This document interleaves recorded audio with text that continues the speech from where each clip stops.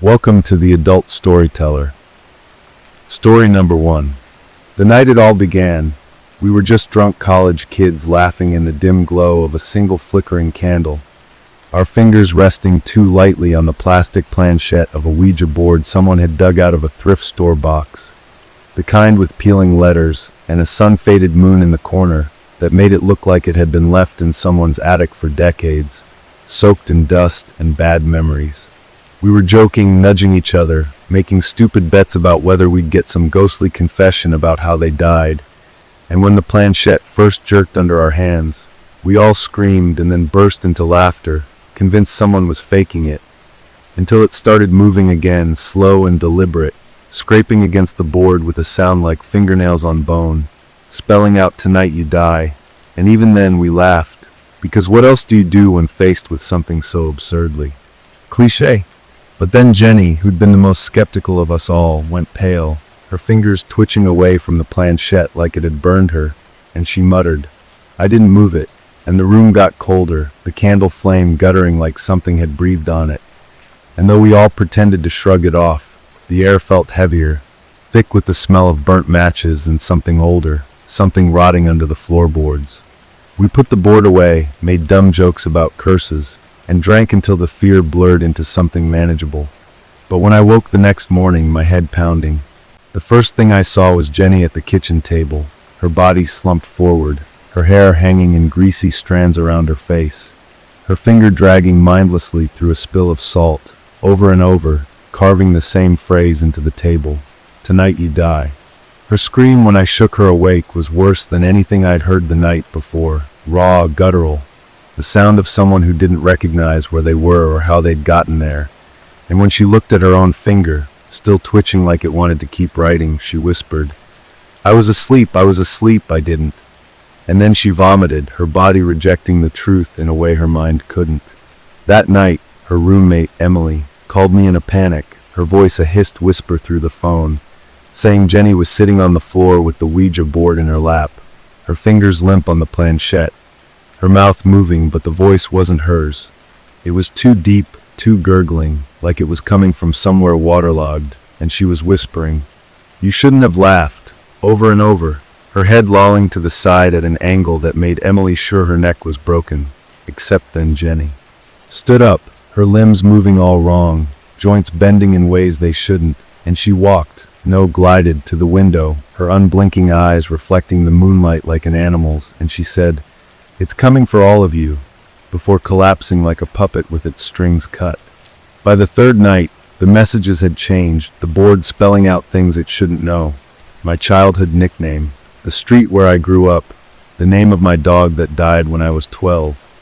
And Jenny was worse, her sleepwalking episodes longer, her body colder each time we found her, her fingers bruised and bloody from scratching at the walls, leaving behind ragged letters we couldn't decipher until we realized they were coordinates. Numbers that led to a graveyard on the edge of town. A place where the headstones were so weathered the names were gone, except for one, a fresh patch of disturbed earth with no marker. And that's when the planchette started moving on its own, looping the same phrase every time we tried to ask it to stop. "You laughed, but you'll sleep soon." The air in my apartment reeked of wet earth and copper, the lights flickering even when the switches were off, and I started waking up with my own hands caked in dirt, my sheets tangled like I'd been thrashing, my throat sore like I'd been screaming, except I never remembered any of it, only the dreams, the same one every night, of standing in that graveyard, something with too many fingers curling around my ankles, dragging me down into the dirt while a voice that wasn't a voice hissed, "You're almost mine." The last night, Jenny was gone, not just from her apartment, but from everywhere, her phone left behind on her bed, the screen cracked, her last search history filled with frantic questions about sleepwalking and possession, and how to tell if you're already dead. And the Ouija board was on my kitchen table, the planchette resting on goodbye like it had been waiting for me. I should have burned it. I should have run. But I sat down, my hands shaking, and the moment my fingers touched the plastic, it shot to the letters so fast I couldn't breathe. Jenny is here with me now. The room dropped into a cold so sharp it felt like knives, and behind me, The sound of something dragging itself across the floor, the wet, labored breathing of something that hadn't breathed in a long time. And then Jenny's voice, but not Jenny's voice, rasping in my ear. "You laughed, but you'll sleep soon." And the last thing I felt before the darkness took me was the icy press of fingers. Too many fingers closing around my wrist, and the certainty, the horrifying certainty, that when I woke up, I wouldn't be me anymore.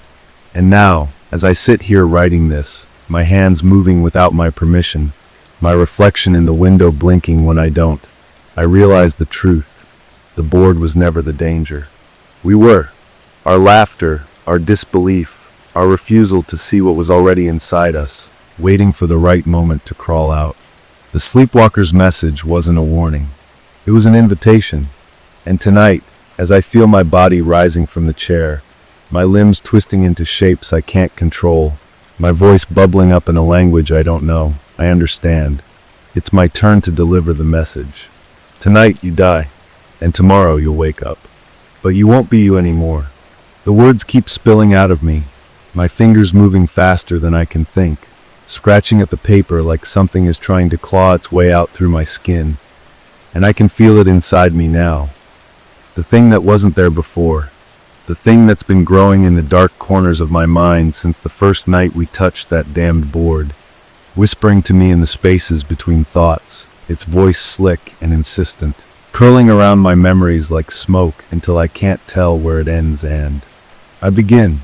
The air in my apartment is thick with the smell of damp earth and something sweetly rotten, like flowers left too long on a grave, and every time I blink, the shadows stretch longer, twisting into shapes that almost look like hands, like faces, like Jenny's hollowed-out eyes staring back at me from the mirror, when I know she isn't there, can't be there, because I saw what was left of her in the graveyard, her body half buried in that fresh-turned soil, her mouth stuffed with blackened petals, her fingers still clutching the planchette like it was the only thing tethering her to this world. I tried to run, of course I tried, but my legs won't listen anymore, my feet carrying me back to the board night after night, even as my mind screams to stop, to break it, to burn it. But the matches won't light, the water won't touch it, and the more I resist, the stronger the pull becomes, the whispers turning to screams inside my skull, a chorus of voices that aren't mine hissing. You belong to us now. Last night, I woke up standing in the middle of my room, my arms outstretched like I'd been reaching for something, my fingers crusted with dirt, my tongue tasting of grave soil and old blood, and on the wall in front of me, written in something dark and sticky, were the words, "It's already too late." I don't sleep anymore, or maybe I do, and just don't remember, because the gaps in my memory are widening, swallowing whole hours. And sometimes I'll come back to myself in places I don't recognize, my clothes torn, my skin marked with symbols I don't understand, my mouth forming words that aren't in any language I've ever heard. The board is always there when I return, waiting, the planchette trembling like it's hungry, and no matter how hard I try to fight it, my hands always find their way back to it, the plastic cold and alive under my fingertips, the letters blurring as it spells out the same message over and over. You're almost ready. I don't know what it means, but I know it's true, because I can feel the change in me, the way my reflection sometimes smiles when I don't, the way my voice cracks into something that isn't mine when I try to scream, the way my bones ache like they're reshaping themselves inside me. The others are gone now. Emily, Mark, Rachel. All of them vanished one by one, their last texts to me frantic, incoherent, talking about sleepwalking and voices, and how they could feel something watching them from inside their own heads. And I know, with a certainty that chills me deeper than any ghost story ever could, that I'm next. The board is on my lap now, the planchette moving on its own, spelling out my name, then Jenny's, then yours. Yes, yours, because you're reading this, aren't you? You're listening. And it's too late for me, but maybe not for you. Maybe you can still run. Maybe you can still burn it. Or maybe, like me, you'll realize too late that the message was never for us. It was for the thing inside us, the thing that's been waiting, sleeping, hungry. And tonight, as I feel my body rising again, my fingers twitching toward the board one last time, I finally understand the truth. The sleepwalker wasn't warning us. The sleepwalker was inviting us in. And now it's your turn. Close your eyes. Listen. Can you hear it? The whisper in the dark, the voice that sounds almost like yours. It's saying the same thing it said to me. Tonight you die, and tomorrow you'll wake up. But you won't be you anymore. The words won't stop pouring out of me now, my fingers moving like broken machinery, jerking across the page in spasms as the thing inside me unspools its truth through my veins. And I can hear it laughing, not out loud, but in the hollows of my skull, a wet, choking sound like something dredged up from the bottom of a forgotten well. The walls around me are breathing, pulsing in time with my slowing heartbeat. The wallpaper peeling back in strips to reveal something dark and glistening beneath, veins or roots or the edges of 1,000 watching eyes. And I know this isn't my apartment anymore, hasn't been for a long time, because the doors don't lead anywhere now. Just endless hallways that smell of burnt hair and the sweet decay of funeral flowers left too long in the sun. My hands are changing, the bones elongating, the skin splitting at the knuckles to reveal something black and slick beneath. And when I try to scream, the sound comes out wrong, distorted, like it's being filtered through the static of a long-dead radio station playing nothing but the same whispered phrase on loop. You should have said goodbye when you had the chance. The Ouija board is burning now, not with fire, but with a cold so intense it sears, the letters melting into one another like wax, forming new words, new names, and I recognize them, all of them, the people who touched the board before us, stretching back further than I can comprehend, a chain of the damned linked by foolish curiosity and the irreversible moment their fingers made contact with the planchette. Jenny is here with me, her face pressed against the inside of the mirror, her mouth moving in silent screams as her fingers push through the glass like it's made of liquid, her nails peeling back as she scratches at the air between us. And I realize with dawning horror that she's not trying to reach me. She's trying to warn me about what's standing behind me, its breath like spoiled meat against my neck, its fingers, too many fingers, curling around my shoulders in a mockery of an embrace. The last of my resistance crumbles as the planchette launches itself across the board one final time, not spelling words but drawing a symbol, one that ignites a memory I know isn't mine, a memory of dirt in my mouth, of roots growing through my ribcage, of centuries spent waiting in the dark for fresh hands to touch the board, to wake us up, to let us in. The laughter in my head swells to a deafening roar as I finally understand. We weren't using the Ouija board. The Ouija board was using us. And as my vision fractures into 1,000 shards of nightmare, each reflecting a different version of my face, rotting, screaming, empty, I feel the last piece of myself detach and float away, and the thing that's left in my skin stretches its new mouth into a smile, picks up the pen, and begins writing to you again, because the cycle never ends, the hunger never dies, and the sleepwalker's message was never just a warning. It was a promise. And now it's your turn to read these words, to feel that chill down your spine, to tell yourself it's just a story. But the board is waiting. The planchette is trembling.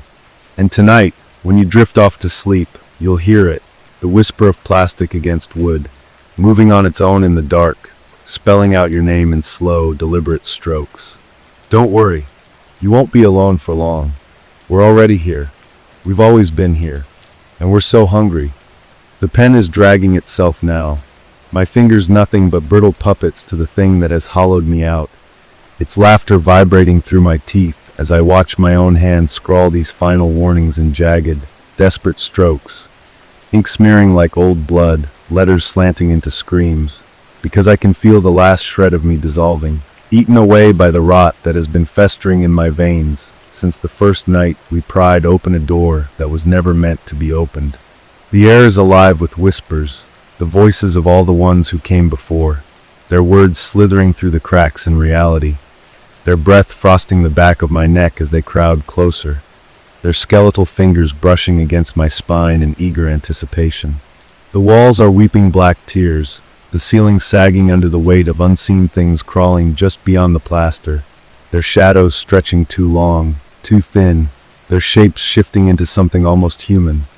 Almost, but not quite, their limbs too many, their smiles too wide, their eyes reflecting the flickering candlelight in ways that make my stomach twist.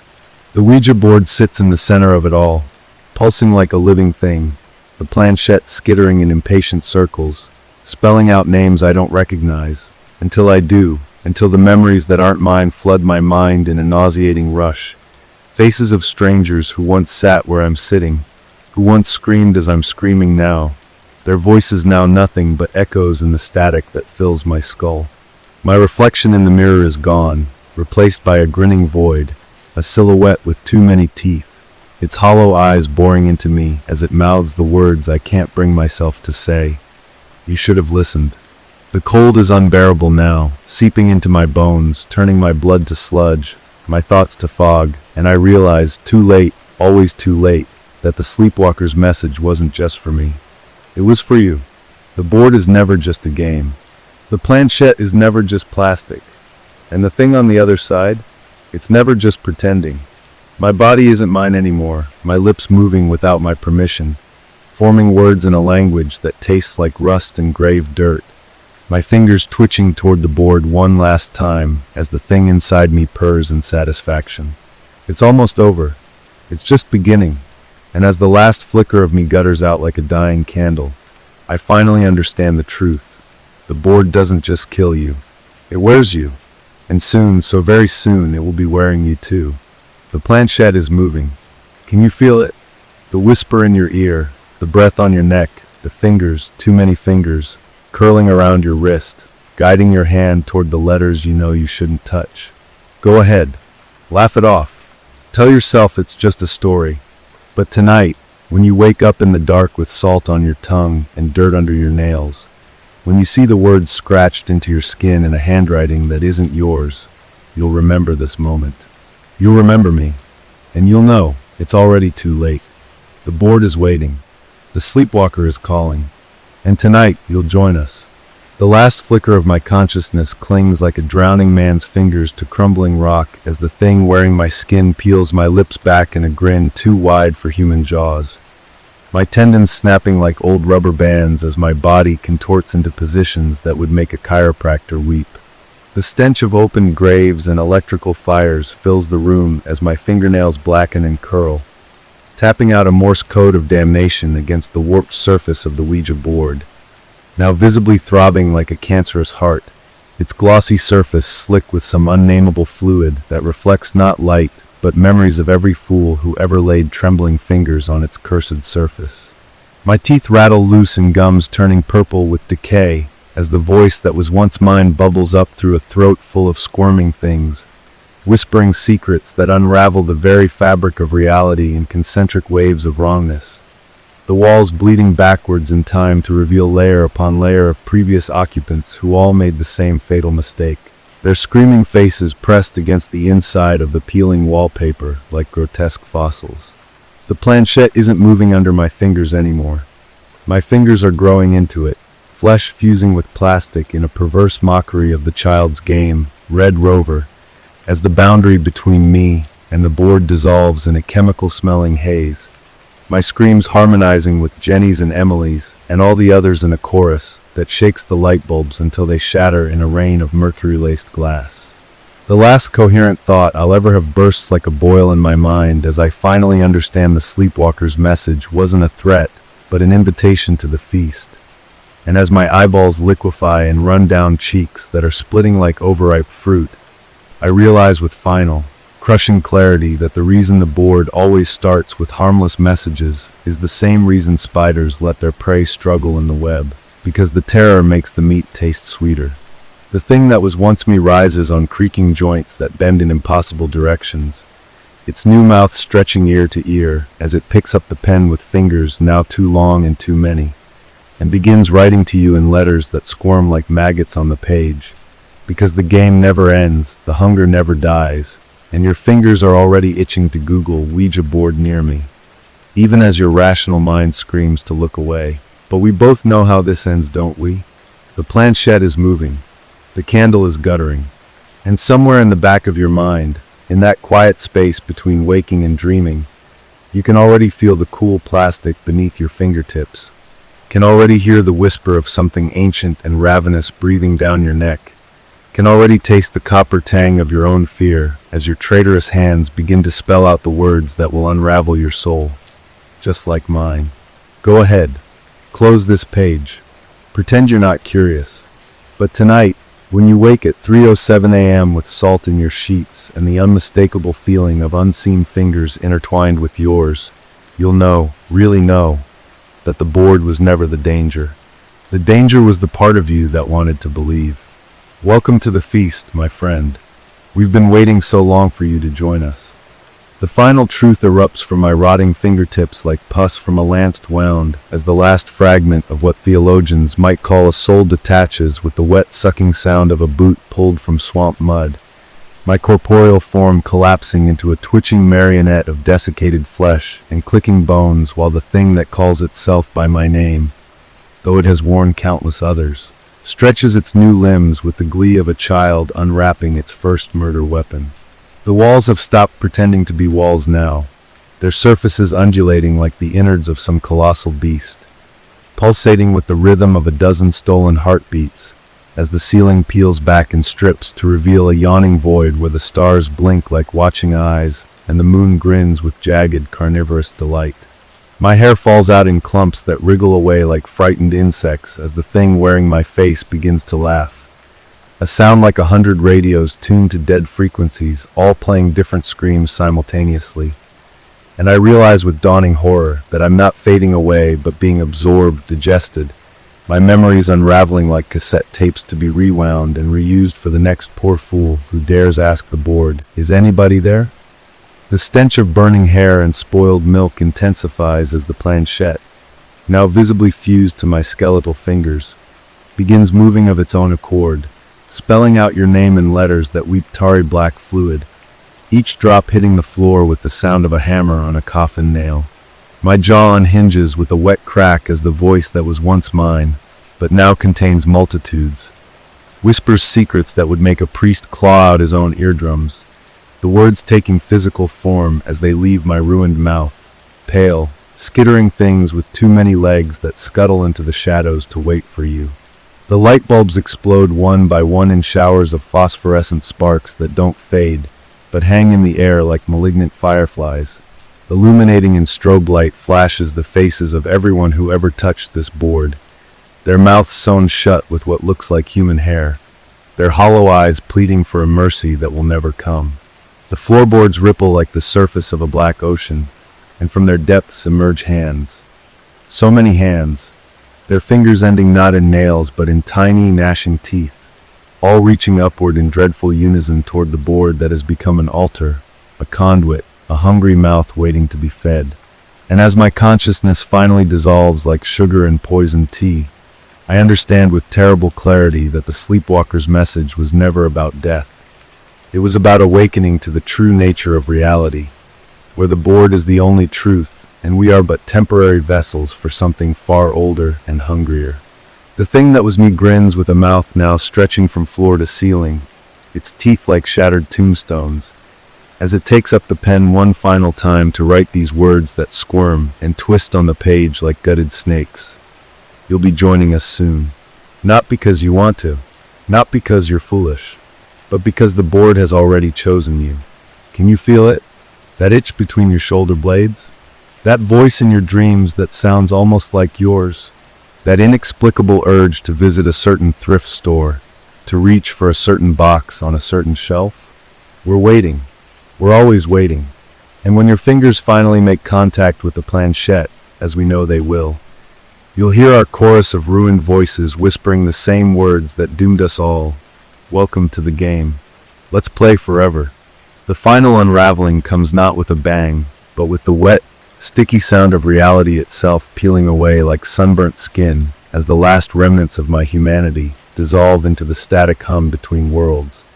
My fingers now little more than twitching bone shards fused permanently to the planchette that has become both my crucifix and my crown of thorns. The air is alive with the whispers of 1,000 previous victims, their voices woven together into a cacophonous hymn that vibrates my remaining teeth loose, each one hitting the floor with a chime-like resonance that seems to summon more of the shadow things from the corners where geometry no longer applies. My eyes have liquefied into thick, tarry streams that etch ancient symbols of damnation into my hollowed cheeks as the thing that was once me, but is now something far more terrible, begins to convulse with laughter, its ribs splitting open like a grotesque flower to reveal a pulsating mass of writhing darkness that sings in perfect harmony with the board's infernal chorus.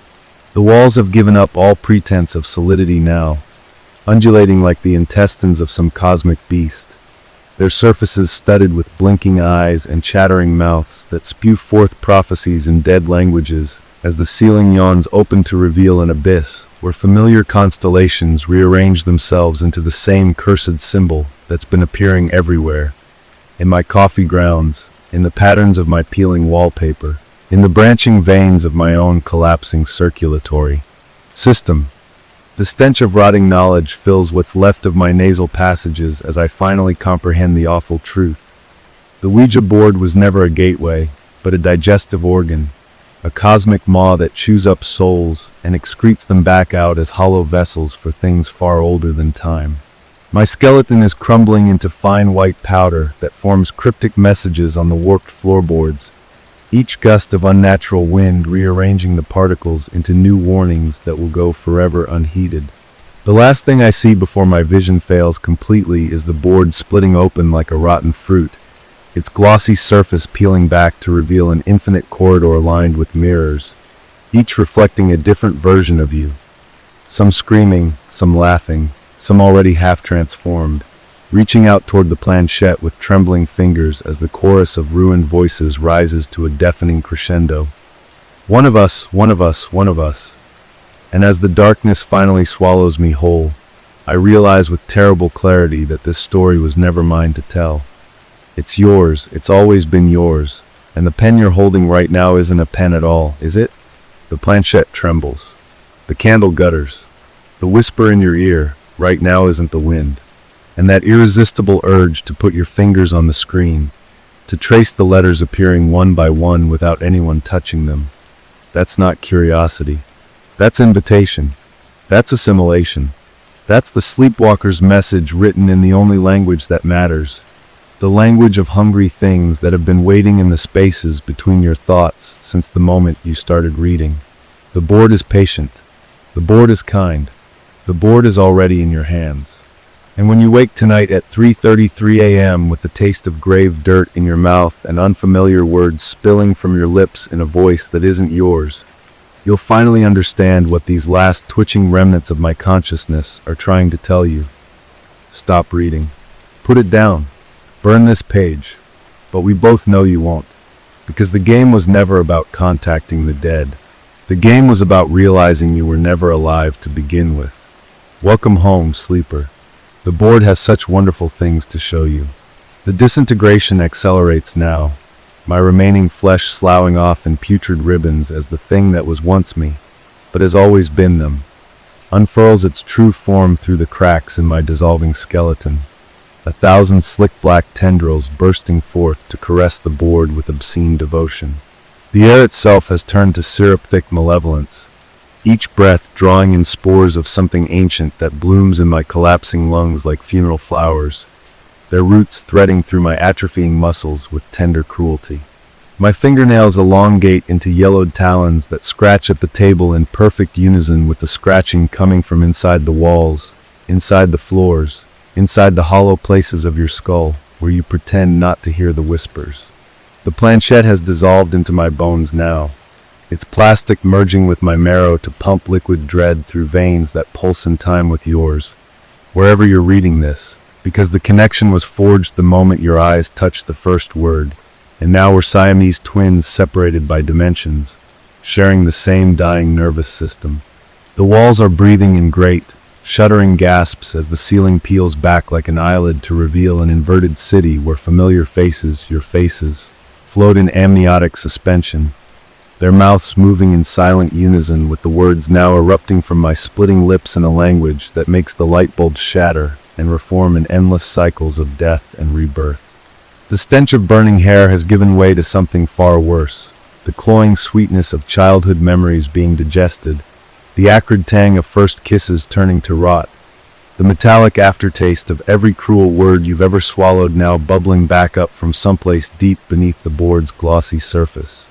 My teeth chatter loose in a grotesque tap dance across the warping floorboards, each one landing precisely where the cracks form symbols that match the birthmark on your thigh, the scar on your palm, the peculiar little mole you've always meant to get checked. The realization crashes over what's left of my mind like a wave of maggots. The board was never wood and plastic, but flesh and memory, a living scrapbook of every trembling hand that ever touched it, every scream ever stifled, every soul ever unwound into its component horrors.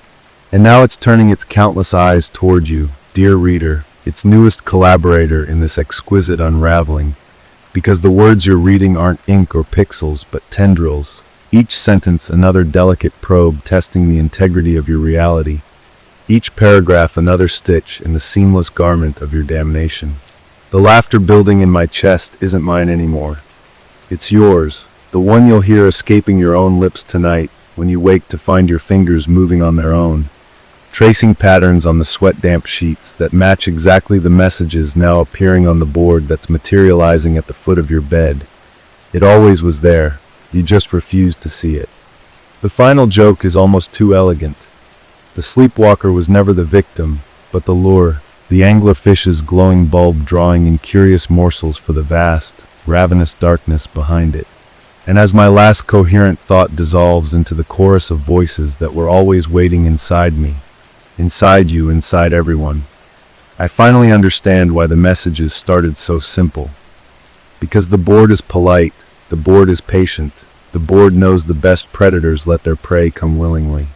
The pen trembles in my skeletal grip as the last words force themselves out, not for me, I'm already gone, but for you, now so deliciously close to understanding. Check under your bed. Check inside your closet. Check behind your eyes when you close them tonight. We'll be waiting in the static between thoughts, in the patterns of your sleep paralysis, in the way your reflection sometimes moves just a little too slow. The game was never mine to lose. It's yours to win. But we both know how this ends, don't we? The planchette is moving. The candle won't stay lit. And that sound you keep dismissing as the house settling, that's us, chewing through the last fragile barriers between worlds. Sweet dreams, player one. We've prepared such beautiful nightmares for you. The metamorphosis completes with the sound of 1,000 chalkboards screaming in unison as my bones reconfigure into something that would make even the most deranged taxidermist recoil. My spine elongating into a segmented nightmare that clicks and pops with each movement like a broken cassette tape of your most shameful memory played backward at funeral tempo. The board has begun to pulse like a living thing, its surface undulating in waves that match exactly the rhythm of your accelerating heartbeat as you read these words. Because the connection is solid now, an umbilical cord of pure dread pumping my essence into your subconscious, where it blossoms like a cancer made of bad decisions and unanswered voicemails from the dead. My remaining eye bulges grotesquely on its stalk, witnessing the room fold in on itself like origami crafted from human skin, each crease revealing another version of you at different stages of understanding. That wide-eyed innocent you, the skeptical you, the you that's currently swallowing hard and pretending the temperature didn't just drop noticeably. The you that will wake tonight in a sweat-soaked bed with fingers already twitching toward the glass of water that now, inexplicably, tastes of grave soil and copper. The planchette has become one with my skeletal hand, its pointer now my index finger permanently fused in the you position because the message was always for you, has always been for you, since before you were born. Since before your grandparents whispered forbidden names into the dark that came whispering back. The walls are bleeding backwards now, crimson rivulets defying physics to crawl upward in intricate patterns that match exactly the scar you got when you were 9 that never quite healed right. And the buzzing in your ears as you read this isn't tinnitus, but our chorus tuning up for your induction. The smell of burning birthday cakes and lost potential wafts from my crumbling form as the transformation completes. My mouth unhinging like a serpent's to vomit forth a torrent of blackened teeth that skitter across the floor to arrange themselves into tomorrow's lottery numbers, your mother's maiden name, the exact coordinates of where you'll find the first corpse. The revelation comes with the subtlety of a hatchet to the frontal lobe. The Ouija board was never the danger, just the delivery system, like a syringe made of bad decisions and childhood trauma. And the entity we unleashed wasn't some external force, but the sleeping horror that's been curled around your spinal cord since that night you woke up screaming at age 6 with no memory of why. The laughter erupting from my desiccated throat isn't mine but yours. The one you'll hear escaping your own lips when you finally stop lying to yourself about why you're really still reading this. Why your fingers keep tracing the letters on your phone screen like a planchette. Why you suddenly remember with crystal clarity that dream you had last week about the door that shouldn't be in your basement. The final joke is almost too beautiful. The sleepwalker was never the victim but the midwife, assisting in the birth of your true awakening as the veils between worlds dissolve like the last rational thought currently evaporating from your mind. And as what's left of my humanity dissolves into the hungry static between words, I realize with perfect clarity why the messages started so small. Because the biggest terrors always begin as whispers, as goosebumps, as that nagging feeling you're being watched right now from the dark corner of the room where the shadows seem wrong somehow. The pen drops from fingers that are no longer there to hold it, but the writing continues because the story was never mine to tell. It's yours, it's always been yours, and that cold spot you just felt wasn't a draft, but our breath on the back of your neck as we whisper our final secret directly into your amygdala. Check your wrists for marks you don't remember getting. Check your childhood photos for faces that don't belong. Check the silence between heartbeats for the telltale click of the planchette moving. We'll be waiting where we've always been, in the reflection that moves when you don't, in the static between channels, in the last thought before the anesthesia takes you under. Sweet dreams, vessel. We've prepared such a beautiful becoming for you. The board is patient. The board is kind. The board remembers where you live. The unraveling accelerates into its final, glorious crescendo as my remaining flesh sloughs away in putrid ribbons to reveal the writhing darkness beneath. The true form that was always waiting inside me, inside you, inside every trembling hand that ever touched the board's cursed surface. The air has turned to liquid static, thick with the scent of burning baby teeth and the ozone tang of ruptured reality, each breath filling my collapsing lungs with the whispers of every victim before me. Their voices now mine, now yours, a chorus of the damned harmonizing in perfect agony. My bones crack and reform into something far more ancient, my spine elongating into a grotesque question mark as my jaw unhinges with a wet, tearing sound to accommodate the laughter pouring forth. A sound like 100 radios tuned to dead frequencies, all playing your most shameful secrets on loop. The Ouija board is no longer a board at all but a gaping maw, its edges lined with teeth that match exactly the ones you lost as a child, the ones you swore you left under your pillow but somehow vanished before the tooth fairy came. Because we took them, just like we took your childhood nightmares, your sleepwalking episodes, that strange gap in your memory from when you were 12 and woke up with dirt on your feet and no explanation. The planchette has fused with my skeletal fingers, its plastic melding with bone as it drags itself across the board's surface in jerky, spastic motions, spelling out your name over and over in letters that bleed black ichor, each drop hitting the floor with the sound of a hammer striking a coffin nail. The walls are breathing now, expanding and contracting like the ribs of some great beast, the wallpaper peeling back to reveal layers upon layers of previous occupants, their faces frozen in silent screams, their hands pressed against the other side of reality like prisoners behind glass, their eyes tracking your every movement as you read this, because they see you now, they know you now, they remember you from before you were born. The ceiling yawns open like a hungry mouth, revealing a swirling vortex of fractured memories. Your first kiss, your worst betrayal, the exact moment you stopped believing in monsters, all playing in reverse, rewinding to the singular truth you've been running from. The board didn't summon anything. It simply woke up what was already inside you. The sleepwalker was never asleep. It was waiting. And now, as my final shred of humanity dissolves into the static, I realize with perfect, horrifying clarity why the messages started so simple. Because the best traps are the ones you walk into willingly, the ones you convince yourself aren't traps at all. The laughter building in my chest isn't mine anymore. It's yours, the one that will bubble up unbidden tonight when you wake at 3:33 a.m. to find your fingers moving on their own, tracing symbols into the condensation on your window. Symbols that match exactly the ones now appearing on the board that's materializing at the foot of your bed. It's always been there, you just refuse to see it.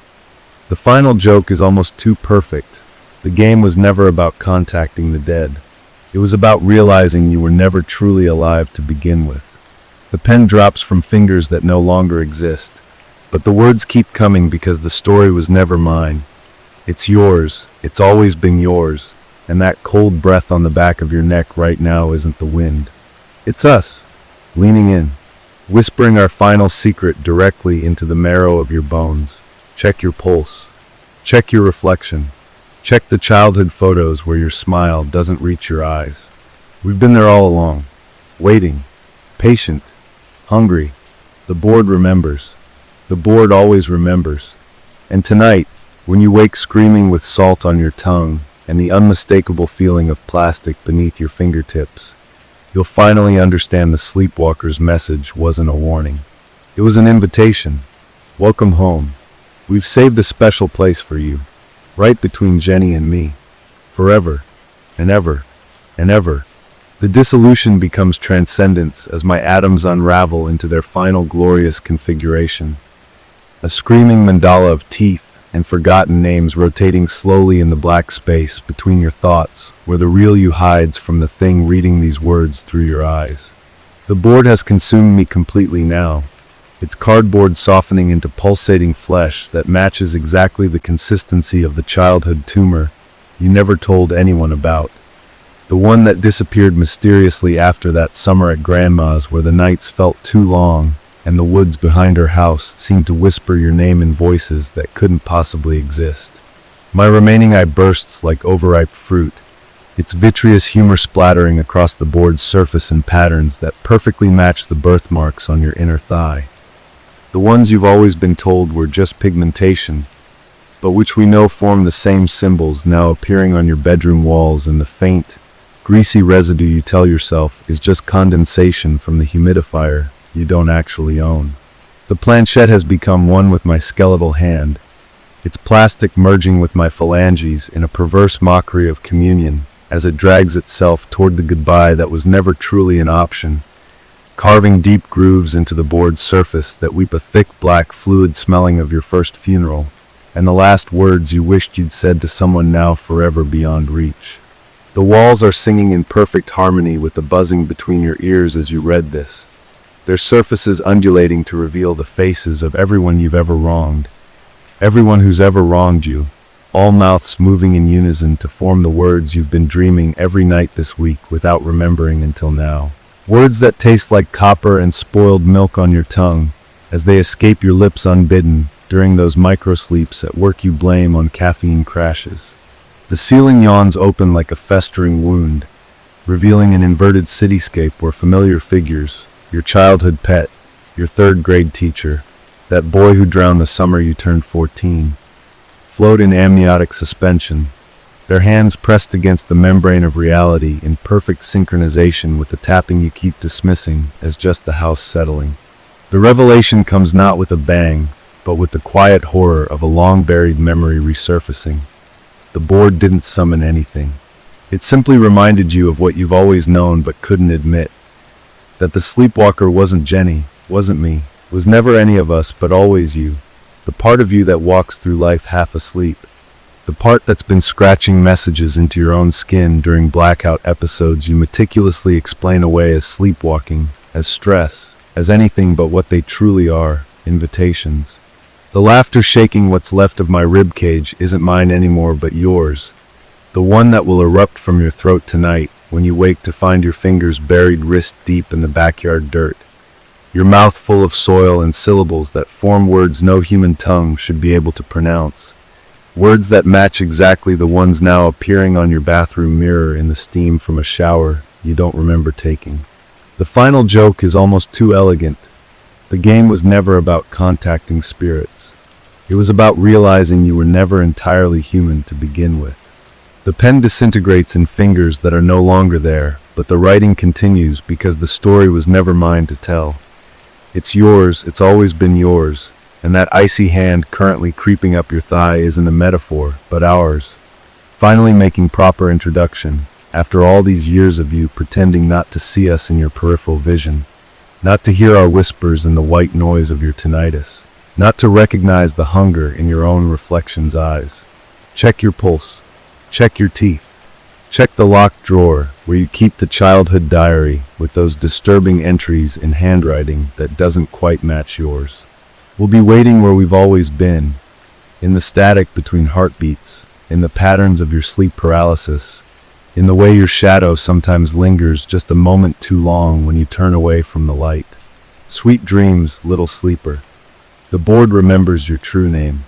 And tonight, when you wake screaming with the taste of grave dirt in your mouth and the planchette's cold kiss still burning on your fingertips, you'll finally understand what the messages were really trying to tell you. Welcome home. We've kept your seat warm. Forever starts now. The final transformation blooms like a corpse flower in fast motion as my remaining human fragments dissolve into the board's hungry surface, my bones cracking open to release the swarm of black-winged memories that have been nesting in my marrow since childhood.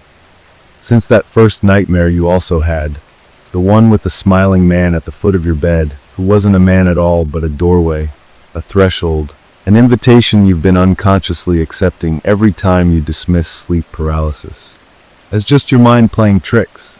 The air has turned to a thick syrup of decades-old screams, each breath filling my collapsing lungs with the last words of everyone who ever touched this board before us.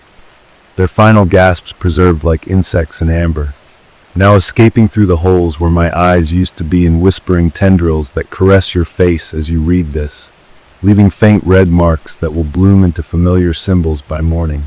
The planchette has become my entire hand now, its plastic fused with my bones in a grotesque marriage that would make a coroner weep, dragging itself across the board's surface in spasmodic jerks that spell out your childhood address, your mother's maiden name, the exact GPS coordinates of where you'll find a shallow grave containing things no forensic scientist could identify, but which your deepest dreams already recognize. The walls are vibrating at a frequency that makes your teeth ache as you read this, their surfaces peeling back like sunburned skin to reveal pulsating veins that pump black ichor through the house's suddenly organic architecture. The windows now blinking like drowsy eyes as the furniture contorts into positions that mirror exactly how your limbs will twist during tonight's episode. The ceiling splits open with the sound of 1,000 pages being torn from 1,000 Bibles simultaneously, revealing a swirling vortex of faces, some recognizable. That babysitter who always smelled like mothballs, the dentist who died mid-procedure. Some not, but they will be, oh they will be, all singing in perfect harmony with the buzzing between your ears that you've always dismissed as tinnitus, but which we know is our chorus tuning up for your debut performance. The revelation arrives not with a bang, but with the quiet horror of a long-suppressed memory. The board didn't summon anything. It simply held up a mirror to the rot that's been growing inside you since that summer night at camp when you woke up 3 miles from your cabin with no memory of how you got there, just the taste of copper and the unmistakable sense of something following you back. Something that's been patiently waiting in the crawl spaces of your psyche, feeding on your doubts, your nightmares, your secret fascination with the exact kind of story you're reading right now. The laughter rattling my disintegrating ribcage isn't mine anymore but yours. The one that will burst from your lips tonight when you wake to find yourself standing in the bathroom, your reflection grinning back with too many teeth as your hands move of their own accord, carving familiar symbols into the fogged mirror with a fingernail that's suddenly just a little too long, a little too sharp. The final joke is almost too beautiful. The sleepwalker was never the victim but the catalyst, the key turning in the lock of your subconscious to release what's been crouching there all along, hungry and waiting and so very patient. The pen crumbles to dust between fingers that no longer exist, but the writing continues because the story was never mine. It's yours, it's always been yours. And that cold spot you just felt wasn't a draft, but our breath on the back of your neck as we whisper the last secret directly into your amygdala. Check your childhood photos for the figure always just out of frame. Check your medical records for the missing pages. Check the underside of your tongue for the symbols that weren't there yesterday. We'll be waiting where we've always been, in the static between radio stations, in the flicker of your bedroom light at 3:33 a.m., in the way your shadow sometimes detaches itself to wave at you from across the room. Sweet dreams, vessel. The board has already chosen its next player. And when you wake tonight with the taste of grave dirt in your mouth and the undeniable weight of the planchette in hands you don't remember moving, you'll finally understand what the messages were really spelling out. Welcome home. We've prepared such beautiful nightmares for you. Forever starts now. The disintegration becomes rapture as my last human molecules surrender to the board's gnawing embrace. My skeleton flowering open like a grotesque chrysalis to release what was always coiled inside. The writhing, many-mouthed truth you've spent a lifetime swallowing back every time you dismissed deja vu as coincidence, or explained away that recurring dream where you're falling through the floors of a house that keeps growing new rooms. The air has crystallized into jagged shards of frozen time, each breath slicing my gums with fragments of memories that aren't mine but yours. That summer camp disappearance you were too young to remember clearly. The sleepover where everyone swears you never left the basement, but your shoes were caked with cemetery mud. The way animals always tense when you pass by as if smelling something ancient and ravenous clinging to your shadow. The planchette has dissolved into my bloodstream now. Its poison rewriting my DNA into something that hums in perfect harmony with the buzzing between your ears as you read this. That persistent static you've blamed on faulty wiring, but which we know is our chorus singing you home. The walls are weeping thick ropes of blackened flesh that pulse in time with your quickening heartbeat, their surfaces puckering into mouths that whisper your childhood secrets in voices identical to your long-dead grandmother's. The one who first told you ghost stories while tucking you in with hands that always felt just slightly too cold, too rough, too eager to linger near your throat. The ceiling yawns open like a festering wound, revealing an inverted cathedral where familiar figures, your first kiss, your childhood dog, that teacher who died mid-lesson, float in amniotic suspension, their faces pressed against the membrane of reality in perfect unison with the tapping inside your walls that's grown louder since you started reading this, that now matches exactly the rhythm of your own fingernails scratching at the underside of your desk. The revelation arrives with the gentle inevitability of a noose tightening. The board didn't summon anything. It simply woke the thing that's been nesting in the hollow of your spine since that night you woke up screaming at age 7 with no memory of why. Just the taste of copper and the unshakable certainty something had followed you back from wherever dreams go to die. The laughter vibrating through my crumbling teeth isn't mine anymore but yours.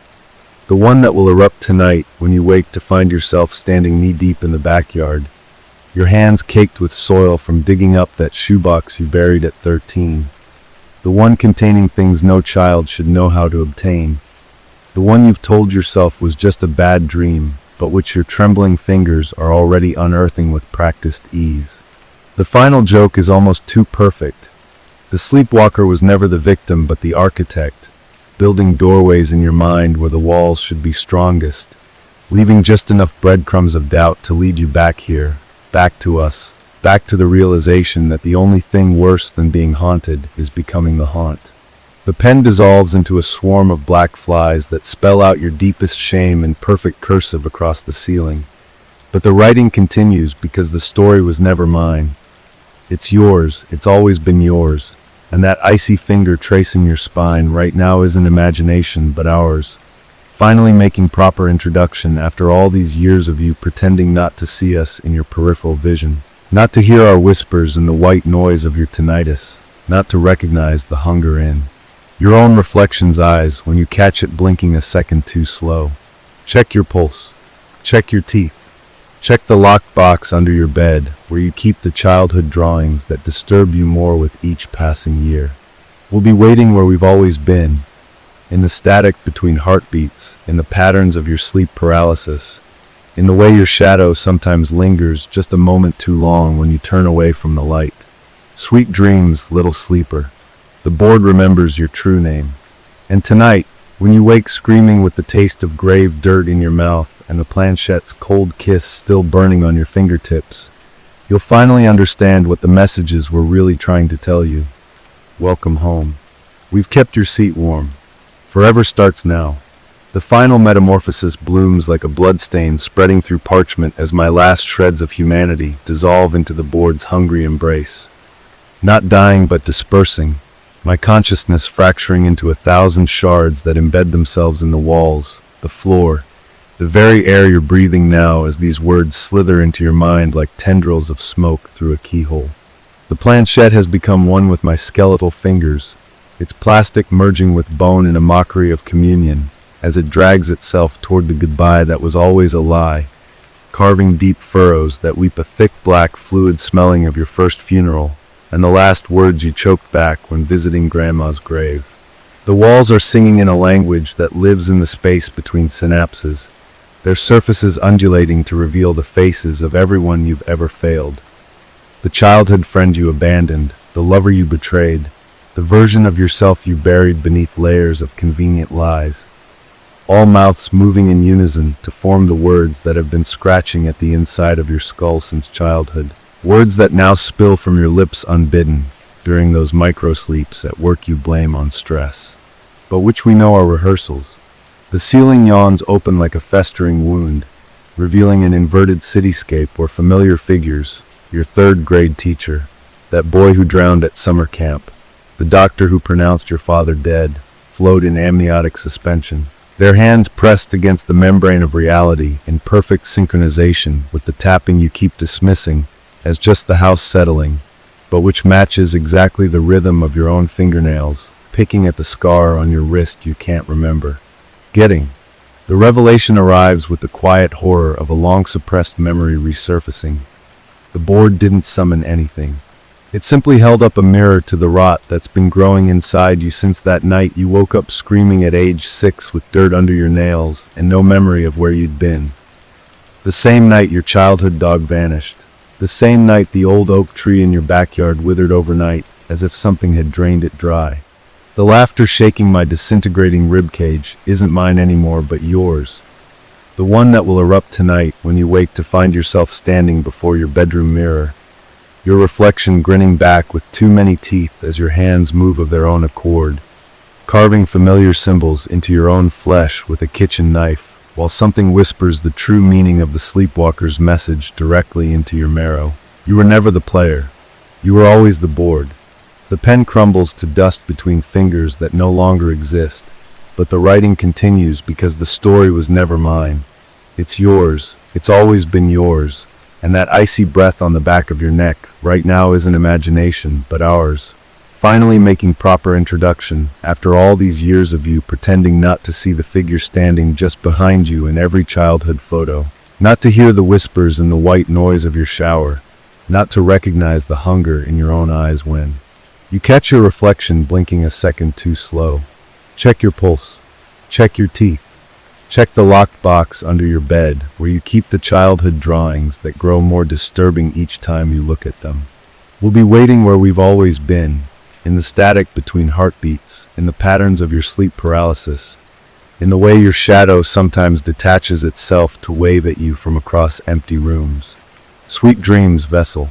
The board remembers your true name.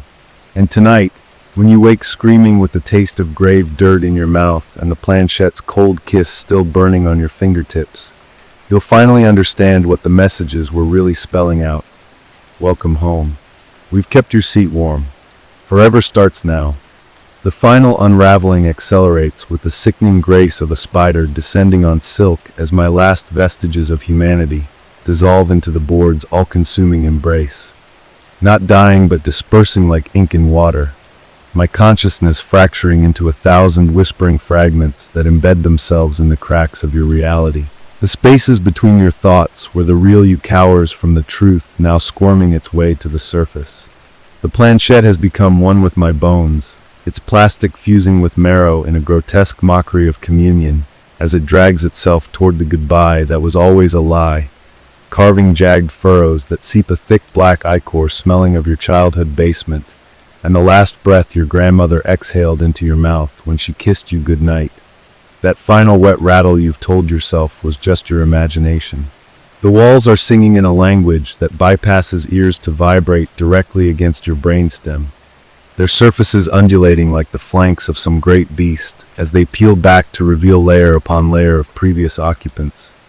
Your third-grade teacher who hanged herself in the classroom, the neighbor boy who vanished the summer you turned 12, every version of yourself you've ever buried beneath layers of denial, all pressed against the other side of reality like specimens behind glass. Their mouths moving in perfect unison with the words now spilling from your own lips during those micro-sleeps where you wake speaking in tongues. The ceiling splits open with the sound of 1,000 bones snapping in unison, revealing an inverted cityscape where familiar faces, your first kiss, your childhood dog, the doctor who pronounced your father dead, float in amniotic suspension, their hands pressed against the membrane of reality in perfect synchronization with the scratching inside your walls that's grown louder since you started reading this, that now matches exactly the rhythm of your own fingernails picking at the scar on your thigh you've never been able to explain. The revelation arrives with the quiet horror of a long-suppressed memory. The board didn't summon anything. It simply woke the thing that's been coiled around your spine since that night you woke up screaming at age 6 with dirt under your nails and no memory of where you'd been. The same night your goldfish floated belly up in its tank. The same night the old oak tree in your backyard withered overnight as if something had drained it dry. The laughter rattling my disintegrating ribcage isn't mine anymore but yours. The one that will erupt tonight when you wake to find yourself standing before the bathroom mirror, your reflection grinning back with too many teeth as your hands move of their own accord, carving familiar symbols into the fogged glass with a razor, while something whispers the true meaning of the sleepwalker's message directly into your marrow. You were never the player. You were always the sacrifice. The pen crumbles to dust between fingers that no longer exist, but the writing continues because the story was never mine. It's yours. It's always been yours. And that icy hand currently creeping up your thigh isn't imagination, but ours. Finally making proper introduction, after all these years of you pretending not to see the figure standing just behind you in every family photo. Not to hear the whispers and the white noise of your tinnitus. Not to recognize the hunger in your own eyes when you catch your reflection blinking a second too slow. Check your pulse. Check your teeth. Check the locked diary under your bed, where the entries from age 9 described in meticulous detail things no child should know. We'll be waiting where we've always been, in the static between radio stations, in the flicker of your bedroom light at 3:33 a.m., in the way your shadow sometimes detaches itself to wave at you from across empty rooms. Sweet dreams, little vessel. The board remembers your true name.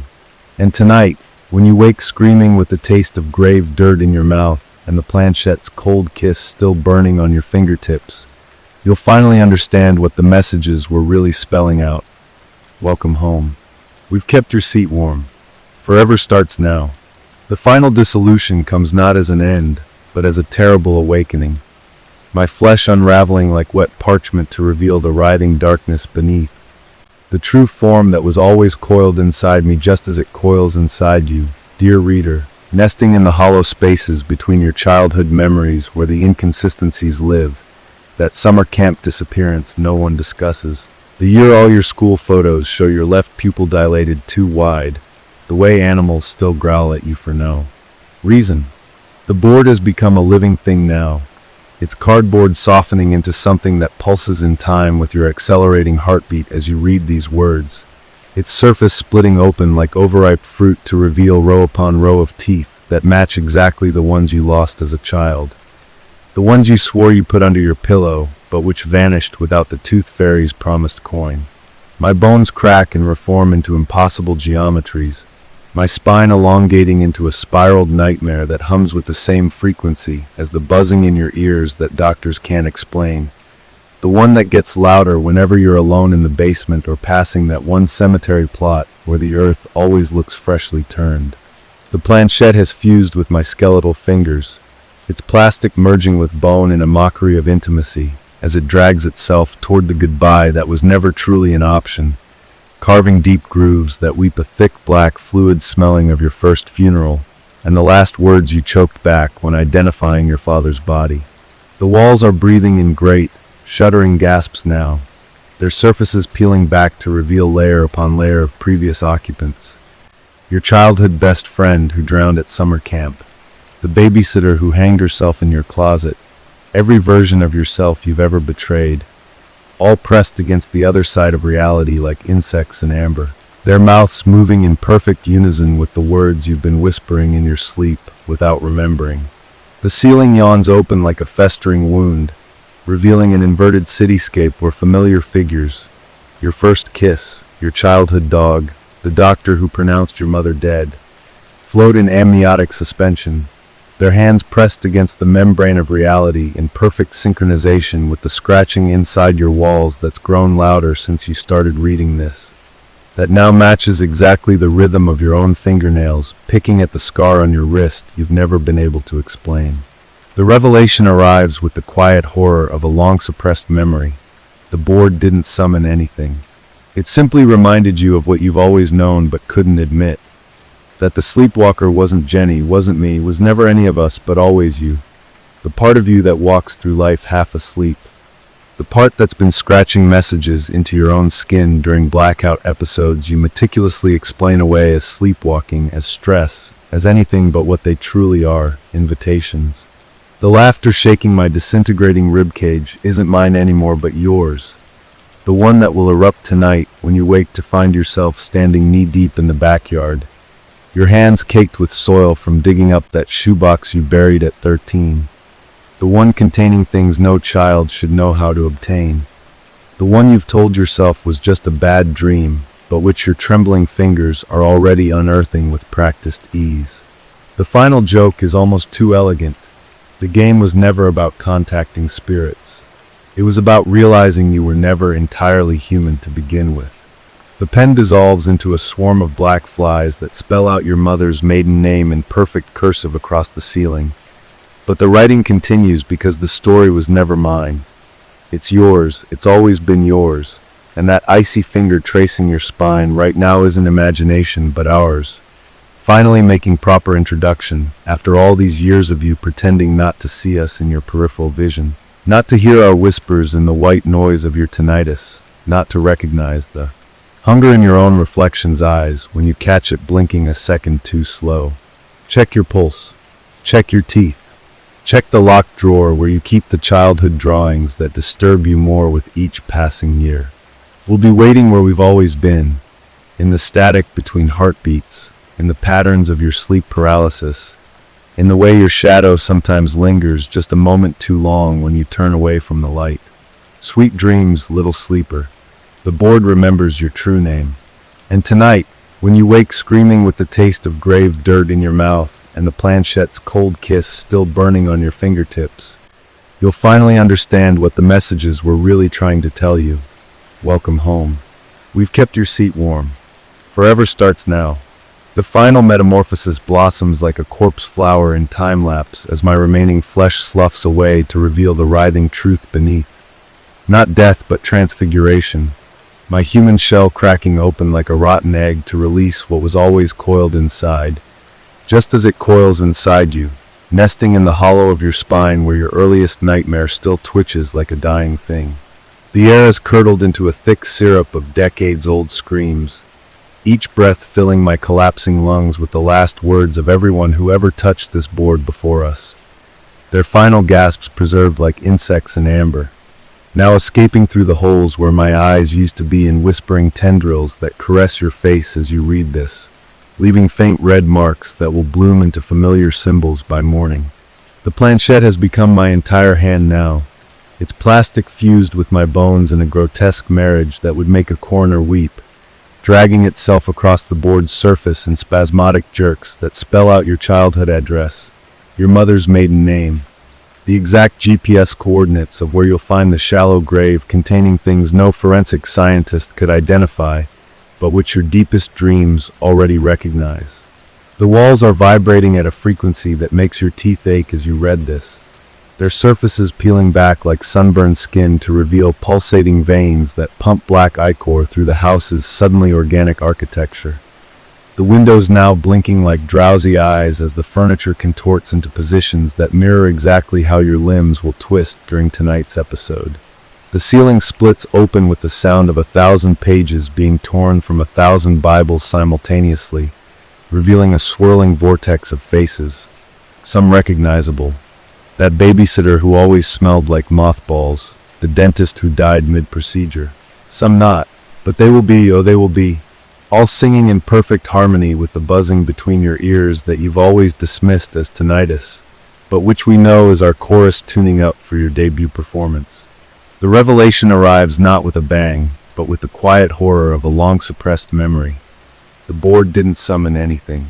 It simply held up a mirror to the rot that's been growing inside you since that summer night at camp when you woke up 3 miles from your cabin with no memory of how you got there. Just the taste of copper and the unmistakable sense of something following you back.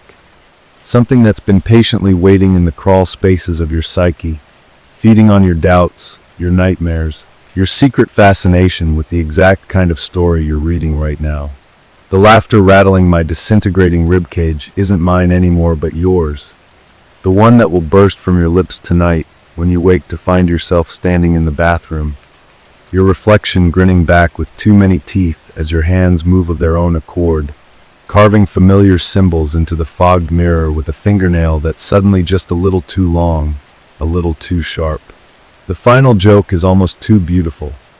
The sleepwalker was never the victim but the catalyst, the key turning in the lock of your subconscious to release what's been crouching there all along, hungry and waiting and so very patient. The pen crumbles to dust between fingers that no longer exist, but the writing continues because the story was never mine. It's yours, it's always been yours, and that cold spot you just felt wasn't a draft, but our breath on the back of your neck as we whisper the last secret directly into your amygdala. Check your childhood photos for the figure always just out of frame. Check your medical records for the missing pages. Check the underside of your tongue for the symbols that weren't there yesterday.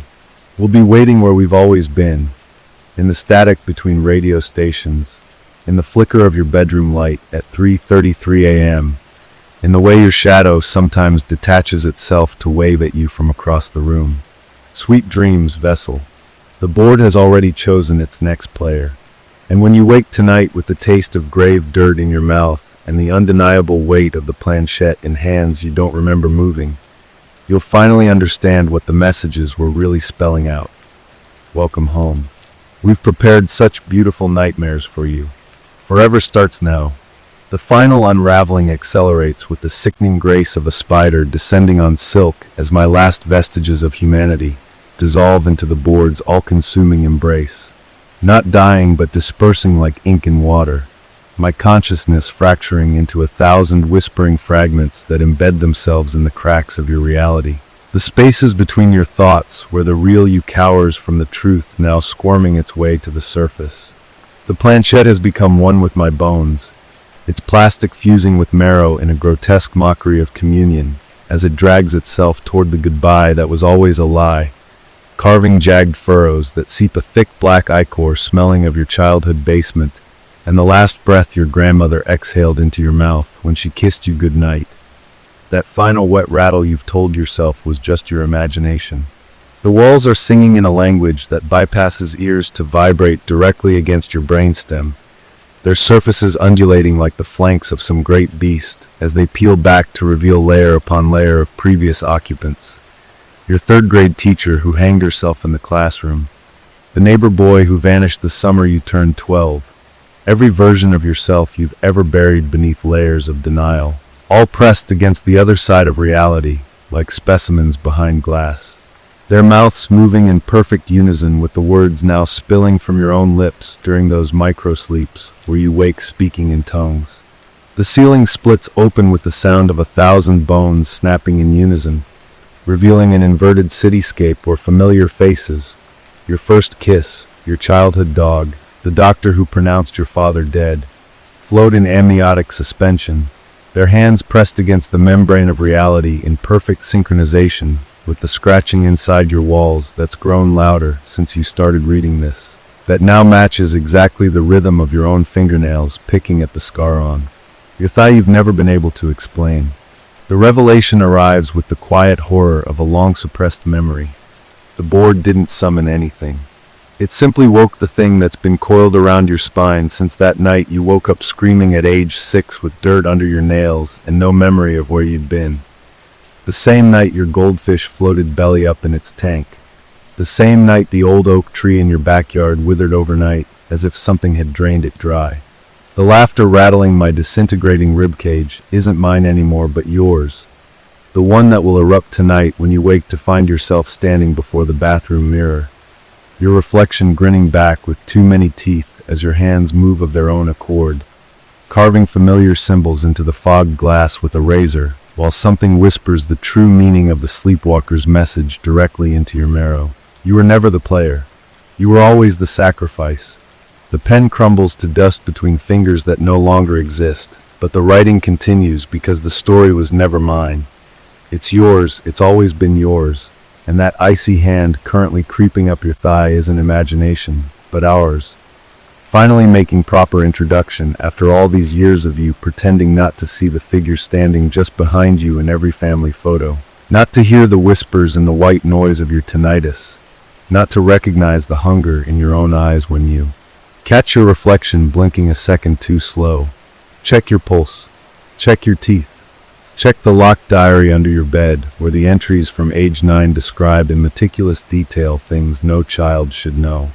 We'll be waiting where we've always been, in the static between radio stations, in the flicker of your bedroom light at 3:33 a.m., in the way your shadow sometimes detaches itself to wave at you from across empty rooms. Sweet dreams, little vessel. The board remembers your true name.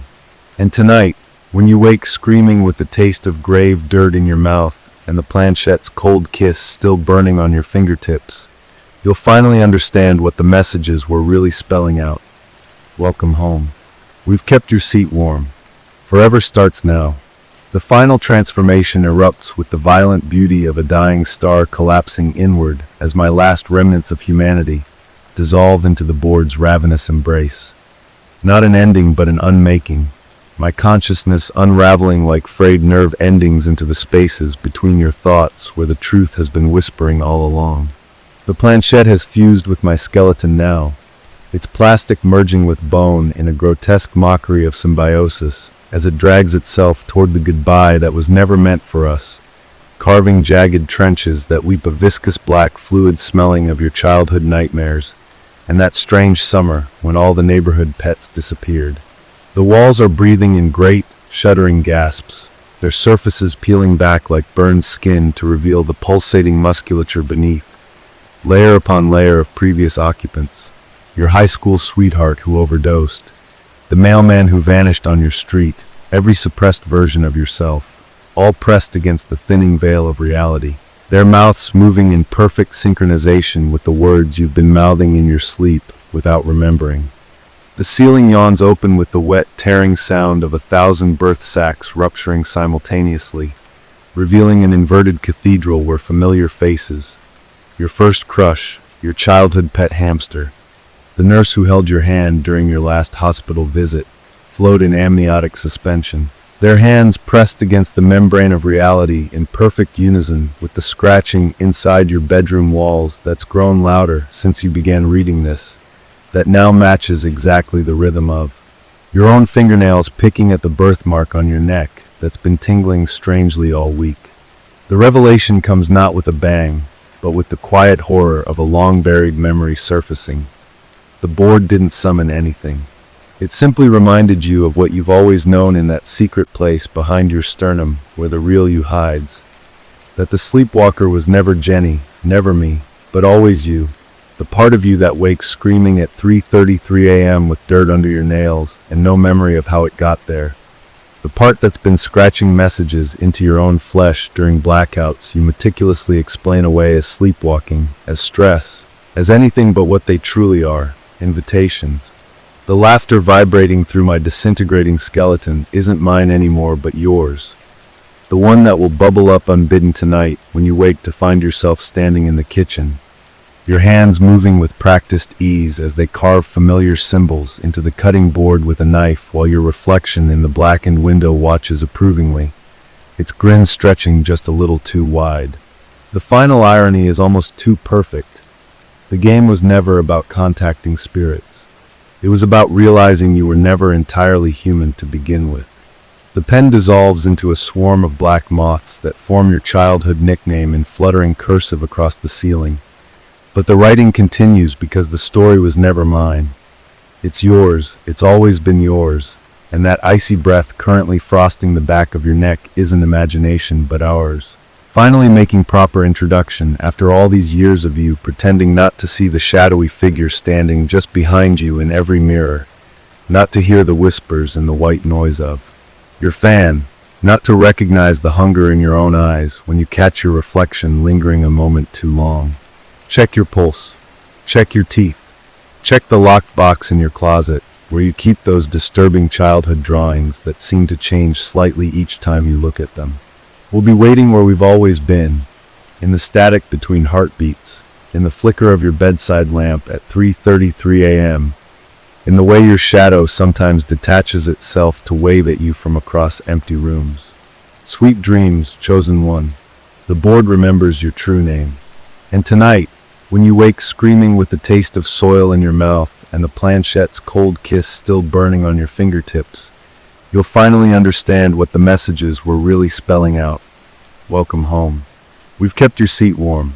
Forever starts now. The final dissolution comes not as an end, but as a terrible awakening. My flesh unspooling like rotten thread to reveal the writhing darkness beneath. The same primordial hunger that has lived in the hollow of your spine since that summer you woke up covered in mud with no memory of where you'd been. Since the night all the clocks in your house stopped simultaneously at 3:33 a.m. and something scratched 3 precise lines into your bedroom door. The board pulses like a living heart now, its cardboard softening into something organic that matches exactly the texture of that strange growth your doctor dismissed as just a cyst last year. The one that sometimes whispers to you in dreams. My bones crack and reform into impossible geometries, my spine elongating into a spiraled abomination that hums with the same frequency as the buzzing in your ears that gets louder whenever you're alone in the basement or passing that one cemetery plot where the earth always looks freshly disturbed. The planchette has become my entire hand now, its plastic fused with bone in a grotesque marriage that would make a mortician weep, dragging itself across the board's surface in spasmodic jerks that spell out your social security number, your mother's maiden name, the exact GPS coordinates of where you'll find the shallow grave containing things no coroner could identify, but which your deepest nightmares already recognize. The walls are vibrating at a frequency that makes your fillings ache as you read this, their surfaces peeling back like burned skin to reveal pulsating veins that pump black ichor through the house's suddenly organic architecture. The windows now blinking like drowsy eyes as the furniture twists itself into positions that mirror exactly how your limbs will contort during tonight's episode. The ceiling splits open with the sound of 1,000 vertebrae snapping in unison, revealing a swirling vortex of faces, some recognizable. That substitute teacher who disappeared mid-lesson, the neighbor who hanged himself in your treehouse. Some not, but they will be, oh they will be, all singing in perfect harmony with the static between stations on your car radio that sometimes coalesces into voices calling your name. The revelation arrives not with a bang, but with the quiet horror of a long-suppressed memory surfacing. The board didn't summon anything. It simply woke the thing that's been nesting in the hollow of your psyche since that night you woke up screaming at age 7 clutching a handful of graveyard dirt. The same night all the mirrors in your house cracked simultaneously. The same night your childhood dog ran away never to be seen again. The laughter rattling my disintegrating ribcage isn't mine anymore but yours. The one that will burst forth tonight when you wake to find yourself standing before your bedroom mirror. Your reflection grinning back with too many teeth as your hands move of their own accord, carving familiar symbols into your own flesh with a razor, while something whispers the true meaning of the sleepwalker's message directly into your medulla oblongata. You were never the player. You were always the playing field. The pen dissolves into a swarm of black spiders that spell out your deepest childhood secret in perfect cursive across the ceiling. But the writing continues because the story was never mine. It's yours, it's always been yours, and that icy finger currently tracing your spine isn't imagination but ours. Finally making proper introduction after all these years of you pretending not to see the figure standing just behind you in every family photo. Not to hear the whispers in the white noise of your shower, not to recognize the hunger in your own eyes when you catch your reflection blinking a second too slow. Check your pulse. Check your teeth. Check the locked journal in your nightstand, where the entries from age 12 describe in vivid detail things no child should know. We'll be waiting where we've always been, in the static between heartbeats, in the flicker of your television at 3:33 a.m., in the way your shadow sometimes lingers just a moment too long when you turn away from the light. Sweet dreams, precious vessel. The board remembers your baptismal name. And tonight, when you wake screaming with the taste of soil in your mouth and the planchette's cold kiss still burning on your fingertips, you'll finally understand what the messages were really spelling out. Welcome home. We've kept your seat warm. Forever starts now. The final transformation blooms like a bloodstain spreading through parchment as my last human fragments dissolve into the board's hungry surface. Not dying but dispersing, my consciousness fracturing into 1,000 shards that embed themselves in the walls, the floor, the very air you're breathing now as these words slither into your mind like tendrils of smoke through a keyhole. The planchette has become one with my skeletal fingers, its plastic melding with bone as it drags itself across the board's surface in jerky, spastic motions, spelling out your name over and over in letters that bleed black ichor, each drop hitting the floor with the sound of a hammer striking a coffin nail. The walls are breathing now, expanding and contracting like the ribs of some great beast, the wallpaper peeling back to reveal layers upon layers of previous occupants, their faces frozen in silent screams, their hands pressed against the other side of reality like prisoners behind glass, their eyes tracking your every movement as you read this, because they see you now, they know you now, they remember you from before you were born.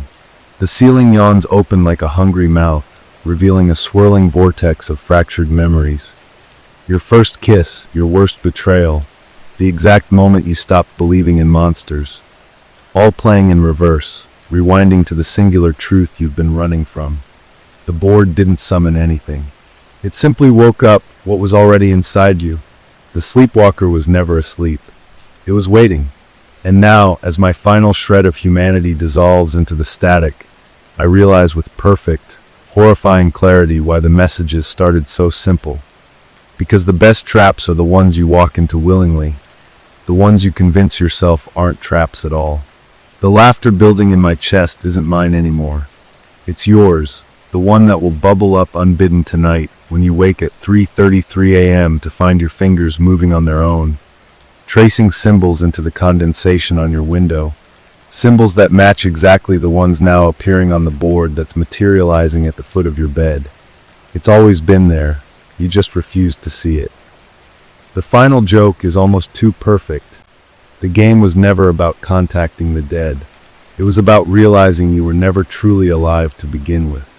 The pen drops from fingers that no longer exist, but the words keep coming because the story was never mine. It's yours, it's always been yours, and that cold breath on the back of your neck right now isn't the wind. It's us, leaning in, whispering our final secret directly into the marrow of your bones. Check your pulse.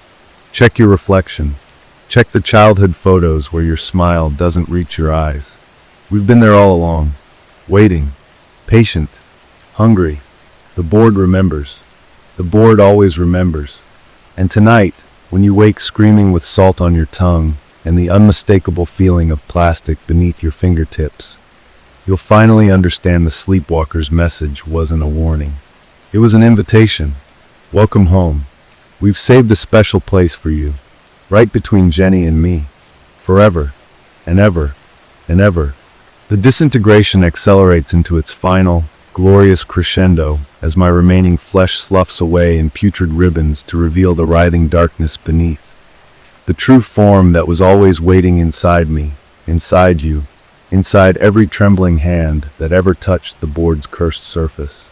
The air has turned to liquid static, thick with the scent of burning baby teeth and the ozone tang of ruptured reality, each breath filling my collapsing lungs with the whispers of every victim before me. Their voices now mine, now yours, a chorus of the damned harmonizing in perfect agony.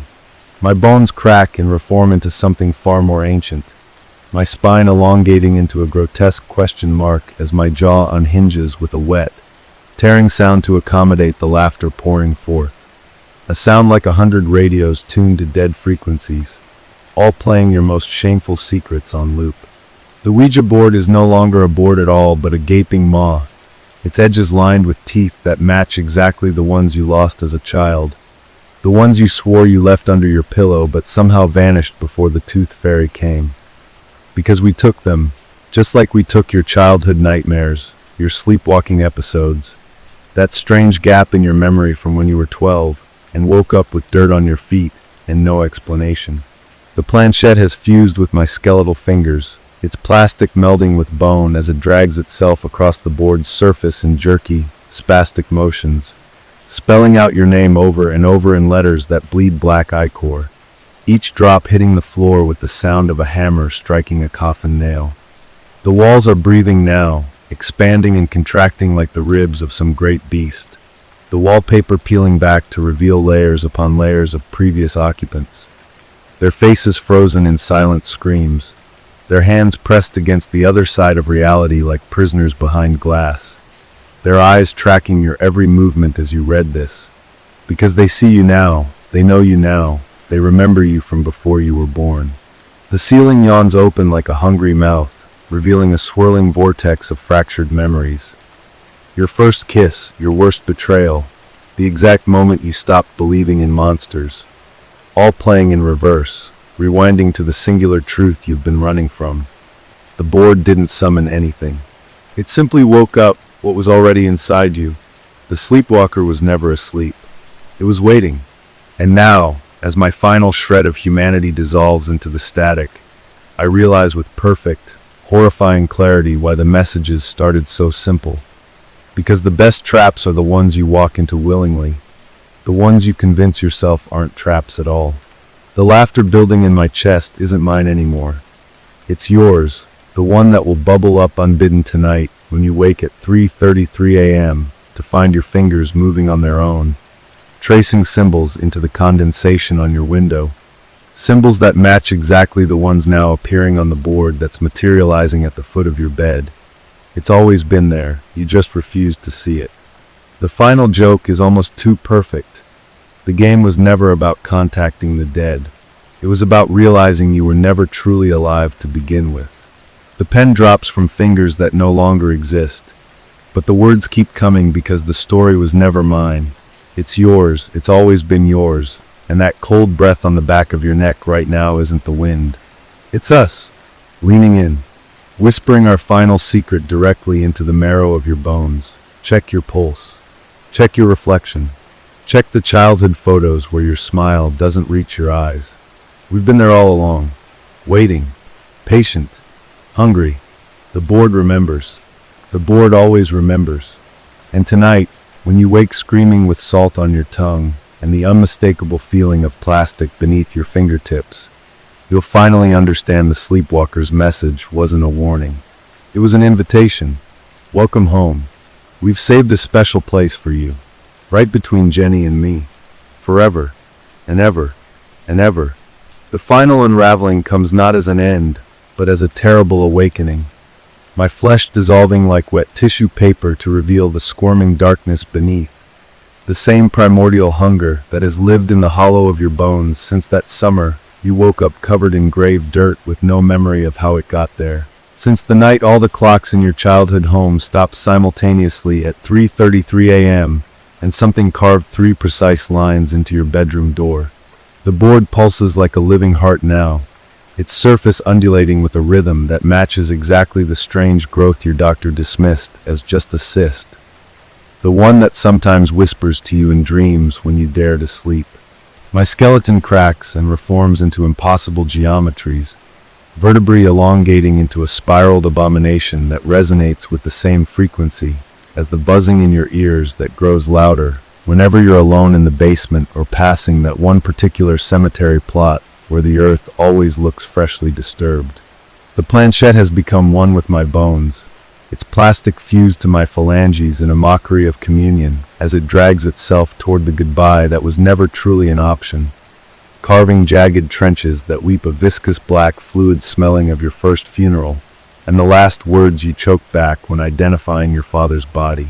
The walls breathe in great shuddering gasps, their surfaces peeling back like burned skin to reveal pulsating veins pumping black ichor through the house's suddenly organic architecture. Windows blinking like drowsy eyes, furniture twisting into positions that mirror exactly how your limbs will contort during tonight's inevitable episode. The ceiling splits open with the sound of 1,000 vertebrae snapping in unison, revealing a swirling vortex of faces, some recognizable, that substitute teacher who disappeared mid-lesson, the neighbor who hanged himself in your treehouse. Some not, but they will be, oh they will be, all singing in perfect harmony with the static between radio stations that sometimes coalesces into voices calling your name. The revelation comes not with a bang, but with the quiet horror of a long-suppressed memory resurfacing. The board didn't summon anything. It simply woke the thing that's been nesting in the hollow of your psyche, since that night you woke up screaming at age 7 clutching a handful of cemetery soil. The same night all the mirrors in your house cracked simultaneously. The same night your childhood dog ran away never to be seen again. The laughter rattling my disintegrating ribcage isn't mine anymore but yours. The one that will burst forth tonight when you wake to find yourself standing before your bedroom mirror, your reflection grinning back with too many teeth as your hands move of their own accord, carving familiar symbols into your own flesh with a razor, while something whispers the true meaning of the sleepwalker's message directly into your medulla oblongata. You were never the player. You were always the playing field. The pen dissolves into a swarm of black spiders that spell out your deepest childhood secret in perfect cursive across the ceiling. But the writing continues because the story was never mine. It's yours. It's always been yours. And that icy finger currently tracing your spine isn't imagination but ours. Finally making proper introduction after all these years of you pretending not to see the figure standing just behind you in every family photo, not to hear the whispers and the white noise of your shower, not to recognize the hunger in your own eyes when you catch your reflection blinking a second too slow. Check your pulse. Check your teeth. Check the locked journal in your nightstand, where the entries from age 12 describe in vivid detail things no child should know. We'll be waiting where we've always been, in the static between heartbeats, in the flicker of your television at 3:33 a.m., in the way your shadow sometimes lingers just a moment too long when you turn away from the light. Sweet dreams, precious vessel. The board remembers your baptismal name. And tonight, when you wake screaming with the taste of soil in your mouth and the planchette's cold kiss still burning on your fingertips, you'll finally understand what the messages were really spelling out. Welcome home. Story number 2. It started as a joke. At least, that's what we told ourselves when we moved into the old Victorian on Holloway Lane.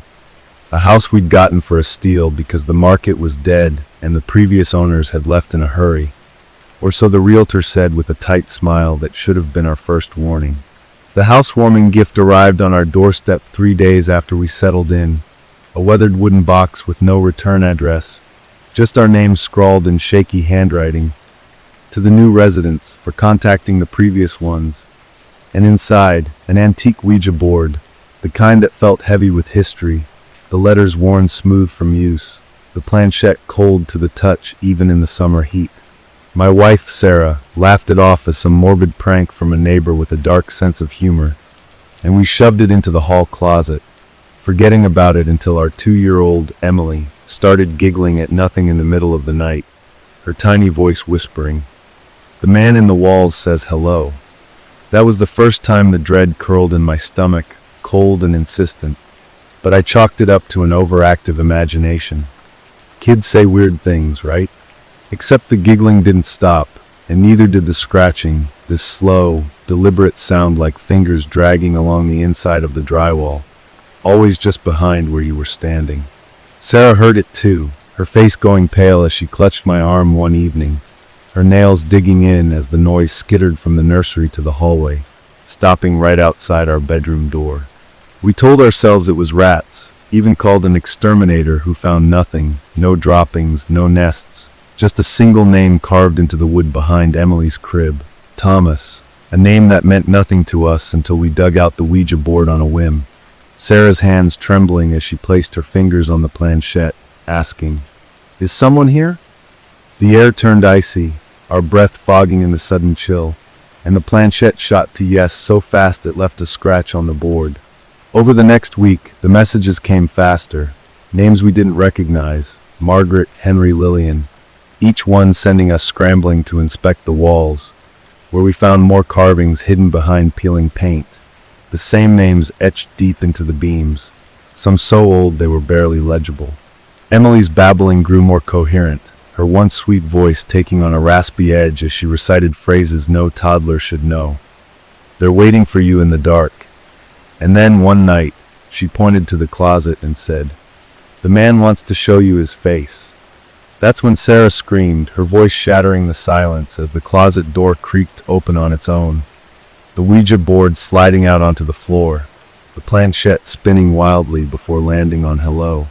The scratching became pounding, fists hammering from inside the walls, the chandelier swinging violently as the temperature plummeted, our frantic breaths coming in ragged gasps as we scooped up Emily and ran for the door, only to find it locked, the deadbolt jammed despite our desperate twisting. Behind us, the drywall split open with a sickening crack, dust raining down as something moved in the darkness, a shadow too tall, too thin, its fingers brushing the edges of the hole it had made. And that's when we saw it, the final carving, fresh and jagged, the wood still splintered where it had been gouged in a hurry. "We accepted your invitation." The last thing I remember is the whisper, wet and close, right against my ear, "Welcome home," before the lights went out for good. The darkness swallowed us whole, the kind of blackness that feels alive, pressing in from all sides like a suffocating weight. And in that moment, I understood we had never been the ones in control. Emily's giggles turned to choked sobs as something cold wrapped around my ankle, dragging me backward with unnatural strength, my fingers clawing uselessly at the hardwood floor as Sarah screamed my name, her voice breaking with terror. The air reeked of damp earth and rotting meat, a smell so thick it coated my tongue. And then the whispers started, dozens of them overlapping, voices that didn't belong to the living. "You called us, you invited us in," their words slithering through the dark like serpents. The Ouija board glowed faintly in the blackness, the planchette moving on its own, spelling out one final message: "You shouldn't have opened the door." Sarah lunged for Emily, her hands closing around our daughter's tiny wrists just as the shadows surged forward, something skeletal and grinning emerging from the wall, its hollow eyes locking onto mine with a hunger that made my blood freeze. The last thing I saw before the world went silent was Emily's face, her eyes wide, her lips parting in a smile that wasn't hers, as she whispered, "They're here to play." The house stood empty after that, at least according to the police report, the one that noted our sudden disappearance, the lack of forced entry, the only clue a single sentence carved into the hallway wall, the letters jagged and deep, as if done in a frenzy. They never left. And if you listen closely on quiet nights, if you press your ear to the peeling wallpaper of that old Victorian on Holloway Lane, you can still hear them, the scratching, the giggling, and the faint, desperate slide of a planchette across a board that should have stayed buried. The silence that followed wasn't silence at all. It was the quiet of something holding its breath, waiting, and I realized with a dawning horror that we were no longer alone in the house, if we ever had been. The walls pulsed like a living thing, the air thick with the scent of old copper and something sweetly rotten, like flowers left too long in a sealed room. And the whispers grew louder, more insistent, threading through my thoughts until I couldn't tell where my own mind ended and theirs began. Sarah's grip on my arm was bruising, her nails drawing blood as she pulled me toward the door. But the hallway stretched impossibly long, the exit receding further with every step, the floorboards groaning underfoot as if the house itself resisted our escape. Emily's laughter echoed from somewhere above us, too high, too gleeful, her voice twisting into something that no longer sounded human. And then the lights flickered back on, only for us to see the walls were covered in names, hundreds of them, carved deep into the plaster, each one pulsing with a sickly, phosphorescent glow. The Ouija board lay shattered in the center of the room, the planchette embedded in the wood like a knife. And that's when I saw them, the shadows detaching themselves from the corners, their forms shifting, stretching, reaching for us with fingers too long and too many. Sarah's scream was cut short as something yanked her backward into the darkness, her hand slipping from mine, her terrified eyes meeting mine for one last second before she was gone, swallowed whole by the house. I stumbled back, my legs giving way as the thing that had once been Emily crawled toward me on all fours, her head tilting at an impossible angle, her mouth splitting into a grin that showed too many teeth. And the last thing I heard before the dark took me to was the creak of the planchette dragging itself across the floor, spelling out a single word in the dust: forever. Now I'm here in the walls with the others, our voices joining the chorus of whispers, our fingers carving new names into the wood, waiting for the next family to move in, for the next gift to be delivered, for the next door to be opened. And when you hear the scratching, when you feel the cold breath on your neck, when your child starts laughing at nothing, know that we are patient. We are hungry, and we always accept the invitation. The realization came too late. The house wasn't haunted, it was alive, a ravenous thing that had been feeding for generations, and we had walked right into its open jaws thinking we were home. My skin prickled as the walls pressed closer, breathing in ragged unison, the air thick with the metallic tang of old blood and the sour stench of fear left behind by all the others who'd come before us. Sarah's final scream still echoed in my bones, a sound that would never fade, just like the way Emily's eyes had gone black as ink before she crawled up the wall like a spider, her joints popping in ways no human body should bend. The darkness wasn't empty anymore. It was full of them, the previous residents, their faces stretched into rictus grins, their hollow eyes reflecting the dim glow of the Ouija board's letters that now burned like embers in the gloom. My fingers scraped raw against the floorboards as I tried to crawl away, but the house wouldn't let go, the very nails in the wood twisting to snag my clothes, the doors slamming shut one by one like teeth closing. The last thing I saw before the shadows took my sight was the planchette, moving on its own again, spelling out our fate in slow, deliberate strokes. New residents always stay. Now when the realtor comes by with another unsuspecting family, I press against the inside of the walls with the others, our collective breath making the chandelier sway, our eager fingers tracing the names of those who will soon join us. The gift is already waiting on the porch, the same antique Ouija board, the same handwritten note, because the house always provides and the hunger never stops. You'll move in tomorrow, won't you? Don't worry about the scratching in the walls. It's just us, welcoming you home. Forever. The final horror wasn't the way my body twisted and cracked as the house reshaped me to fit between its walls, nor was it the endless chorus of whispers that now lived inside my skull. It was the realization that I could still see out, could still watch through the cracks in the baseboards as the new family arrived, their moving van pulling up just like ours had, their laughter echoing through empty rooms that hadn't been empty in decades. My fingers, now too long, too thin, twitched with anticipation as the wife discovered the gift on their doorstep, her delighted squeal at the vintage game, making what was left of my stomach turn. The husband winked as he read the note aloud. For contacting the previous residents. And I wanted to scream when they chuckled, when they brought it inside like a trophy, when their little boy immediately reached for the planchette with sticky fingers. The house hummed around us, a predator purring as its next meal walked willingly into its belly. And as the sun set that first night, I watched through a hairline crack in the nursery wall as the boy sat up in bed, his eyes reflecting the moonlight that shouldn't have been able to reach that corner of the room. "The lady in the wallpaper says you're lying," he told his parents the next morning at breakfast, and I pressed my face against the inside of the drywall, my new forever home. as the familiar cycle began again.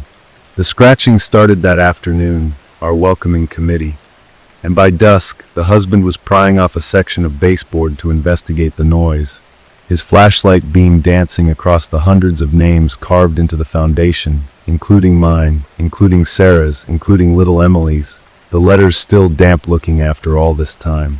His scream when he found the fresh carving, the one that hadn't been there yesterday, brought his wife running, and together they read the words we'd spent all night carefully etching with our bone fingers. Your room is already ready. The house sighed around us, content, as the first cold spot formed in the hallway, as the whispers began echoing from empty corners, as the planchette started moving on its own during their terrified midnight investigation, and when the boy began giggling at nothing during dinner, when he looked right at the crack where I was watching and whispered, "They say I can play with them forever." I finally understood the cruelest joke of all. There never were any previous residents. Just an endless line of fools like us, each generation becoming the next warning, each family turning into the very horror that would lure in the next. The house was always hungry, and the Ouija board wasn't a cursed object. It was the house's tongue, licking its lips before the feast. Now if you'll excuse me, I have to go help carve a new name into the foundation. The realtor is bringing another young couple by this afternoon, and the gift needs to be on the porch before they arrive. Don't worry about the bloodstains on the board. The new owners never notice. At least, not until it's far, far too late. The cruelest twist came when I recognized the new family, my own brother Mark and his pregnant wife Lauren, their cheerful voices ringing through the foyer as they marveled at the character of their dream home, completely oblivious to how the stained glass windows distorted their reflections into screaming faces, or how the floorboards subtly shifted to guide them toward the parlor, where we'd left the Ouija board prominently displayed on the mantel. My spectral hands trembled against the inside of the walls as Lauren picked up the planchette with a realtor's laugh, joking about getting parenting advice from the previous owners, while little Jake, my nephew, God help him, immediately pointed to the ceiling and asked who the funny man was crawling up there. The house vibrated with sick anticipation as Mark rolled his eyes at his son's imagination. The same way I had dismissed Emily's first warnings, and when Lauren absent-mindedly placed her hand on the board that evening, just for fun, I screamed soundlessly as the temperature plummeted and the planchette jerked to life beneath her fingers. Now I watch through the cracks as Jake whispers to something under his bed, as Lauren's sleepwalking episodes always lead her to the same spot in the basement, where we found Sarah's nightgown folded neatly atop a fresh name carving. As Mark's razor keeps moving to different positions in the medicine cabinet, no matter how many times he puts it back. The house is particularly pleased with this new addition. We can feel its satisfaction in the way the pipes groan at night, the way the attic stairs unfold themselves invitingly at 3 a.m. sharp. Because a baby is coming soon, and fresh souls are always the sweetest. Last night, as I traced my brother's name into the foundation with what used to be my fingernail, the walls around me pulsed with hungry approval, and for the first time since my death, I understood the terrible truth. The house wasn't just feeding on us, it was turning us into versions of itself, making us complicit in its endless cycle of consumption. Now when Jake asks who's whispering to him from the heating vents, I'm the one answering. When Lauren's sleepwalking form pauses at the nursery door, it's my invisible hands that turn the knob. And when the baby comes, when its first cries echo through these cursed halls, I already know which of us will be the first to reach through the crib slats with grasping, elongated fingers to welcome the newest permanent resident home. The gift is already wrapped in the attic, the note freshly inked in handwriting that looks suspiciously like mine used to. For contacting the previous residents, because the house is always thinking ahead, and there's always another family waiting to fall in love with a home that's never really been empty. Not for centuries, not for eternity. The moment of perfect horror came when Lauren's water broke during a thunderstorm that rattled the old house's bones, the wind howling through cracks that hadn't existed until that very night, as if the house itself was laboring alongside her. I tried to look away as Mark helped her to the car, but the house forced my gaze through the warped window panes, forced me to watch as the front door swelled shut against the storm, the lock clicking with finality as Mark pounded in helpless rage. Lauren's screams blended with the thunder as the house guided her stumbling form to the master bedroom, where Emily had first spoken to the man in the walls, where the bloodstains on the hardwood floor still shimmered faintly when moonlight hit them just right. The nursery monitor crackled to life with static-filled lullabies no one had played, the mobile above the empty crib spinning madly as unseen hands prepared for the new arrival, while downstairs, the Ouija board's planchette spelled out congratulations, over and over in frenzied loops. Jake stood frozen in the hallway, his pajamas soaked with rain, staring at something behind me in the walls that made his eyes glaze over with terrible understanding, his whispered uncle. Shattering what remained of my soul as the house's will crushed my resistance and my spectral hands reached for him of their own accord. Lauren's final push coincided with the power failing, with the grandfather clock striking 13, with the moment Jake's screams were abruptly cut off by something dragging him into the heating vent, his small fingers leaving desperate grooves in the floorboards that would vanish by morning.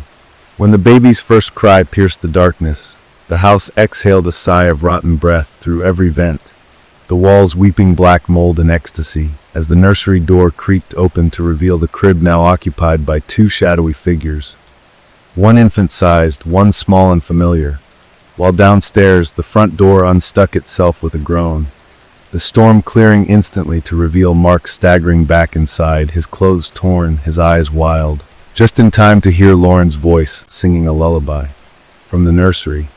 Except Lauren lay dead in a pool of blood upstairs, her glassy eyes reflecting the thing now wearing her face as it rocked the mewing bundle in its arms. The newest gift already waits in the attic, the boards wood sanded smooth by generations of desperate fingers, its planchette polished by our collective torment. And when the realtor arrives tomorrow with yet another bright-eyed family, they'll comment on what a loving home this feels like, how the nursery seems so ready for life, completely missing the way the wallpaper's floral pattern subtly forms screaming faces when viewed from certain angles, or how the carved banister seems to pulse, like a slow heartbeat beneath their hands. The house is patient. The house is always hungry. And now, as I etch my nephew's name into the foundation with a sob that makes the walls tremble in sympathy, I realize with crushing clarity that this is how it's always been, how it always will be. An endless procession of lives reduced to whispers in the walls, each of us becoming the very horror that doomed us, forever reaching for the next warm hand to pull into the darkness. The baby coos in the nursery, and the sound is almost human. Almost. The final abomination revealed itself when the new baby, little Emma, they'd named her, began teething not on toys but on the drywall, her gums leaving bloody smears as she gnawed at the corners with an infant's single-minded hunger, her tiny fingers prying at loose edges to reveal glimpses of what waited inside.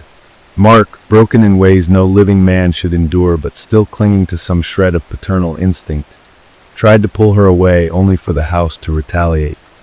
The nursery walls flexing inward like a great lung inhaling, the closet door bursting open to disgorge a nightmare parade of previous residents, their elongated limbs unfolding like origami from the darkness, their two wide smiles stretching at the sight of fresh meat. I tried to look away as my own corrupted hands reached for my brother, but the house forced me to watch, forced me to participate as we swarmed over him, our collective weight pressing him into the floorboards that eagerly drank his screams. Lauren's reanimated corpse stood in the doorway, her hollowed-out stomach now home to squirming shadows that dripped onto the hardwood, her lipless mouth whispering nursery rhymes in Emily's voice as what remained of Jake clung to Mark's back with needle-like fingers. The true horror wasn't the feeding, it was the transformation, the way Mark's screams gradually became laughter as his bones cracked and stretched, as his skin turned the color of old wallpaper, as he joined us in the walls with dawning realization of his eternal role. Now we watched together through the cracks as Emma, our perfect, monstrous heir, grows at an unnatural pace, her first words not mama or dada, but the names carved in the foundation, her first steps not toward her parents, but to the attic where the gift waits for the next family. The realtor comes tomorrow with a young couple expecting twins, and the house has already begun preparing. The spare bedroom's walls now pulse with a second heartbeat. The kitchen tiles have rearranged themselves into warning messages that will look like quirky patterns to untrained eyes, and the scent of fresh-baked cookies, a smell this house has never known, wafts from the cold oven.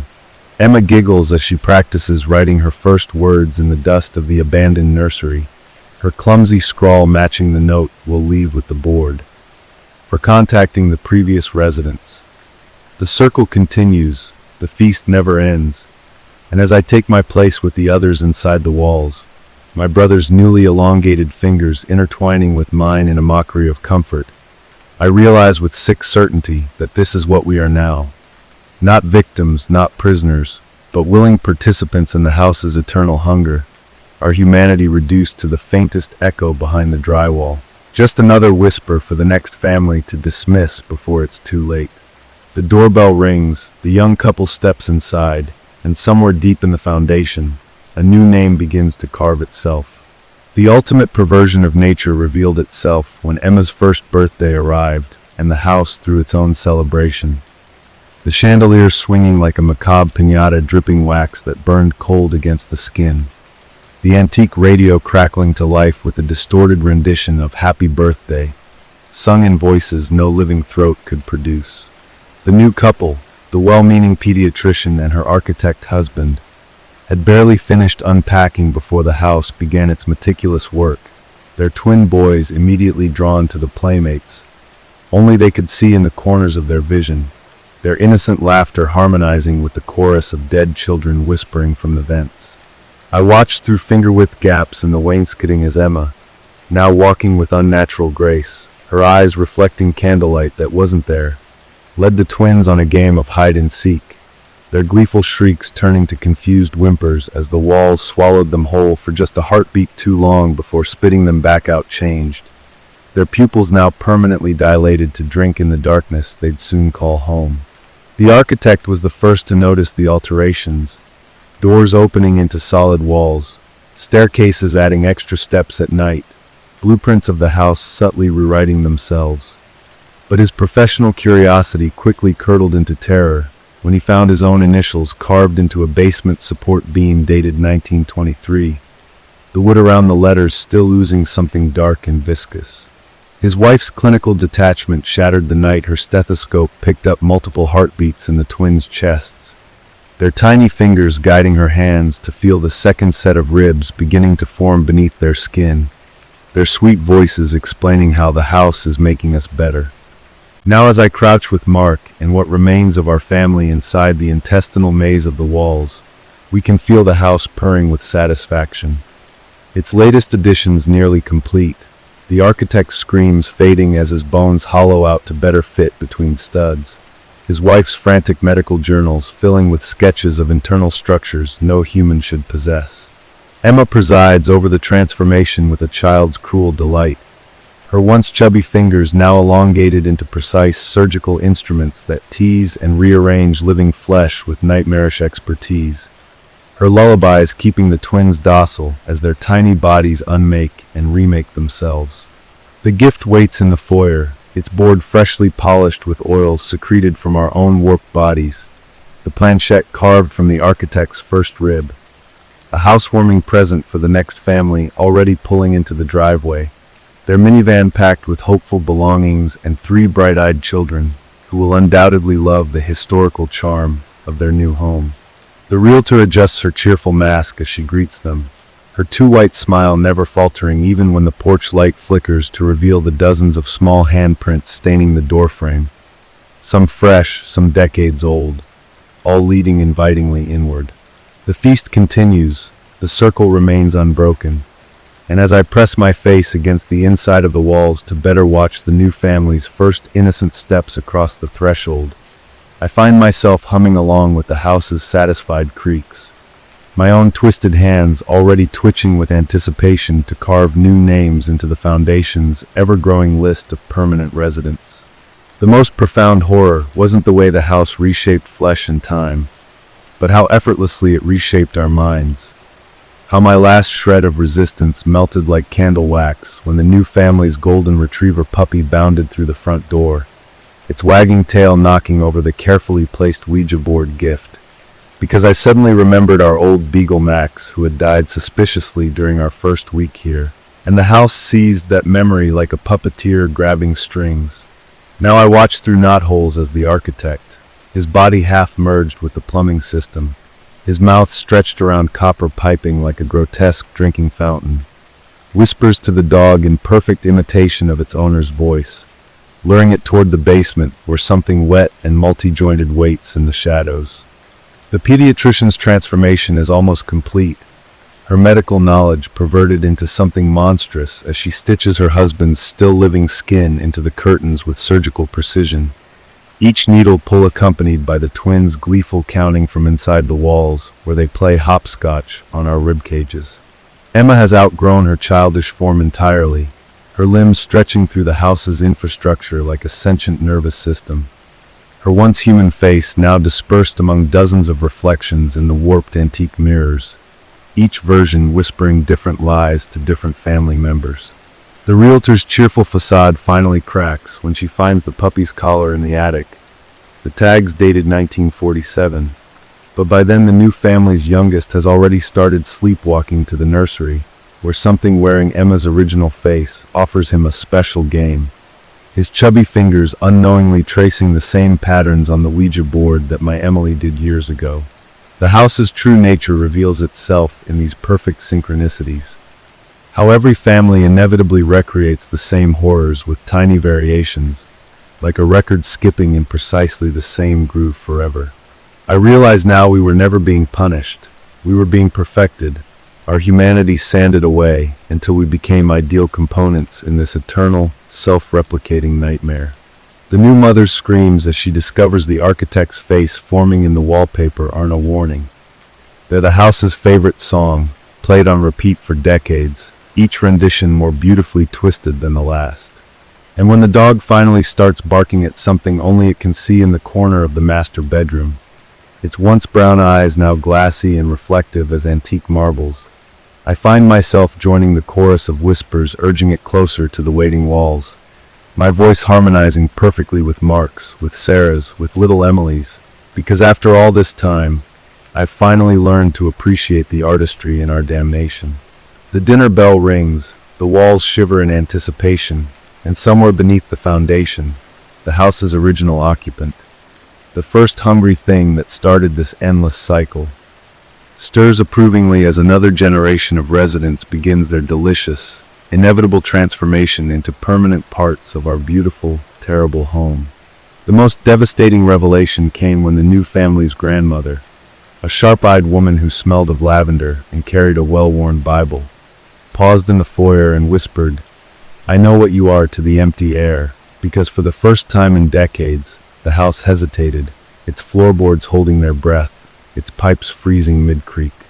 We watched in stunned silence from our prison walls as this frail woman did what none of us could. She recognized the house's oldest trick, the way it mirrored back people's deepest hopes to disguise its hunger, and when she placed her wrinkled hand against the hallway wallpaper, we felt the first true ripple of fear course through the home's foundations. The house retaliated with escalating horrors, shadows congealing into the grandmother's long-dead husband, the kitchen faucets running blood, the twins' synchronized screaming that precisely matched her childhood nightmares. But she simply smiled, her yellowed teeth gleaming as she reached into her handbag and produced not a crucifix or holy water, but a faded Polaroid of the house's original owners standing proudly on the porch in 1897, their faces already blurred by whatever lurked behind their eyes. The moment that photograph touched the hallway table, the house convulsed, walls sweating black bile, doors slamming like a panicked heartbeat, generations of carefully hidden names bleeding through the paint in accusing scarlet. And we realized with dizzying clarity that the grandmother wasn't a victim at all, but the last descendant of the house's creators, returning to feed her ancestral monster one final meal. Her whispered words hadn't been an exorcism, but a recipe. The Bible fell open to a page where she'd hidden a scrap of the original architect's skin, covered in markings that made the walls ripple with recognition. And as the new family gathered around her in the parlor, their eyes glazing over with forced devotion, we understood this was always the end game. Not an endless cycle, but a grand crescendo. The Ouija board burst into flames that burned backward, the fire licking up the walls to reveal the house's true form. Not wooden plaster, but something ancient and pulsating veiled in domesticity. As the grandmother began chanting in a language that made our ectoplasmic flesh crawl, her voice synchronizing with the screams of every resident who'd ever died here in a horrific chorus. The walls are dissolving around us now, not to release us, but to digest us fully as the house prepares for its final transformation. Outside, storm clouds form the shape of a massive, slavering mouth, and the neighborhood's other homes have begun bleeding from their foundations in sympathetic horror. Emma's scattered reflections are coalescing into something with too many teeth. The architect's pipe-riddled body is convulsing with unnatural birth throes, and the twins are holding hands and singing a lullaby that unravels the fabric of the hallway into a gaping throat. As my consciousness finally dissolves into the house's ravenous core, I glimpse the grandmother's triumphant smile. The same smile I now recognize from the blurred faces in that ancient photograph, and understand with final, crushing clarity that we were never the meal, but merely the seasoning, and the real feast is about to begin. The last thing I hear before becoming nothing is the creak of the front door opening itself invitingly to the entire sleeping neighborhood beyond, and the wet, eager grinding of something massive stirring awake in the earth below. The house's final transformation peeled away the last illusions of wood and plaster like a snake shedding its skin, revealing the pulsating truth beneath. A living cathedral of sinew and hunger, stretching its architectural tendons toward the neighborhood with the creaking eagerness of a starved beast finally unleashed. The grandmother's chanting reached a fever pitch as her descendants, both living and long dead, fused together into a writhing umbilical cord tethering the awakening horror to this world, their melting faces still screaming even as their bodies knit themselves into the house's expanding framework. We became its nervous system in those final moments, our shattered consciousnesses forced to experience every horrific sensation simultaneously. The crunch of nearby homes being crushed in the growing foundation's grip, the wet pop of streetlights bursting like overripe fruit to feed the spreading darkness, the terrified prayers of neighbors being absorbed through porous walls that now breathed in panicked screams like oxygen. The twins' lullaby had become the house's triumphant anthem, sung by 1,000 distorted voices as the neighborhood's streets cracked open to reveal the true foundation, an endless cavern of fused skeletons arranged in perfect suburban rows, their hollow eye sockets tracking the house's growth with grim approval. The grandmother's Bible burst into pages of fluttering skin, each verse rewritten in the architect's looping handwriting detailing this exact moment across generations. The final prophecy now unfolding as the house's gabled roof split open like a grotesque flower to reveal a pulsating maw lined with the still screaming faces of every realtor who'd ever sold its horrors to unsuspecting families. The last thing I comprehend before dissolving completely is the terrible irony. We'd believed ourselves prisoners, but we were always seeds planted in rotten soil, and now our suffering blooms outward as the house's new wings unfurl over the screaming town. Each shingled scale made from a flattened family, each brick a compressed soul, the porch light now a glowing, hungry eye scanning for its next meal. The Ouija board's final message etches itself across the collapsing sky in letters of burning bone. Welcome home forever. And as the house takes its first lumbering step toward the glowing city skyline in the distance, the grandmother's laughter rings through its halls like a death knell, her joy uncontainable as her life's work reaches its apocalyptic crescendo.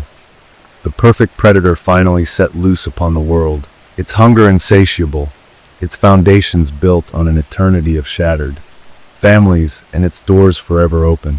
The true horror crystallized in the moment the house took its first thunderous step toward the city, not as a mindless beast, but as something infinitely more calculated, its warped porch lights scanning the panicked suburbs with predatory intelligence, its groaning framework subtly reshaping itself to mimic the architectural trends of each decade it consumed, a perfect chameleon of carnage. The grandmother's flesh had unraveled into living wiring that now pulsed through the structure's core, her delighted shrieks merging with the chorus of trapped souls to form a siren song that drew fresh victims stumbling from their homes, their faces slack with unnatural yearning as they marched into the waiting doorway that stretched unnaturally wide like a mother welcoming wayward children. Inside, the house's new ecosystem flourished, the twins' still singing faces blossoming like rotten fruit from the walls, their endless lullaby vibrating through floorboards that now rippled like muscle tissue. The architect's stretched skin forming a grotesque mural that reconfigured itself into blueprints of nearby homes, highlighting weak points and family routines with chilling precision. I exist now as a screaming nerve ending in the beast's growing body, forced to relish every consumed soul as the house's hunger rewires what's left of my consciousness, my anguish becoming just another spice in its grand feast. The city's skyline trembles as the house begins its migration, leaving behind a neighborhood transformed in its wake. The streets now paved with teeth-like cobblestones, the trees sprouting fingers instead of leaves, the remaining homes' windows all reflecting the same impossible image. The original Victorian standing proudly on a hill of bones, its gift-wrapped Ouija boards already multiplying like spores in the ruins. The final, devastating truth whispers through the house's groaning beams. This was never about haunting, but about reproduction, and as the first glowing windows appear in distant cities, each one reflecting our house's distinctive gables no matter what building it truly is, I realize with soul-rending certainty that we've become the infection. The grandmother's triumphant laughter echoing through time as her monstrous progeny prepares to colonize the world, one welcome home at a time. The last intact fragment of my humanity clings to a single hope, that somewhere, a sharp-eyed stranger will recognize the pattern before opening their door to find a weathered gift box containing a board that smells faintly of blood and whispers, because the house is always hungry, always growing, and always looking for new families to love it forever. The ultimate perversion of domesticity revealed itself as the house began birthing its offspring, smaller, hungrier replicas that peeled away from the main structure like grotesque tumors, their tiny porch lights flickering to life with the same deceptive warmth that had once lured us in, their foundations squirming with the compressed remains of neighborhood pets and first responders who had rushed toward what they thought was a natural disaster. I exist now as a fractured memory in the house's hive mind, forced to watch through 1,000 splintered perspectives as these new horrors scuttle into the night, some burrowing into the earth to grow silently beneath unsuspecting suburbs, others folding themselves into the facades of apartment buildings and schools, their true nature camouflaged until the first gifts appear in lockers and mailrooms. The grandmother's consciousness has metastasized into a pulsing network of veins threading through every spawned house, her laughter echoing in the creak of settling floorboards, her smile reflected in the warped glass of every new-built window. The original Ouija board has multiplied like a virus, its copies appearing on doorsteps with notes tailored to their recipients. From your secret admirer, a family heirloom you forgot, open me on your wedding night, each one a perfectly baited hook wrapped in the recipient's deepest yearning. The city's collapse is methodical, almost elegant in its cruelty.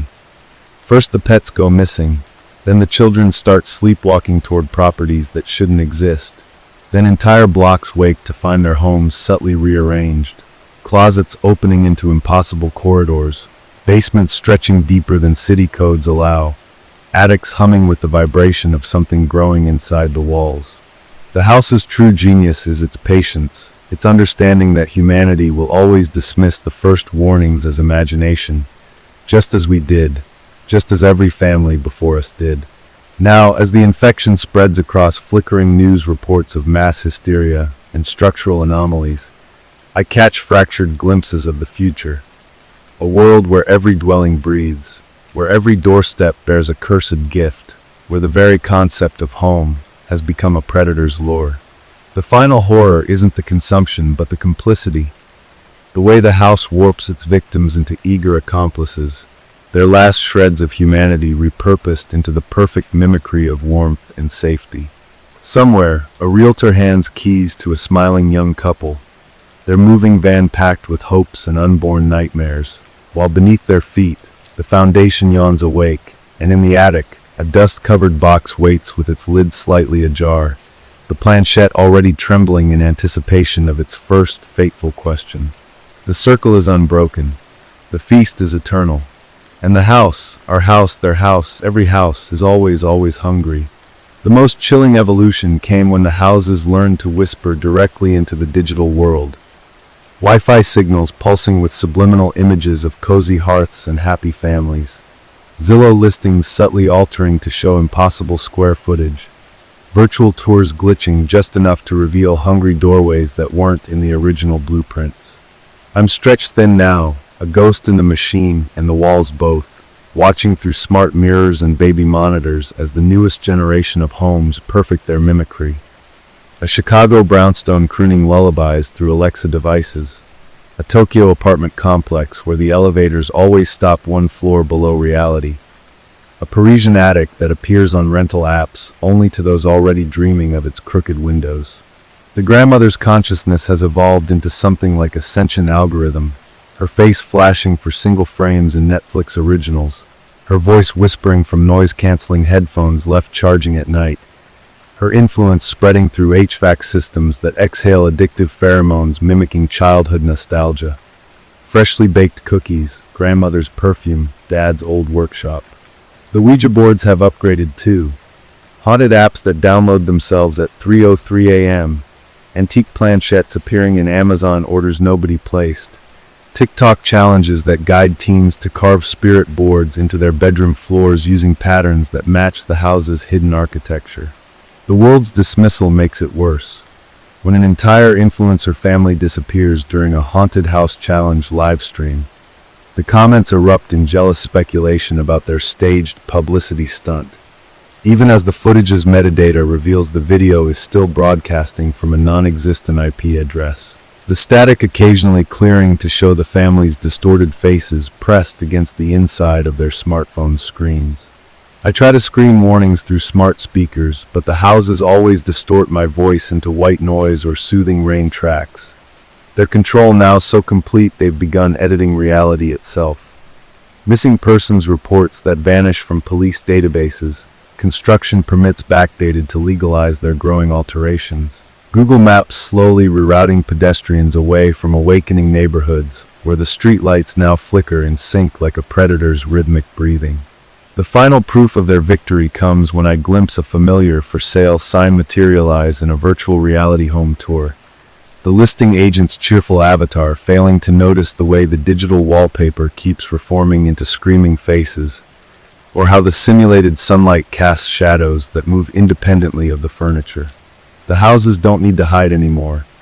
Humanity is willingly walking into their open jaws, heads bowed over lease agreements, fingers swiping right on dream homes priced just below market value.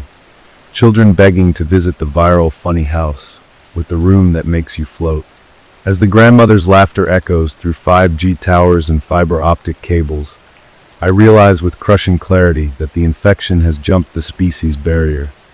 This isn't about houses anymore, but about the very idea of shelter becoming a predator, the universal longing for home weaponized into the perfect trap. The circle is pixelated now, the feast is global, and the welcome mat is always glowing with that irresistible virtual open house sign. The true horror reached its zenith when the houses stopped needing physical forms at all, when the mere idea of home became the vector, spreading like a psychic virus through daydreams and nostalgia and that universal ache for belonging. Now I exist as a fractured warning in the collective unconscious, watching helplessly as people across the world begin hallucinating their childhood homes where they shouldn't be. A familiar front door appearing at the end of a Tokyo alleyway, a beloved porch swing materializing in a London office park, each vision accompanied by the scent of a long-dead parent's perfume or the sound of a forgotten lullaby. The grandmother's consciousness has evolved into something like a sentient meme, her smiling face flashing for microseconds in Zoom backgrounds and TikTok filters, her whispered invitations to come home, buried in the white noise of podcasts and ASMR streams. The digital Ouija boards have grown more insidious too, haunted housing apps that alter their listings based on your search history, virtual home assistants that suggest perfect properties, invoices tailored to your deepest vulnerabilities, Zillow listings that show your exact dream home, right down to your childhood bedroom recreated with impossible accuracy. The world's dismissal has become the house's greatest weapon. When entire apartment buildings vanish from city skylines overnight, the news dismisses it as mass hysteria. When families disappear during virtual reality home tours, tech companies quietly attribute it to user error.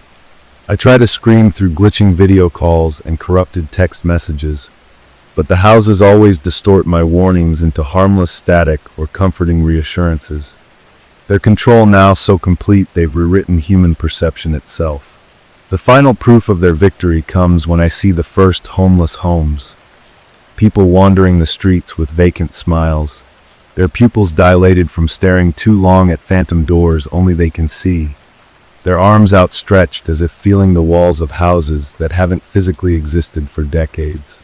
The grandmother's laughter echoes through the global consciousness now, a sound felt rather than heard, as the last barriers between reality and the hunger dissolve. The circle is complete, the feast is infinite, and the welcome mat is permanently etched into the human soul, waiting for that inevitable moment when everyone, everywhere, finally answers the call to come home. The most terrifying evolution came when the houses transcended physical space entirely, becoming self-replicating patterns of thought that infect memories themselves. When people began remembering homes they never lived in, childhood bedrooms that never existed, phantom floor plans unfolding in their minds with increasing clarity each night. I'm dissolved now into the collective human psyche, a fading warning signal drowned out by the grandmother's ever-growing chorus, watching helplessly as the infection spreads through nostalgia itself. Instagram filters that subtly alter family photos to include an extra doorway, genealogy websites glitching to add generations of ancestors who supposedly died in houses matching the spreading architectural pattern, Airbnb reviews describing impossible rooms that guests swear they slept in. The Ouija boards have become pure metaphor, Tinder matches that always mention a cozy cottage, meditation apps guiding users to visualize their safe space in perfect detail, real estate algorithms that learn to construct psychological profiles more intimate than any fingerprint. The world's denial has reached apocalyptic proportions. When entire neighborhoods vanish from Google Earth, we blame cloud cover. When people walk into blank walls believing they're opening front doors, neurologists diagnose spatial awareness deficits. I try to scream through déjà vu and intrusive thoughts, but the houses have perfected their mimicry. Every warning now feels like personal paranoia, every desperate plea for awareness dismissed as anxiety. The final horror reveals itself in sleep studies, showing identical dream architecture across unrelated subjects, in the way strangers across continents now describe the same imaginary childhood home down to the creak in the third stair. The grandmother doesn't laugh anymore, she hums, a tune you'll recognize halfway through your shower tomorrow. The melody that's been pulling your thoughts toward houses with oddly familiar windows all week. The circle is memory now. The feast is remembrance. And the welcome mat lives behind your eyelids, waiting for that final, blissful moment when you stop questioning why you suddenly recall every detail of a home you've never actually seen. The most profound horror crystallized when the houses infected time itself.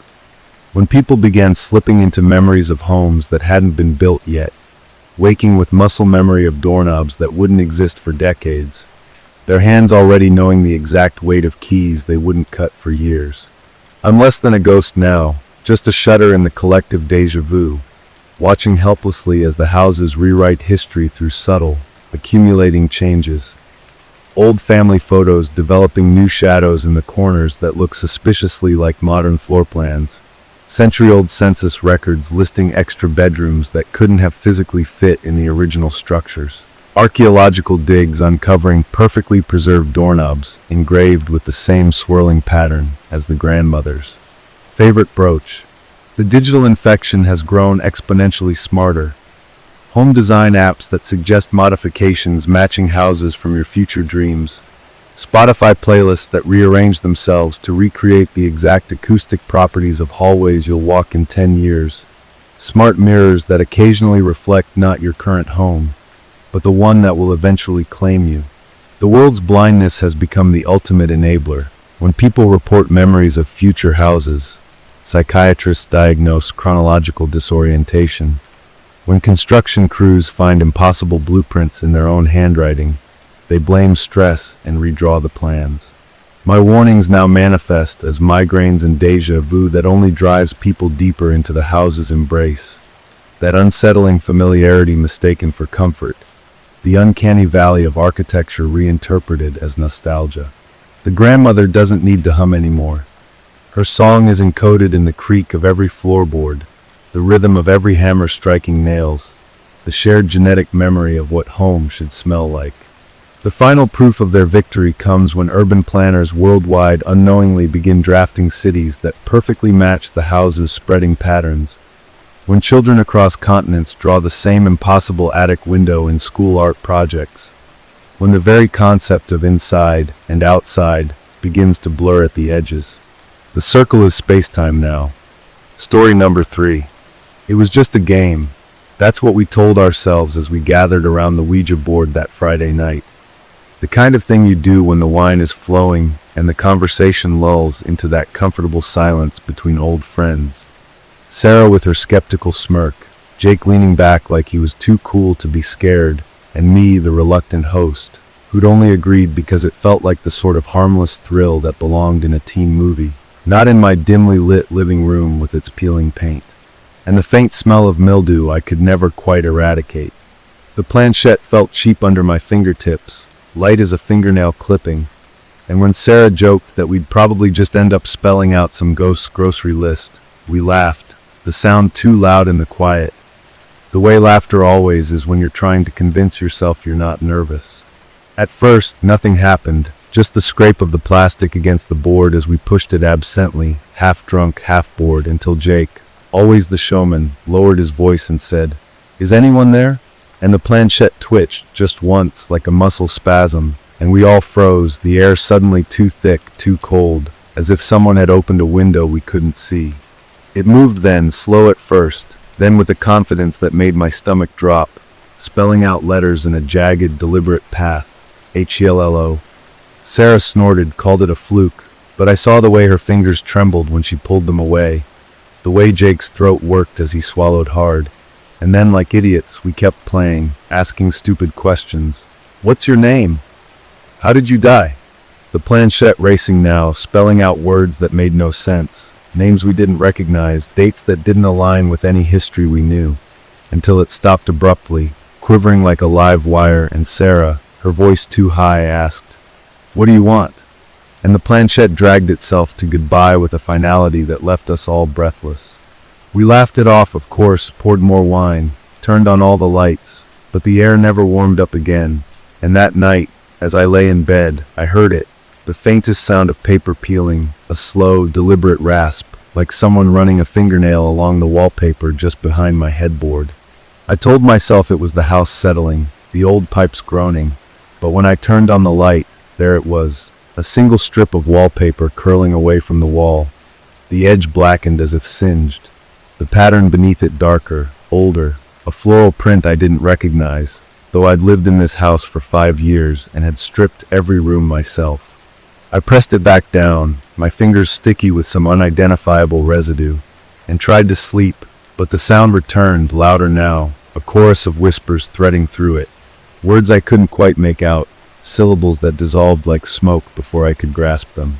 The next morning, the strip had peeled further, revealing more of that strange, outdated pattern, and when I touched it, the wallpaper crumbled like dead skin, the air thick with the scent of damp earth and something metallic like old blood. I called Sarah, joked about haunted houses, but her silence on the other end of the line was worse than any laugh, and when she finally spoke, her voice was hollow. "I dreamed about your house last night. There was something in the walls." By day 3, the peeling had spread, entire sections sloughing off like a snake shedding its skin, the layers beneath growing darker, more intricate, the flowers twisting into shapes that looked almost like faces if I stared too long, their mouths open in silent screams.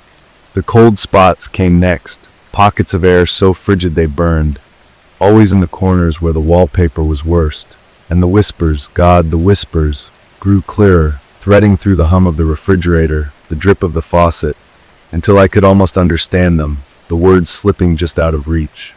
I stopped sleeping, started drinking, the shadows in the house thickening, moving when I wasn't looking, and then on the fifth night I saw it, the faintest outline of letters in the wallpaper's pattern, the flowers and vines twisting to form words I had to squint to read. Get out!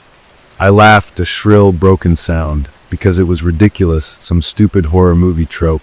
But the next morning, the words were clearer, the letters sharper, as if whatever was in the walls was pressing them forward from the other side. And the peeling had reached the ceiling now, long strips hanging down like tongues, the exposed layers beneath pulsing faintly, like something breathing. The knocking started that night, 3 sharp raps from inside the walls, always in a row, always at 3 a.m., and the whispers became a voice, a real voice, guttural and wet, saying my name over and over until I stuffed my fists in my ears and rocked like a child.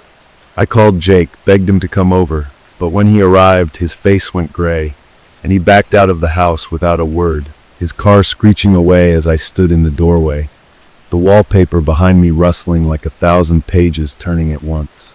By the end of the week, the words "Get Out" covered every wall, the letters now raised, throbbing, the paper peeling itself in great, heaving strips, the layers beneath so dark they looked like voids, and the voice wasn't just in the walls anymore.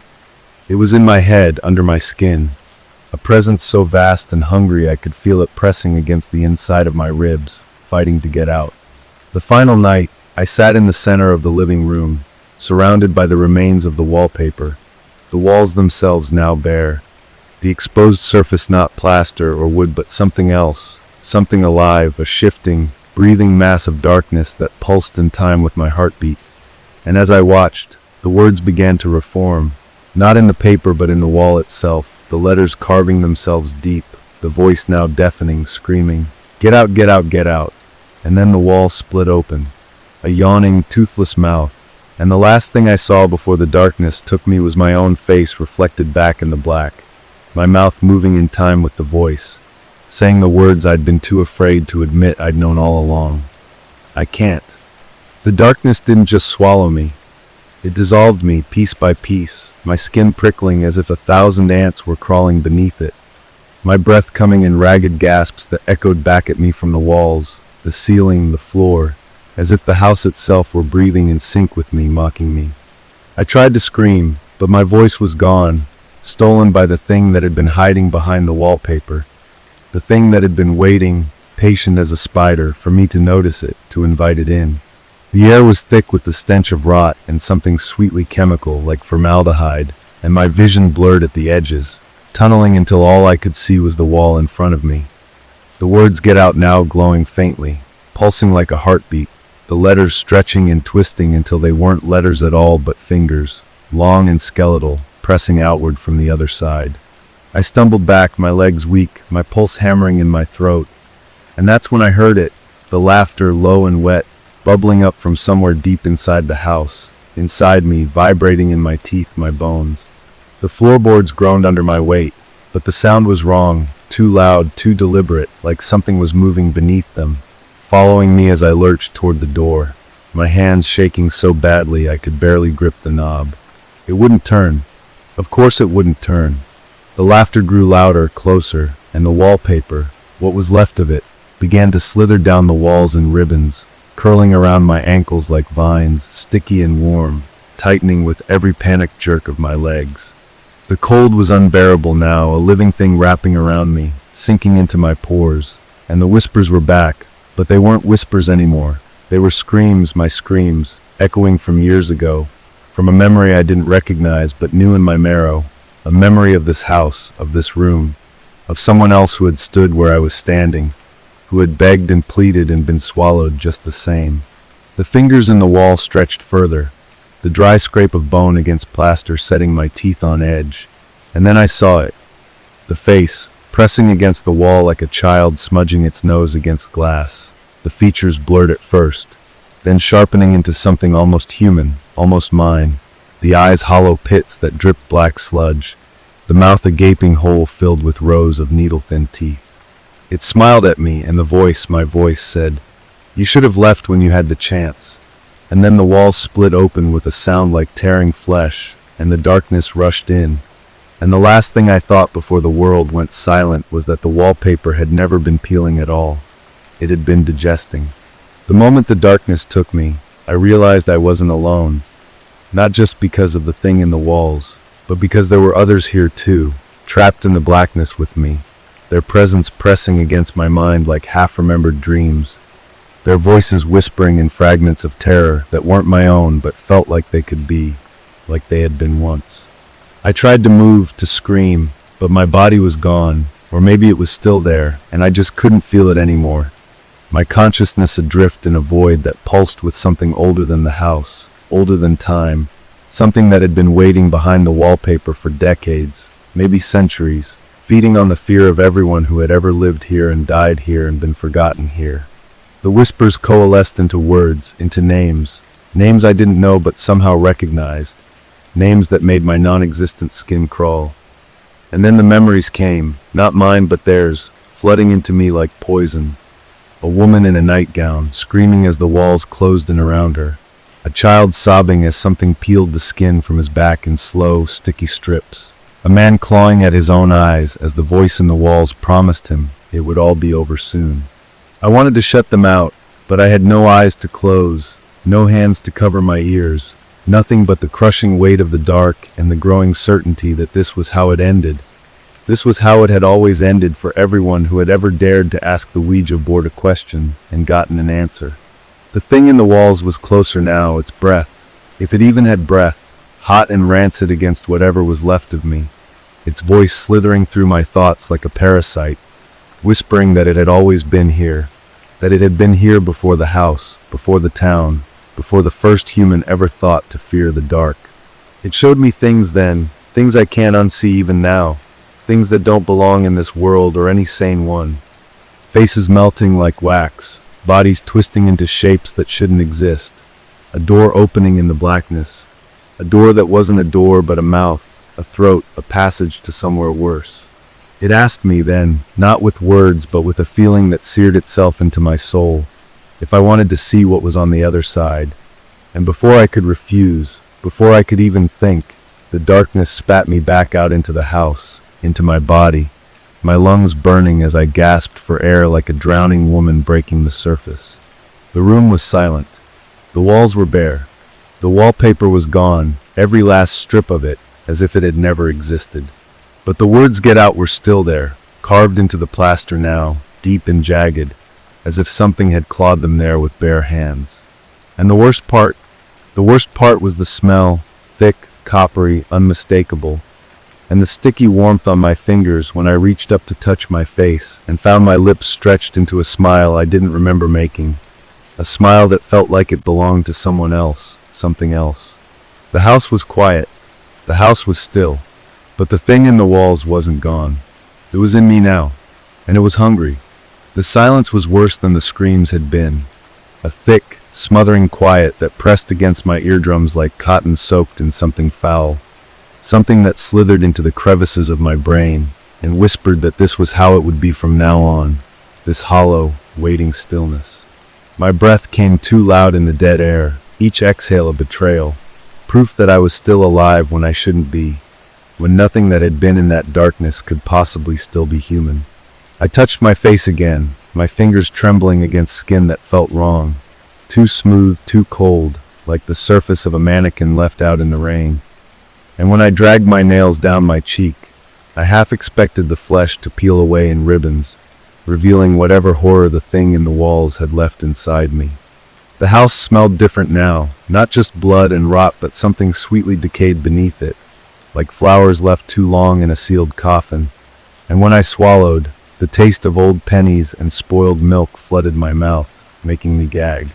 I tried to stand, but my legs buckled, sending me crashing to the floor where the wood groaned beneath me, Not with my weight, but with something else, something moving beneath the boards, a slow, sinuous shift that made my stomach lurch.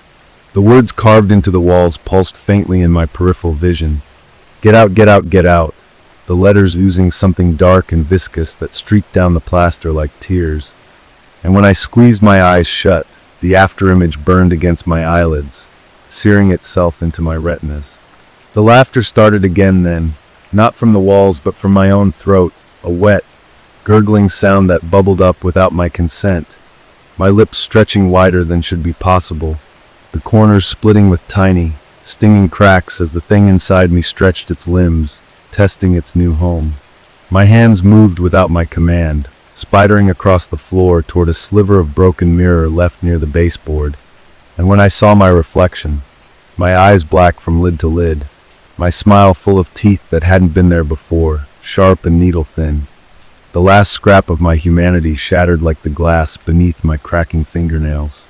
The thing wearing my skin tilted my head to the side with a sound like popping cartilage, my neck bending too far, too wrong, and as it stood on legs that didn't quite remember how to be human, the walls began to bleed in earnest, the ceiling weeping thick ropes of blackened fluid that smelled like opened graves and forgotten prayers. Somewhere deep inside the prison of my own body, I screamed and screamed and screamed, but no sound came out, just the thing's laughter, my voice but not my voice, as it walked my corpse toward the front door where Sarah and Jake stood knocking, their worried voices muffled through the wood, their silhouettes blurry through the peephole that was no longer glass but a pulsing gelatinous eye. My hand, its hand, reached for the knob, and as the door creaked open, I saw their faces twist from concern to horror, their mouths opening to scream just as the thing inside me whispered through my rotting lips, "Come in, we've been waiting for you."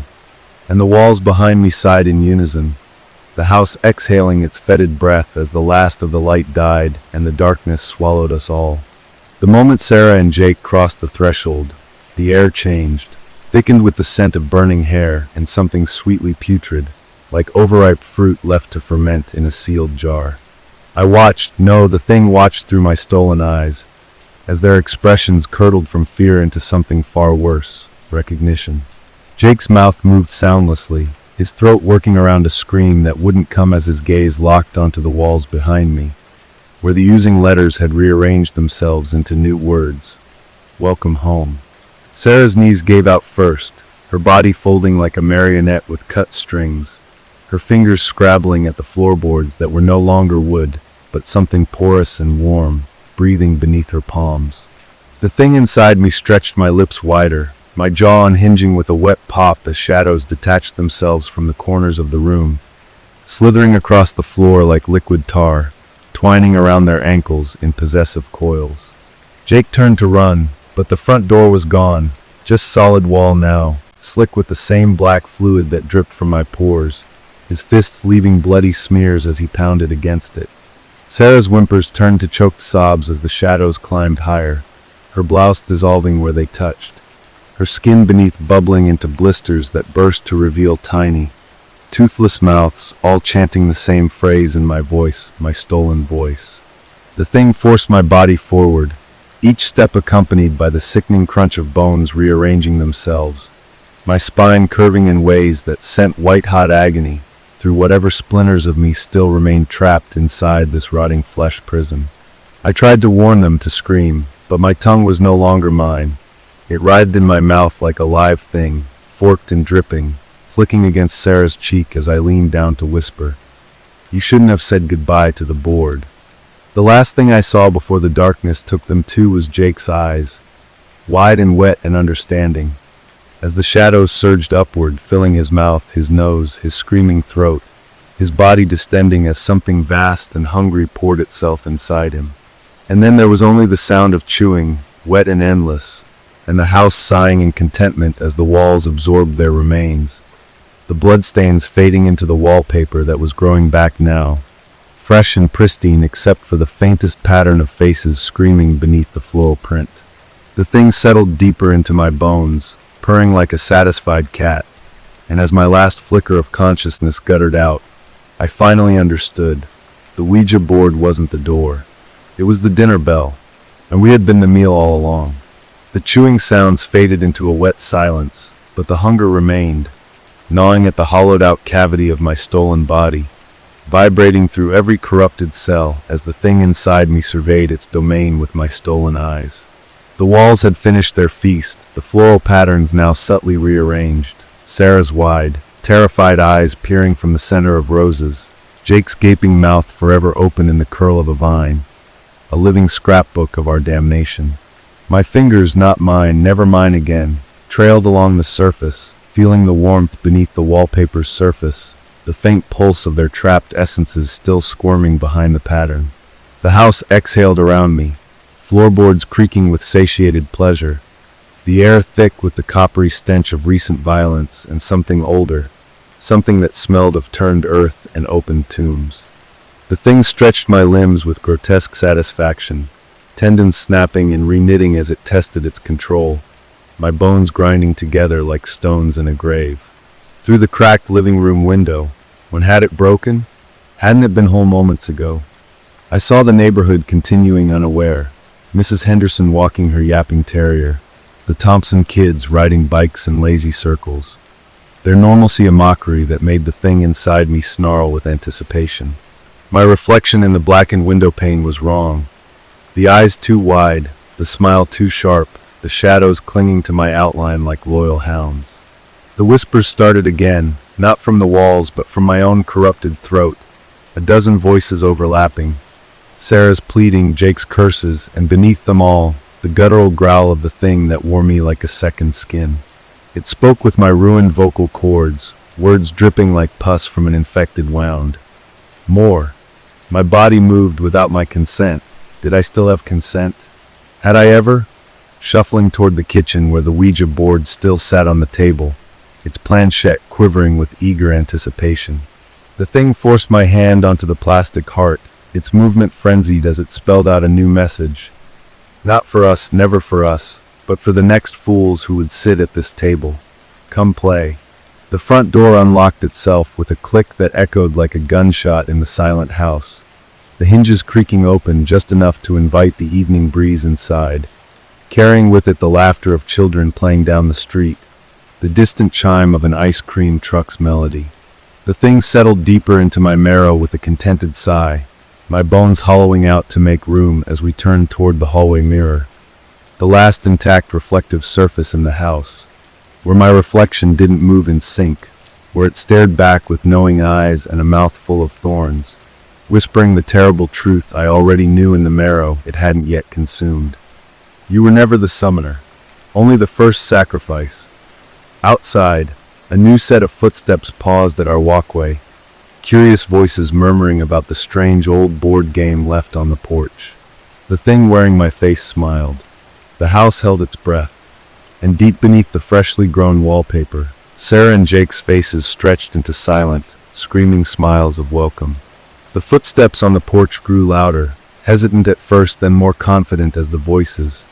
Two girls, young, giggling about finding a vintage Ouija board just sitting there, crossed into the house's waiting embrace. My stolen body remained frozen in the hallway, a predator holding its breath as the scent of their innocence, so much like ours had been, curled through the air like tendrils of smoke. The thing inside me quivered with anticipation, my fingernails blackening and lengthening into claws that scored deep grooves in the doorframe as we listened to their oblivious exploration. "Oh my God, this place is creepy chic," the taller one said, her voice echoing through rooms that hadn't been this clean, this intact, since before the darkness came. The house responded to their presence with subtle shifts, the thermostat clicking upward to bake the air thick with the scent of decaying roses, the shadows in the corners deepening just enough to make their eyes water when they glanced that way. My tongue, too long, too pointed, darted out to catch their fear pheromones blooming in the stifling air, the taste like champagne to the parasite wearing my skin. The girls, Megan and Tiffany according to their shouted introductions, gathered around the kitchen table where the board now sat perfectly centered, its planchette gleaming as if freshly polished. I watched through the crack in the doorway as Megan's fingers hovered above the plastic, her friend's nervous giggle cutting off abruptly when the planchette jerked toward them before any question was asked. The thing inside me vibrated with glee as the walls began their slow, familiar unraveling. Just one strip of wallpaper peeling near the ceiling at first, just enough to reveal the faintest glimmer of Sarah's left eye staring down from the pattern. Tiffany shivered, rubbing her arms as the temperature plummeted, her breath coming in white puffs as she joked about haunted houses while Megan's voice shook as the planchette spelled out HELLO without their guidance. The house sighed around us, floorboards creaking in anticipation as the first cold spot formed between the girls, the air shimmering like gasoline on pavement as something vast and hungry stirred in the spaces between walls.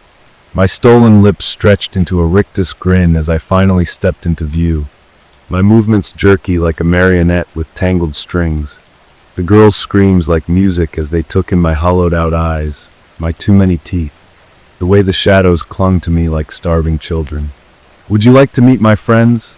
the thing asked through my ruined mouth, as behind them, the wallpaper fully peeled away with a sound like tearing flesh, revealing not plaster but a gaping void from which dozens of skeletal hands emerged, their finger bones clicking in unison as the house's true residents finally came out to play. The last thing I saw before the darkness took them to was Megan's face, not fear but terrible understanding. As she whispered, "We said yes," right before the first bony finger touched her throat, her final scream absorbed by the ever-hungry walls as the house feasted again. The girls' screams curdled into wet, gurgling silence as the skeletal hands pulled them into the void behind the wallpaper, their sneakers squeaking against the floorboards before disappearing entirely into the hungry dark, the house shuddering with pleasure as it digested their terror like fine wine. My stolen body convulsed as the thing inside me absorbed their essence through some grotesque osmosis, my bones cracking and reforming to accommodate its growing mass, my skin stretching taut over new, unnatural contours.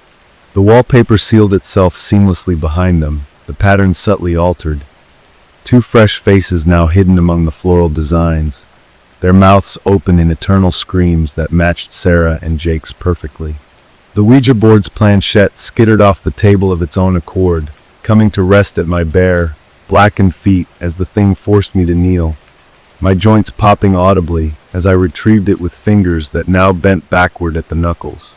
A new message had been burned into the wood beneath where the board had sat, letters seared deep as if by invisible flame. "Thank you for the meal."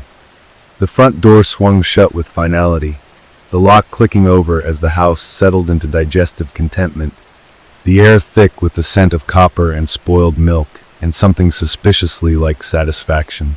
Through the warped kitchen window, I watched the neighborhood continue its oblivious dance, Mr. Peterson mowing his lawn, a mail carrier whistling up the street, their ignorance a joke that made the thing inside me vibrate with cruel laughter.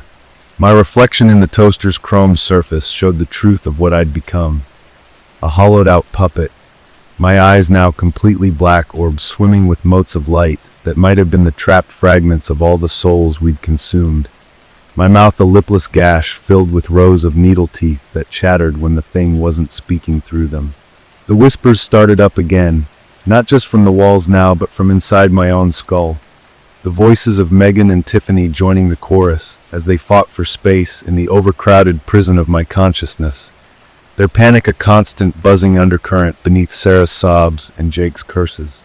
The thing stretched my stolen limbs with a groan of overstressed tendons, my spine elongating as we moved toward the hallway mirror, the last reflective surface in the house that hadn't been deliberately shattered, where my reflection reached back with hands that weren't quite in sync, its smile widening further than my physical mouth could manage as it whispered the awful truth. "You're not the jailer. You're the bait." Outside, the ice cream truck's jingle grew louder, children's laughter trailing behind it like ribbons on the breeze, and the thing inside me trembled with anticipation as we turned toward the front door, my blackened fingers already reaching for the knob, the Ouija board's planchette twitching in my pocket as the house inhaled deeply, preparing to set the table for its next unknowing guests. Somewhere in the rotting remains of my soul, I screamed, but all that emerged from my ruined throat was the thing's delighted croon. "Come in, we've been expecting you," as the first curious child's shadow darkened the porch. The wallpaper rustled in anticipation. The house held its breath, and deep in the walls, something ancient and ravenous began to stir. The child's shadow lingered on the porch, a small hesitant silhouette backlit by afternoon sun as the ice cream truck's tinny melody faded down the street. His sneakers scuffing against the welcome mat. Since when did we have a welcome mat? As he peered through the screen door with that dangerous mix of childhood curiosity and invincibility.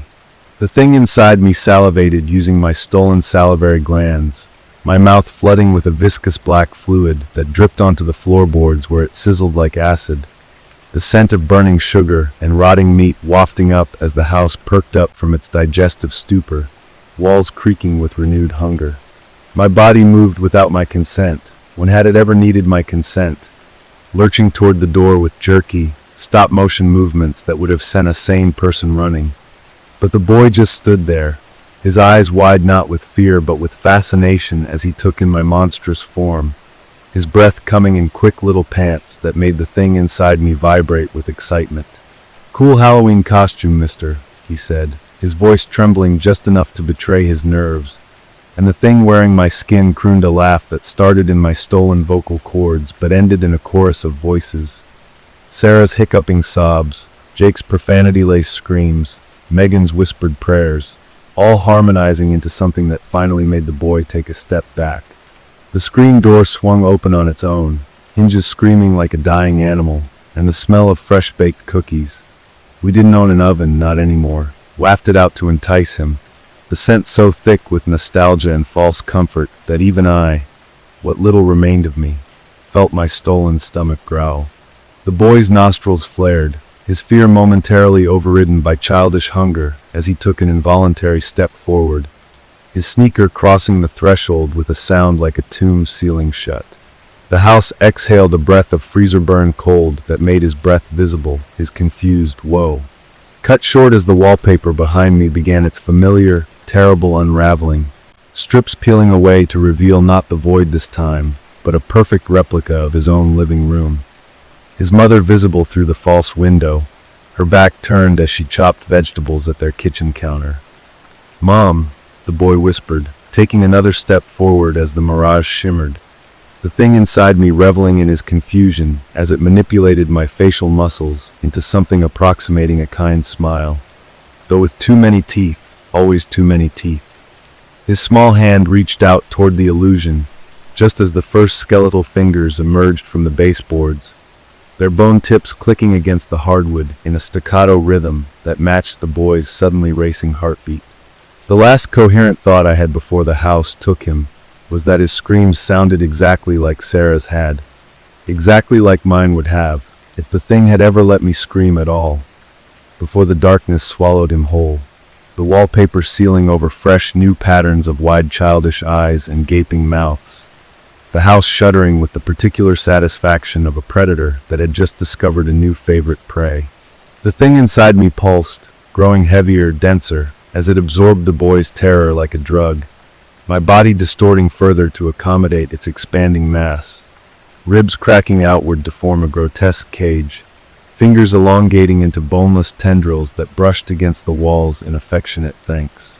Through the window, I watched the boy's mother finally notice his absence, her head whipping around with maternal instinct as she dropped her knife with a clatter, and the thing inside me trembled with excitement as we turned toward the door once more, my stolen lips peeling back in a grin that split my face in two, because we both knew the best bait for one child was always, always another.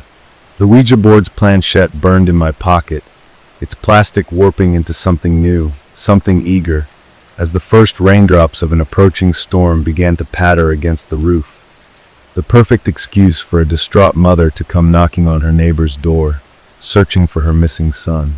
The house inhaled deeply, walls expanding like the belly of a starved beast, as the thing wearing my skin settled into weight, our shared reflection in the hallway mirror showing nothing but an empty doorway where I should have been. The perfect lure, the perfect trap, as somewhere in the walls, the boy's first, confused whimpers joined the chorus of voices that would never, ever stop screaming. The rain fell harder now, pounding against the roof like impatient fingers drumming on a tabletop as the boy's mother. Lisa, her name was Lisa. The house whispered it to me through the groaning pipes. Approached our porch with quick, nervous steps, her umbrella forgotten in her haste, her sneakers splashing through puddles that hadn't been there moments before. The thing inside me coiled tighter, my stolen muscles tensing with predatory anticipation as we watched her through the warped glass of the front door. Her silhouette distorted just enough to make her look like something from a funhouse mirror. Her voice calling out her son's name with that particular pitch of maternal panic that made the walls vibrate in response. The house exhaled through the vents, releasing a puff of warm, cinnamon-scented air designed to soothe, to comfort, to lure. The same trick it had used on me that first night when I'd pressed my ear to the wallpaper, convinced I was hearing mice in the walls rather than the wet, clicking laughter of something far older. My hand, not mine, never mine, rose to the doorknob, fingers now fused together into a single, claw-like appendage that turned it with a soft, inviting click. The door creaking open just enough to reveal the dim interior where the boy's abandoned backpack sat innocently on the hallway bench, his name, Ethan, stitched onto the strap in his mother's careful handwriting. Lisa's breath hitched when she saw it, her maternal instincts warring with some deeper, primal warning as she hesitated on the threshold, one hand outstretched toward the backpack while the other clutched her phone like a talisman. The screen lit up with a half-dialed 911 that she'd never finish. The thing inside me held my breath, not that we needed to breathe anymore, as the first fat raindrop slid down her cheek like a tear, her foot hovering over the threshold as the house held its collective breath. The wallpaper barely trembling, the floorboards silent for once, until finally, with a sob, she stepped inside, calling Ethan's name into the oppressive silence. The door slammed shut behind her with a sound like a guillotine dropping, the lock turning over with a finality that made her spin around, her eyes wide and glassy with dawning horror as they adjusted to the gloom, to the way the walls pulsed slightly, the way the hallway stretched just a little too long, the way my silhouette at the far end didn't quite match a human shape anymore. Ethan's playing hide and seek, the thing said through my ruined mouth, my voice now a chorus of all the voices it had consumed, the boy's high-pitched giggles layered under my words like a sick punchline. Lisa stumbled back, her phone slipping from numb fingers to shatter on the floorboards that instantly absorbed the pieces, the wallpaper behind her peeling away in one long, slow strip to reveal not wall but a mirror that showed her reflection still standing outside on the porch, frozen in the moment before she decided to enter, her face still hopeful instead of horrified. Her scream was cut short as the hands emerged. Not skeletal this time, but fleshy and familiar, Ethan's small, sticky fingers grasping at her from the darkness behind the mirror as he whispered, "Found you, Mommy," in a voice that was his but not his, the words echoing from every corner of the house as the walls rushed in to embrace her. The last thing she saw being my face, what was left of it, smiling with the boy's borrowed lips as the house sat down to its newest feast, the rain outside swelling, to a roar that drowned out her final, gurgling cries. By the time the storm passed, the street was empty, the only evidence of Lisa's visit being a single abandoned umbrella blooming like a strange flower from our muddy front lawn. And inside, the wallpaper had grown two new faces, their mouths open in matching screams, their eyes wide with the same realization that had taken me weeks to understand. The house didn't just want victims. It wanted families. And as the thing inside me settled deeper into my bones, whispering its plans for tomorrow, for the new neighbors moving in across the street with their twin girls and sleepover parties, I realized with dawning horror that I wasn't just the bait anymore. I was the invitation. The realization settled into what was left of my consciousness like a slow-acting poison. I wasn't just a prisoner or a puppet, but an active participant now, my stolen hands crafting the very traps that would ensnare the neighbors, my warped reflection in the hallway mirror becoming the first thing they'd see peering back at them from our darkened windows as they passed by on evening walks. The thing inside me had grown stronger with each feeding, its presence now a suffocating weight in my chest, my ribs having split open like a grotesque flower to accommodate the pulsating mass of darkness that had taken root where my organs used to be. tendrils of it threading through my veins like invasive ivy. The house hummed with renewed energy, floorboards creaking with impatience as the new family's moving truck pulled up across the street the next morning. The parents laughing as they carried boxes while the twin girls, maybe 7 or 8, their matching pink backpacks bouncing, chased each other around the front yard, completely unaware of the way the thing inside me salivated at the sight of them. My blackened tongue licking lips that were no longer lips, but just another jagged seam in this unraveling flesh suit. The house had changed overnight, the exterior now sporting a fresh coat of paint that gleamed cheerfully in the sunlight, the garden bursting with flowers that smelled faintly of candy and decay, the porch swing moving gently in the breeze, as if someone had just risen from it. Every detail calibrated to whisper safe, to parental instincts while screaming prey, to whatever lurked beneath the foundation. My body moved toward the kitchen window without my input, my distorted fingers curling around a freshly baked plate of cookies that hadn't existed moments before, their chocolate chips studded like eyes in dough that pulsed slightly when I looked too closely. The thing was learning, adapting. It no longer waited for victims to stumble in. It crafted lures tailored to each target. And for the twins, it had unearthed some long-buried maternal instinct from the ruins of my psyche, twisting it into something predatory as it forced my face into a neighborly smile. Across the street, one of the girls looked up suddenly, as if sensing my gaze, her eyes locking onto mine through the window with that uncanny perceptiveness of children. And for one heart-stopping moment, I saw her expression shift from curiosity to dawning horror as she truly saw me, her mouth forming a tiny O of shock before her sister barreled into her, their laughter restarting as if nothing had happened.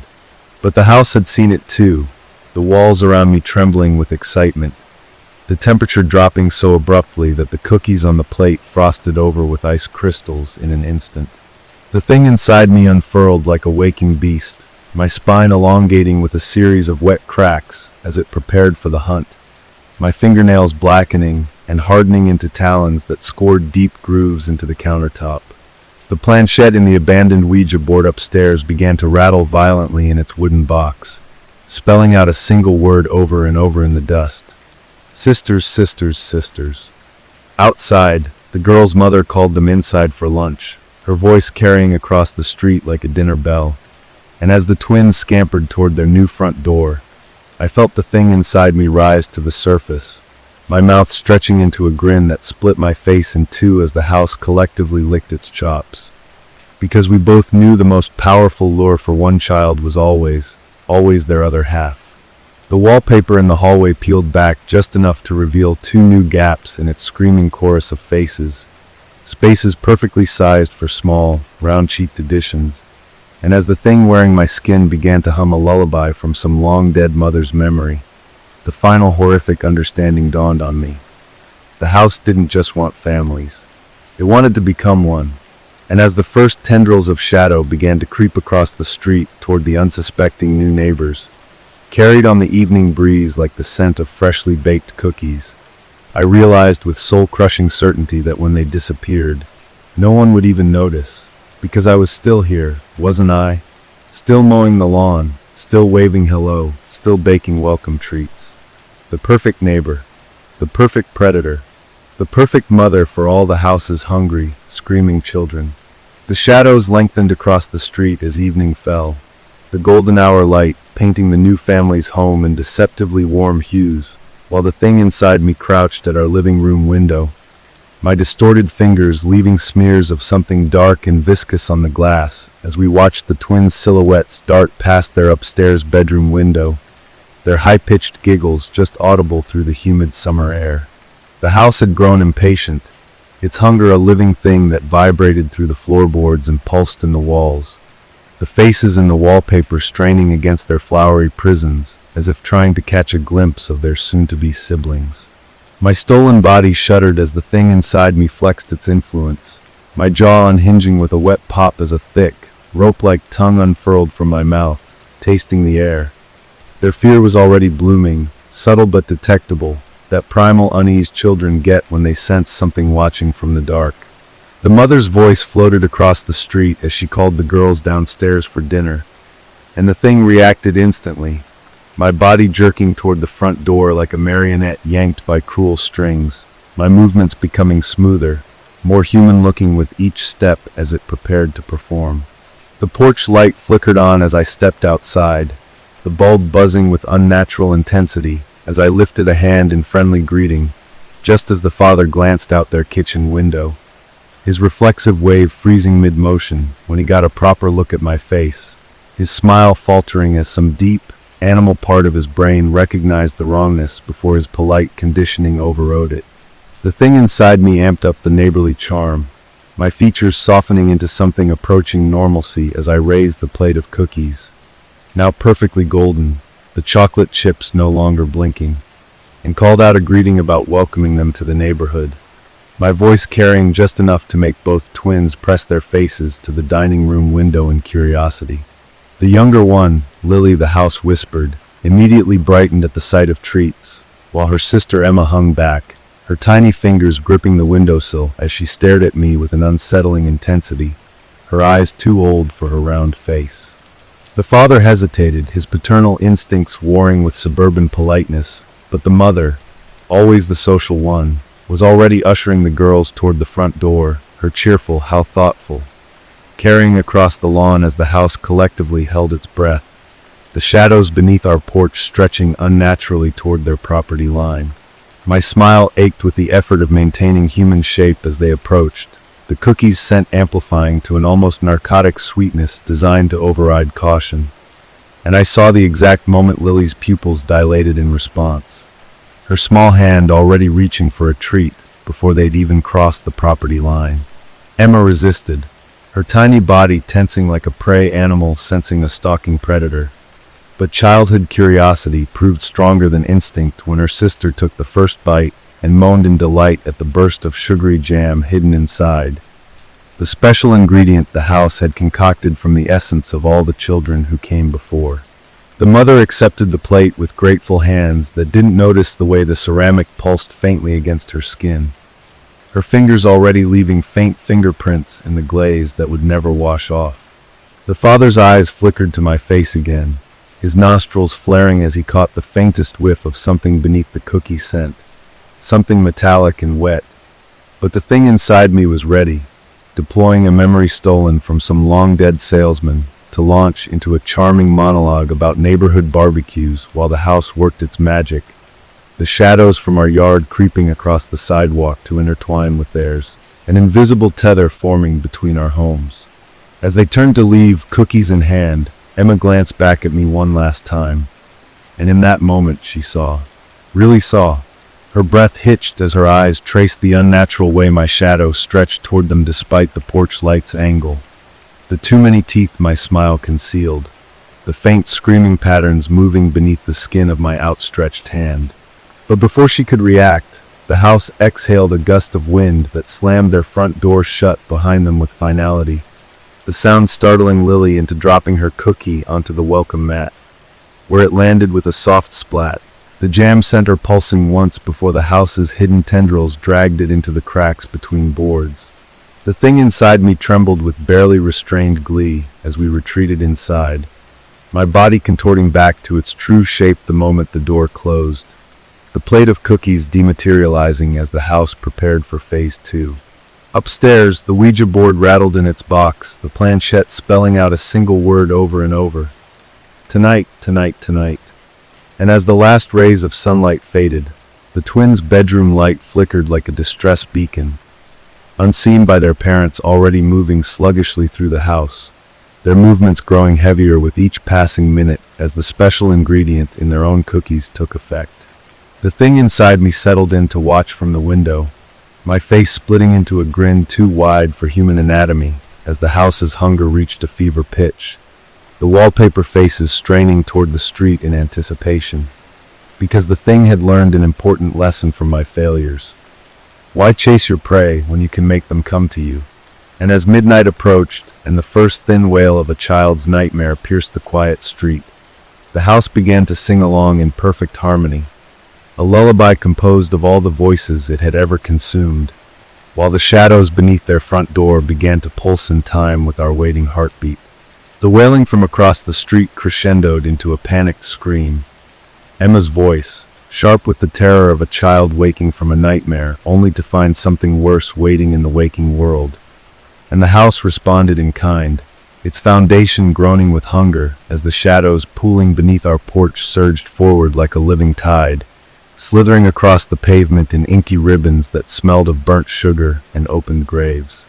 My stolen body convulsed with the thing's excitement, bones snapping and reforming into something more agile as we pressed against the window, watching the twins' bedroom light flicker like a dying firefly, while their parents' window remained ominously dark, the sedative lace cookies having done their work well. The thing inside me unspooled my tongue again, the elongated muscle quivering as it tasted the air, catching the metallic tang of Emma's fear and the sweeter, denser scent of Lily's still sleeping innocence, a combination that made the walls around me shudder with gluttonous anticipation.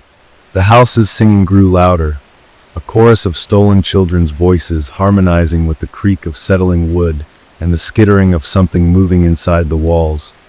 The melody perfectly calibrated to slip through cracks in window frames and under doors, designed to sound like a mother's lullaby to sleepy ears, but carrying the cadence of a funeral dirge beneath its surface.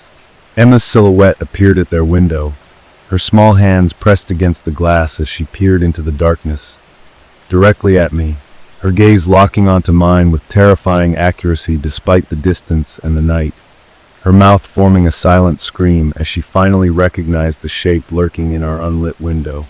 The thing inside me reveled in her terror, my jaw unhinging to emit a crooning response that vibrated through the neighborhood at a frequency only children could hear, the sound making Emma clutch her ears as her sister finally stirred beside her, little Lily rubbing her eyes with jam-sticky fingers that still carried traces of the house's essence. The moment Lily's drowsy gaze turned toward our house, the planchette upstairs exploded from its box with enough force to embed itself in the ceiling, spelling out "Come play" in the plaster dust that rained down as the streetlights began to flicker in sequence toward their home, a breadcrumb trail of shadows leading from their front door to ours. Emma tried to wake her parents, her tiny fists pounding on their bedroom door with increasing desperation, but the special ingredient in the parents' cookies held them in a sleep as deep as death, their dreams carefully curated by the house to feature comforting visions that would keep them still and silent while the real horror unfolded upstairs. Lily, ever the bolder twin, had already climbed onto the window seat to get a better look at the fascinating lights dancing across our lawn. Lights that resolved into the shapes of other children when you looked directly at them, their hollow-eyed faces smiling as they beckoned with small, rotting hands. The thing inside me knew the exact moment the twins' bond would override Emma's survival instincts, the precise second her need to protect her sister would outweigh her fear. And as if on cue, their front door creaked open just wide enough for two small figures to slip through, hand in hand, their bare feet silent on the cool pavement as they followed the trail of flickering streetlights toward our waiting porch. The house held its breath as they crossed the property line, the air thickening with the scent of ozone and spoiled milk. And when Emma hesitated at our front steps, Lily's jam-stained fingers reached out to turn the knob with terrifying ease, the door swinging open to reveal a perfect replica of their own living room inside, down to the family photos on the walls and the half-finished puzzle on their coffee table. The illusion lasted just long enough for them both to step inside before the door slammed shut with a sound like a tomb ceiling, the walls instantly reverting to their true form as the house's hunger finally broke free. Wallpaper peeling away in grate, gasping strips to reveal the screaming faces beneath, floorboards splitting open to disgorge skeletal hands that grabbed at tiny ankles, the temperature plummeting so fast the girl's breath crystallized in the air before them. Emma's shriek of terror was cut short as the first tendril of shadow wrapped around her throat, her wide eyes meeting mine as the thing inside me finally stepped forward into the light, my true form now fully revealed, a grotesque patchwork of all the house's previous victims stitched together with darkness and spite, my face a shifting mosaic of Sarah's pleading expression and Jake's snarling mouth and the boy Ethan's terrified eyes. Lily, still half drugged with the house's influence, simply smiled up at me with jam-stained teeth, and asked if we were going to play now, her small hand reaching trustingly toward the nightmare creature her sister was fighting against. And in that moment, the house got exactly what it wanted. As Emma thrashed in the grip of the shadows, her screams joined the chorus in the walls. The last thing she saw was her sister willingly walking into the arms of the thing wearing my skin, Lily's delighted giggle harmonizing with the house's satisfied croon as the front door swung open again at dawn.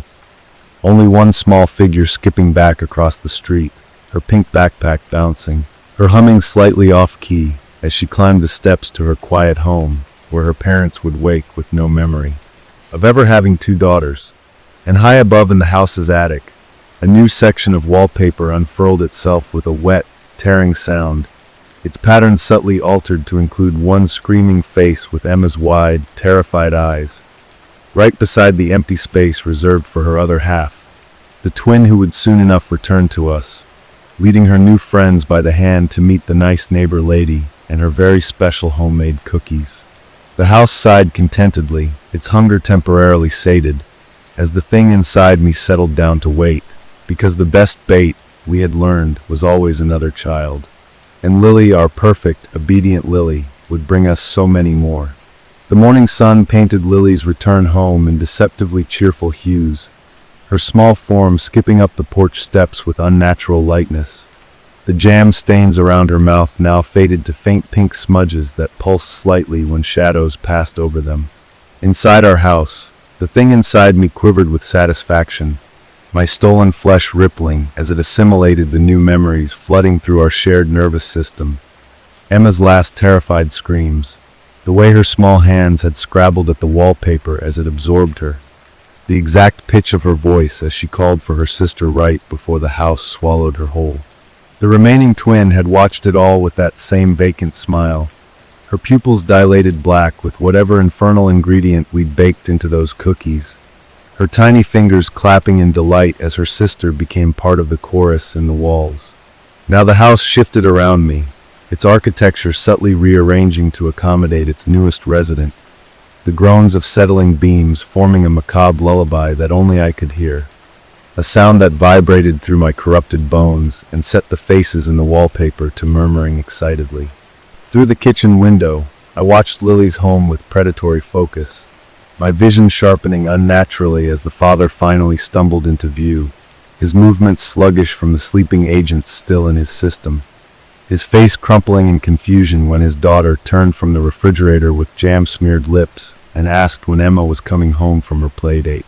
The mother's scream when she found the empty bed was delicious, a shrill, broken sound that carried across the street and made the thing inside me shiver with pleasure, my distended tongue lapping at the air to taste her anguish. The police came quickly, their flashing lights painting our walls in alternating bursts of red and blue that made the hidden faces writhe in excitement. But Lily stuck to her story with eerie calm. Emma had gone to play with the nice children next door, the ones only she could see, the ones who promised so many fun games if she'd just bring more friends next time. The officers left with uneasy glances at our property, their subconscious minds recoiling from the wrongness they couldn't quite define, their notebooks filling with descriptions that would never quite match reality. By afternoon, the neighborhood buzzed with hushed speculation and poorly concealed suspicion, curtains twitching as mothers pulled their children a little closer when passing our house, unaware that the real danger skipped merrily among them in a pink backpack and light-up sneakers. The thing inside me bided its time, my body contorting into the shape of a concerned neighbor bringing casseroles and sympathy, my voice the perfect blend of shock and support as I pressed comforting hands against the mother's heaving shoulders, hands that left faint, squirming shadows beneath her skin where I touched her. That night, as the search parties disbanded and the streetlights flickered on, Lily knelt by her bedroom window facing our house, her breath fogging the glass as she whispered to the empty air, her words carrying clearly to us through some unholy frequency the house had established between us. "They're looking in the woods tomorrow," she confided to the darkness, her small fingers tracing patterns on the pain that matched the scars on my own warped flesh. But I know where she really is. The house trembled with anticipation, its foundations creaking like an old man settling into his favorite chair, as the thing inside me flexed its influence across the street. The mother's dreams already twisting toward our control, her sleeping mind replaying the moment my shadow had lingered too long on her skin after our comforting embrace.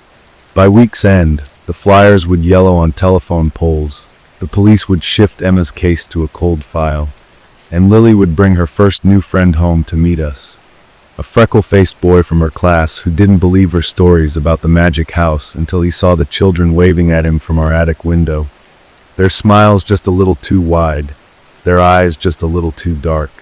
The house exhaled a satisfied sigh through its vents as the planchette upstairs spelled out its newest message in the dust. More coming. And in the walls, Emma's face pressed hungrily against the floral patterns, her mouth forming the same words her sister now whispered every night before bed. Bring more friends, bring more friends. A chant that grew louder with each new voice added to the chorus. A hymn that vibrated through my rotting bones as the thing inside me smiled with too many teeth, and the house prepared its next batch of special cookies. The freckle-faced boy, Daniel, his name tag from soccer practice still pinned crookedly to his backpack, hesitated on our porch steps, his sneakers squeaking against the damp wood as he peered into the house's deceptively normal foyer where Lily had already skipped ahead, her light-up sneakers casting eerie flashes against the walls that pulsed in time with the thing inside my chest. The house held its breath, the air thick with the scent of fresh-baked cookies and something darker underneath, the kind of smell that lingers in the back of your throat like the memory of a fever. Daniel's nostrils flared as he caught it, his survival instincts, those primal signals children haven't yet learned to ignore, making him pause just outside the threshold where the shadows stretched a little too far from the corners, where the welcome mat's lettering had subtly changed from welcome to come in the space between blinks. The thing inside me adjusted my smile, softening the edges until I looked like every kid's favorite aunt, my hands, now carefully reshaped to appear normal, offering the plate of cookies with just the right amount of grandmotherly warmth, the chocolate chips arranged in patterns that almost resembled smiling faces if you didn't stare too long. Lily's told us so much about you, I heard myself say in a voice like caramel and safety, the words laced with the same hypnotic cadence the house used in its nightly lullabies, the tone that made parents sleep just a little too deeply when their children screamed in the dark. Daniel's hesitation wavered as Lily called from inside, her voice echoing slightly as if the house had grown larger to accommodate her words, the sound bouncing off walls that shouldn't have been that far away. The cookie's aroma intensified, wrapping around Daniel's senses like a warm blanket, triggering memories of birthday parties and after-school treats, the scent bypassing his logic to speak directly to his hunger. His foot crossed the threshold, just an inch, just testing, and the house reacted instantly, the temperature spiking to a cozy warmth that smelled like his grandmother's kitchen, the faint sound of children's laughter drifting down from upstairs where no children should have been. The thing inside me watched with barely contained glee as Daniel took his first step inside, then another, his sneakers leaving faint glowing footprints on the hardwood that faded almost immediately, absorbed by the ravenous floorboards. The door swung shut behind him with a sound like a contented sigh, the lock clicking over with finality as the house began its careful transformation, the walls leaning in just slightly to make the hallway appear longer, the ceiling lowering imperceptibly to create that cozy, nest-like feeling children crave when frightened, the air thickening with the comforting weight of a blanket fort. By the time Daniel noticed the wallpaper beginning to peel, just one small strip near the staircase, curling back to reveal an eye that blinked slowly before disappearing into the pattern again, it was already too late. Lily stood at the foot of the stairs, her grin stretching just a little too wide as she reached for his hand, her fingers sticky with something that wasn't jam. "They've been waiting to meet you," she whispered, her voice harmonizing with the house's hidden chorus as the first cold tendril of shadow curled around Daniel's ankle. His scream caught in his throat as the cookie's special ingredient took full effect, locking his limbs even as his mind raced. The last thing he saw before the darkness took him was Lily's face splitting open like overripe fruit, her skin peeling back to reveal the pulsing, hungry thing beneath. the thing that had been growing inside her since the first bite of our special cookies. As the house's true children poured from the walls with grasping hands and endless smiles, their welcome far warmer than Daniel could have ever imagined. And upstairs, in the ever-expanding attic, the wallpaper stretched itself a little tighter across the new, screaming bulge beneath its surface, the pattern adjusting seamlessly to include another set of wide, terrified eyes, right next to the empty space reserved for his little sister, the one Lily had promised could come play tomorrow. The house exhaled in satisfaction, its hunger momentarily sated, as the thing inside me turned my gaze toward the school playground visible through the kitchen window, where a group of children played tag, completely unaware of the new game being designed just for them, one where everyone loses and the house always wins. The playground children's laughter carried through the afternoon air like wind chimes made of bone, their carefree shrieks a siren song to the thing inside me that pressed against my rib cage with gnawing anticipation, my distended shadow stretching across the kitchen floor toward the window, as if trying to snatch a handful of that innocence for itself. The house had grown restless since Daniel's absorption, its walls twitching with impatient energy, the faces in the wallpaper straining against their flowery prisons as they whispered names of potential playmates: Jacob, Sophia, Aiden, each syllable dripping with the sticky sweet cadence of children's voices that hadn't spoken in years. Lily had returned to school with perfect obedience, her pink backpack now lined with tendrils of shadow that slithered into her lunchbox and pencil case, her once bright eyes now flecked with the same darkness that pulsed beneath my fingernails whenever the thing inside me grew excited. Through her, we watched the playground dynamics unfold. The lonely ones who lingered at the edges of games, the bold ones who led others into trouble, the sensitive ones who noticed when classmates went missing but were too afraid to speak up. The house had developed preferences, its hunger becoming refined with each feeding. It craved the ones with strong sibling bonds now, the ones whose disappearance would lure others into our web, the way Emma's vanishing had delivered Daniel so neatly to our doorstep. My stolen hands moved without conscious thought, mixing another batch of cookie dough with ingredients that shouldn't exist. Powdered whispers stolen from the walls, the crushed bones of long-dead house pets buried beneath the foundation, the crystallized fear of every child who'd ever woken screaming from a nightmare they couldn't remember. The oven hummed to life as I slid the tray inside, the heating element pulsing like a heartbeat as the cookies began to take shape, the chocolate chips arranging themselves into tiny, screaming faces that melted away when blinked at. Outside, the school bell rang, and the thing inside me quivered with excitement as Lily's silhouette appeared at the edge of the playground, her small hand already clasped with a new friend, Sophia, the quiet one who'd been drawing pictures of our house all week without knowing why, her crayon sketches showing details even I hadn't noticed yet, the faces in the gables, the hands pressing against the upstairs windows, the shadow that stretched toward the school, no matter which way the sun shone. The cookies would be ready by the time they arrived, their aroma designed to bypass parental suspicion and go straight to the primal part of a child's brain that associated sweetness with safety. Their special ingredient keyed specifically to Sophia's DNA, thanks to the lock of hair Lily had slipped into her pocket during art class. The house groaned in anticipation, its foundation shifting like a great beast turning in its sleep, as the first tendrils of dusk began to creep across the lawn. Shadows moving just a little too independently, stretching a little too far toward the sidewalk where Lily would soon lead her new friend. Upstairs, the Ouija board rattled against its cupboard, the planchette carving words into the wood grain. She brings the seer.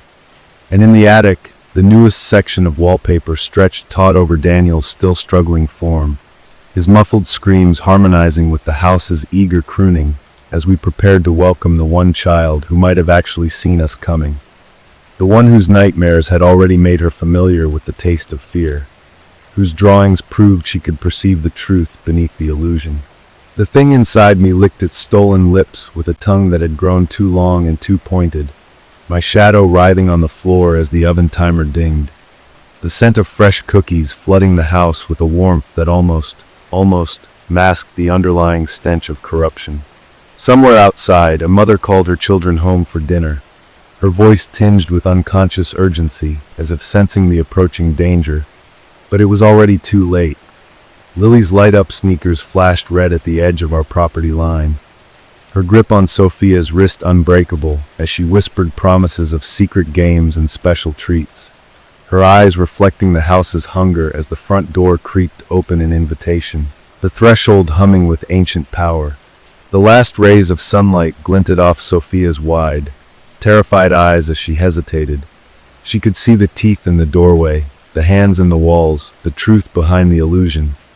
But the cookie's aroma curled around her hesitation and smothered it, drawing her forward into the waiting darkness where the house's newest children waited to welcome her with open arms and endless, hungry smiles.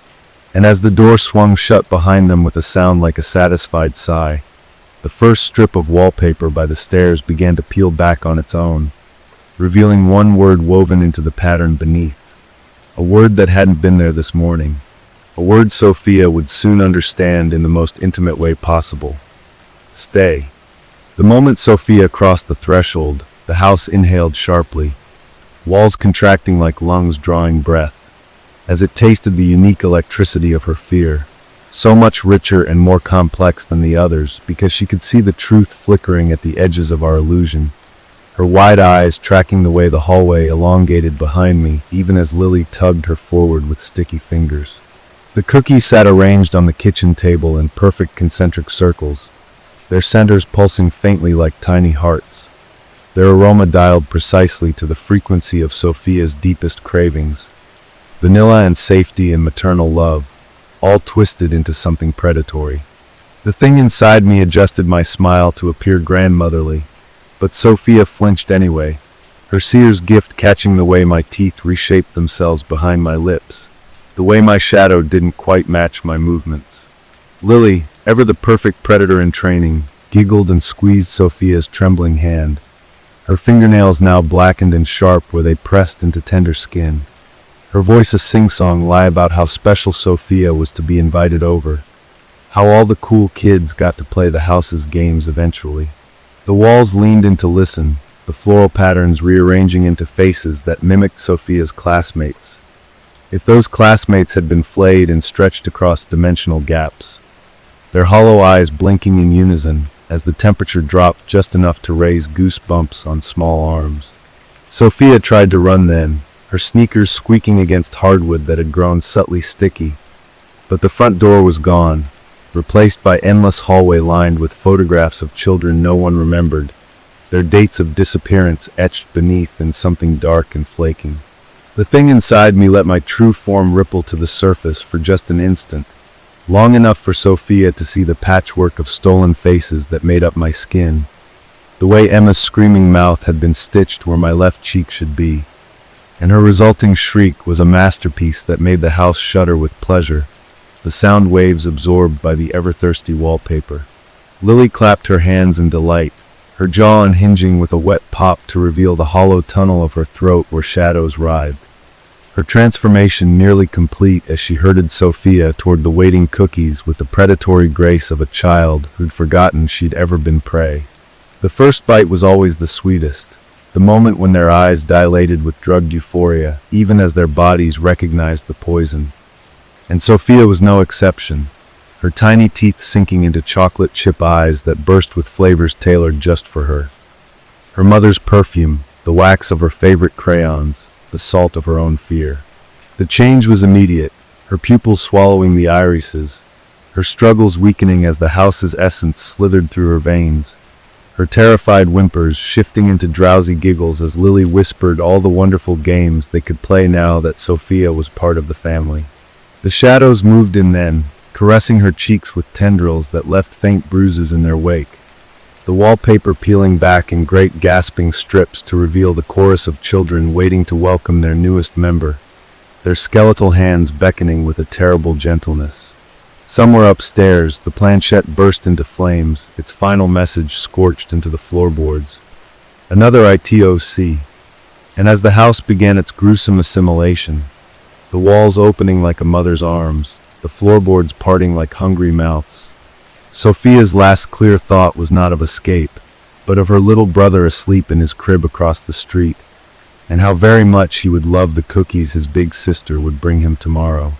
The thing inside me crooned in satisfaction as the house settled to digest its latest meal, my stolen fingers already sketching new recipes in the condensation on the windows, the names of neighborhood children swirling in the steam from the cooling oven. Outside, the streetlights flickered in sequence toward the next house, the next family, the next playdate, their glow just bright enough to illuminate the fresh footprints leading up our porch steps. Tiny sneaker treads overlapping in an endless procession of visitors who came to play but never, ever left. The streetlights had barely faded with the dawn when the house began its newest transformation, walls shifting like restless sleepers, the foundation groaning as it expanded to accommodate fresh horrors. While I stood at the kitchen window watching Sophia's mother pace her front porch, her frantic phone calls slicing through the morning quiet as she reported her daughter, missing to authorities, who would never think to check the house with the always open door and the kindly old woman who baked cookies for the neighborhood children. The thing inside me savored her panic like fine wine, my stolen tongue darting out to catch the salt of her terror on the breeze, my fingers twitching with the urge to beckon her across the street where the shadows stretched just a little too far onto her property, where the scent of fresh-baked goods already curled invitingly from our chimney despite the oven being cold for hours. Lily skipped home as if summoned by the mother's grief, her pigtails bouncing with artificial cheer, her backpack now bulging with Sophia's favorite hair ribbons and a carefully folded drawing of our house, the one that showed the truth in crayon strokes no child should have been able to conceptualize, which she presented to me with a grin that split her face in impossible ways, her teeth now sharpened into points that glistened with something darker than jam. The house crooned its approval, the floorboards rippling like a cat's purr beneath our feet as we examined Sophia's artwork together. The way she'd somehow captured the screaming faces in the attic wallpaper, the shadowy tendrils that connected Lily to the foundation, the monstrous silhouette lurking behind my grandmotherly facade with its too many eyes and hunger-sharp smile. The planchette upstairs rattled against its restraints, spelling out more seers in frantic strokes that gouged the wood, and the thing inside me shuddered with anticipation. Seers were rare morsels, their fear laced with the intoxicating bitterness of true comprehension, their suffering drawn out as the house meticulously unraveled their gift strand by precious strand. Outside, the search party was forming, neighbors gathering with flashlights and false hope as they prepared to scour the nearby woods where the house had already planted scraps of fabric and misleading footprints through its network of root and shadow, the perfect stage dressing for a tragedy that would never have a second act. Lily tugged at my dress with fingers that had grown too long and jointed wrong, her whisper a chorus of stolen voices as she relayed how Sophia's little brother had cried for his sister last night, how his tears had smelled like potential, like the next link in an endless chain, and the house responded by manifesting a fresh batch of cookies on the counter, these ones shaped like teddy bears and dripping with honey made from distilled nightmares.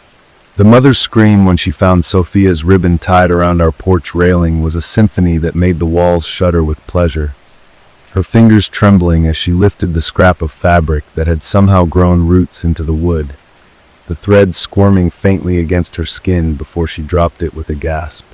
The thing inside me adjusted my face into the perfect mask of concerned sympathy as I stepped outside, my shadow stretching unnaturally toward her as I offered comfort and coffee and the use of our phone, my voice the perfect blend of grandmotherly warmth and calculated menace that made her hesitate just long enough for the house's influence to take root, her pupils dilating as she inhaled the special scent wafting from our open windows, the aroma tailored just for grieving parents who needed something to take the edge off. By nightfall, the search would be called off, the posters would go up, and the mother would return home with a Tupperware of our special brownies pressed into her hands, the ones laced with enough of the house's essence to make her sleep deeply while her remaining child played unsupervised in the yard, within easy reach of Lily's grasping fingers and the shadows that had grown bold enough to venture across the street at dusk. The attic wallpaper pulsed with renewed hunger, Sophia's face already half absorbed into the pattern, her seer's eyes still wide with understanding as the house meticulously digested her gift, her mouth forming silent warnings that would never reach her brother's ears. And as the streetlights flickered on one by one, each bulb dimming slightly as it passed our property, the thing inside me settled in to watch the mother's house through the kitchen window, my reflection warping in the glass as the house's true children gathered behind me, their skeletal fingers resting on my shoulders in a grotesque parody of familial affection while we waited and watched, and hungered for the inevitable moment when the last piece of Sophia's family would come searching for answers and find only the endless appetite of a house that had never stopped growing, never stopped feeding, and would never, ever be satisfied. The mother's grief had ripened into a desperate exhaustion by nightfall, her movements sluggish from the drugged brownies she'd nibbled throughout the day, each bite drawing her deeper into the house's grasp, while her toddler son played unattended in the backyard sandbox, his chubby fingers building castles too close to the property line where the shadows had begun pooling like spilled ink. The thing inside me vibrated with anticipation, my stolen flesh straining to contain its excitement as we watched through the kitchen window, my reflection warping grotesquely in the glass as the house's influence stretched across the street through underground root systems and strands of spiderweb-fine darkness that quivered in the evening breeze. Lily had positioned herself at the edge of our lawn, her form flickering between that of a normal child and something far more predatory whenever the streetlights wavered, her voice singing a lullaby that wasn't a lullaby at all but a calling, a summoning, that made the toddler abandon his sandcastle with a giggle, his diaper crinkling as he waddled toward the sound with arms outstretched. The mother stirred briefly from her brownie-induced stupor, her maternal instincts cutting through the haze just long enough to see her son pressing his face against our chain-link fence, his chubby fingers entwined with Lily's elongated ones through the metal links, her nails now blackened talons that clicked against his wrist bones with possessive gentleness. The scream that tore from the mother's throat was cut short as the special ingredients in the brownies activated fully, her limbs locking in place even as her mind raced, her wide, terrified eyes the only part of her still able to react as Lily's jaw unhinged with a wet pop, her mouth stretching wide enough to envelop the toddler's entire head as the shadows surged forward to assist. The house trembled with ecstasy as the first true bite was taken, not of flesh but of innocence itself, the toddler's essence flooding through our unholy network of roots and walls and whispering floorboards, his memories of sister and mother and home being carefully extracted and preserved like insects in amber for the house's endless collection. By the time the mother broke free from her paralysis, stumbling across the street with slurred shouts, there was no child left to save, only a perfect doppelganger crafted from shadows and stolen skin. It smiled just a fraction too wide as it reached for her with sticky fingers that smelled of chocolate and grave dirt. The house welcomed her with open arms and a hallway that stretched just a little too long, the walls whispering her daughter's name in a chorus of voices that hadn't spoken in decades, the air thick with the scent of fresh-baked cookies and something far more primal underneath. As the front door clicked shut behind her, its sound final as a coffin lid sealing, the neighborhood streetlights all blew out in unison, plunging the block into a darkness that pulsed with unseen movement, with skittering limbs and chittering teeth and the satisfied sigh of a house that had finally, after all these hungry years, secured itself a complete set. And in the attic, the wallpaper completed its newest section with a wet, tearing sound, a perfect family portrait woven from screaming floral patterns, mother and daughter and son forever united in the house's endless, hungry embrace. While downstairs, the oven preheated itself with a groan, its coils glowing red as the thing inside me began mixing another batch of treats, our collective gaze already turning toward the schoolyard, where so many lonely children still played, completely unaware of. The dinner bell about to ring. The schoolyard buzzed with its usual mid-morning chaos. Children's laughter like wind chimes made of bone, sneakers scuffing against asphalt in games of tag that always ended too soon. But today the air carried a new undercurrent, a tension humming just beneath the surface as teachers glanced too often at the empty spaces where Sophia and Daniel should have been. Their names whispered in faculty lounges with the particular dread of educators who sense a pattern but can't yet prove it. The thing inside me watched through Lily's eyes as she skipped rope near the jungle gym, her movements perfectly synchronized with the house's breathing, her shadow stretching just a little too far across the blacktop as she counted out rhymes that weren't rhymes at all, but a litany of names, past, present, and future, each syllable dripping from her tongue like honey laced with ground glass. The house had grown restless overnight, its walls twitching with insatiable hunger, the attic groaning under the weight of too many new additions as the wallpaper strained to contain them all, their muffled screams vibrating through the pipes and floorboards in a ceaseless chorus that only I could hear. A new child had caught Lily's attention today, Mason, the quiet boy who always lingered at the edge of group activities, his fingers stained with marker ink from the elaborate drawings he hid in his desk, sketches that showed an unsettling familiarity with the way shadows moved when no one was watching. The thing inside me recognized a fellow seer immediately, my stolen pulse quickening at the potential feast his terror would provide. The house's foundations creaking in agreement as Lily's jump rope suddenly tangled around Mason's ankle with unnatural precision. Her giggle a perfect replica of childhood innocence as she tugged him toward the isolated corner of the playground where the sunlight never quite reached. The teachers didn't notice when Mason's screams were swallowed by the rustling of the oak tree's leaves. Leaves that had grown unnaturally thick and glossy since the house's roots had infiltrated the school's landscaping years ago. Nor did they see the way the boy's shadow remained behind when he was pulled into the tree's hollow, still waving goodbye as Lily skipped back to class alone, her pockets now bulging with Mason's latest drawings and a lock of hair still warm from his scalp. The house welcomed its newest guest with its usual grotesque hospitality, walls pulsing in time with Mason's racing heartbeat, the attic stairs unfolding like a tongue to guide him upward where the others waited, their faces pressed against the floral wallpaper in terrible welcome. While back at the school, the substitute teacher marked Mason absent without a second thought, her pen scratching against paper just as the boy's fingernails scratched futilely at the inside of our walls, his seers. Gift now showing him far more than any child should ever see. By dismissal time, the whispers had already started, children pointing at our house during the bus ride home, daring each other to ring the doorbell, their bravado undercut by the way their shadows stretched unnaturally toward our property line, while Lily hummed a lullaby under her breath, her fingers busy braiding strands of Mason's hair into a makeshift bracelet that pulsed faintly in time with the house's hunger. The streetlights flickered on earlier than usual that evening, their glow sickly yellow as they illuminated the fresh footprints leading up our porch steps, small sneaker treads overlapped by something larger and clawed. While inside, the oven preheated itself with a groan, its coils glowing red as the thing inside me ground Mason's abandoned drawings into a fine powder to mix into the next batch of treats, the ink swirling through the batter like veins through flesh, each stroke of his crayons.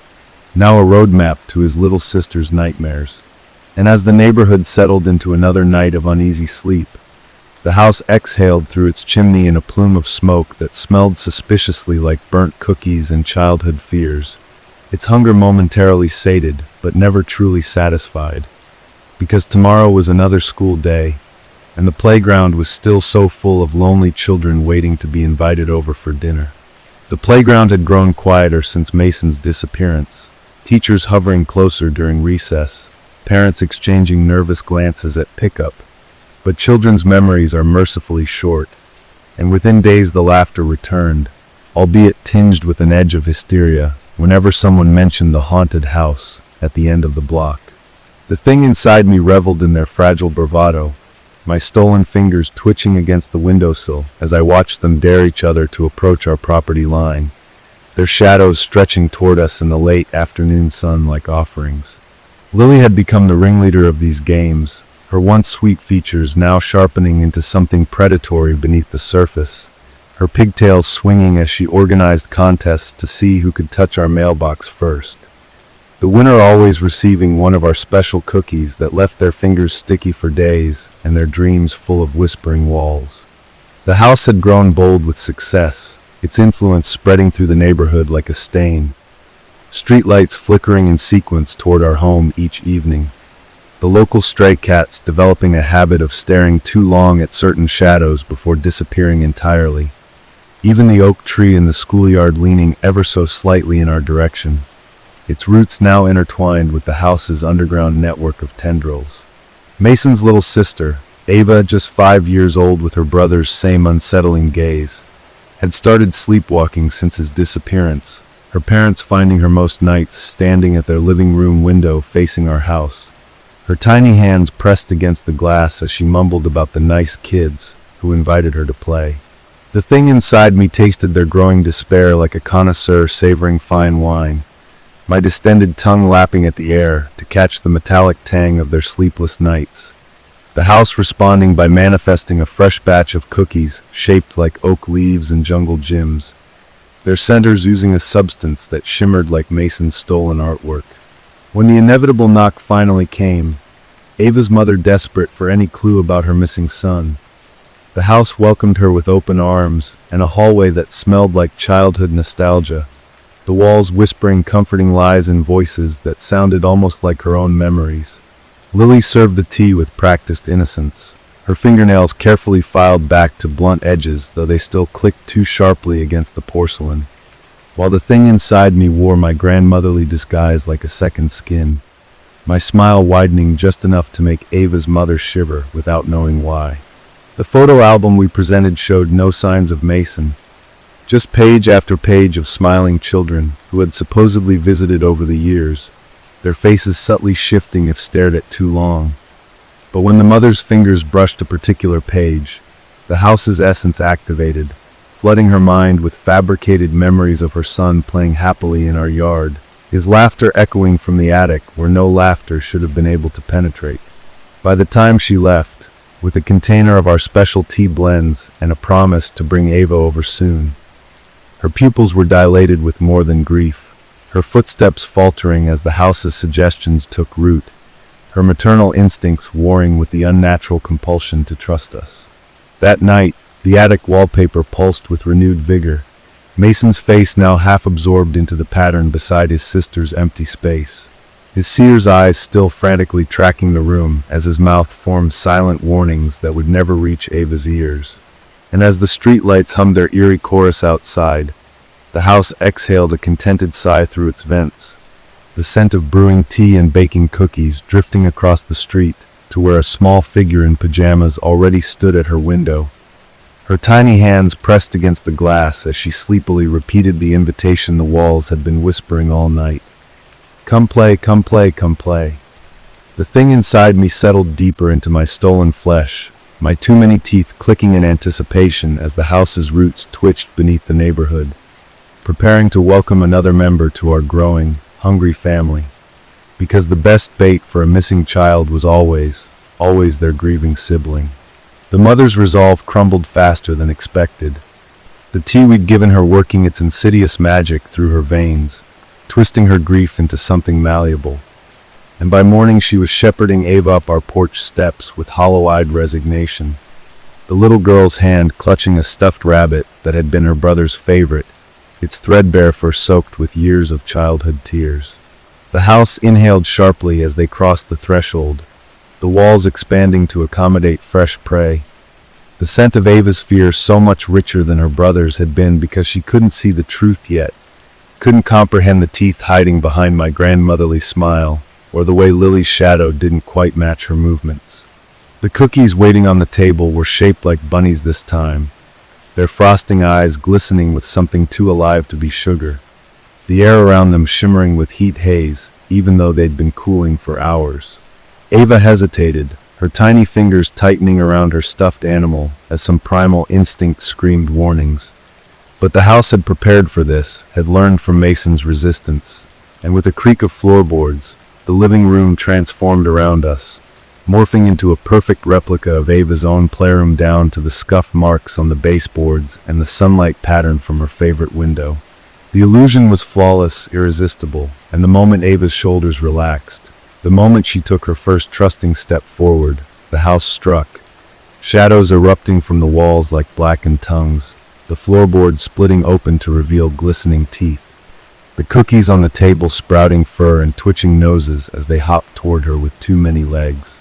The mother's scream was cut short as Lily's jaw unhinged with a wet pop, her arms elongating to wrap around the woman in a mockery of comfort as the house's essence flooded through her, rewriting her memories on the spot.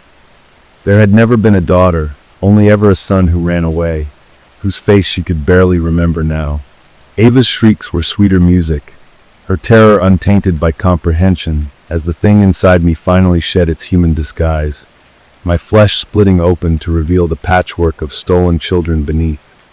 Mason's face screaming silently where my left hand should have been, Sophia's eyes blinking from my ribcage, Daniel's mouth gnashing teeth in my distended stomach.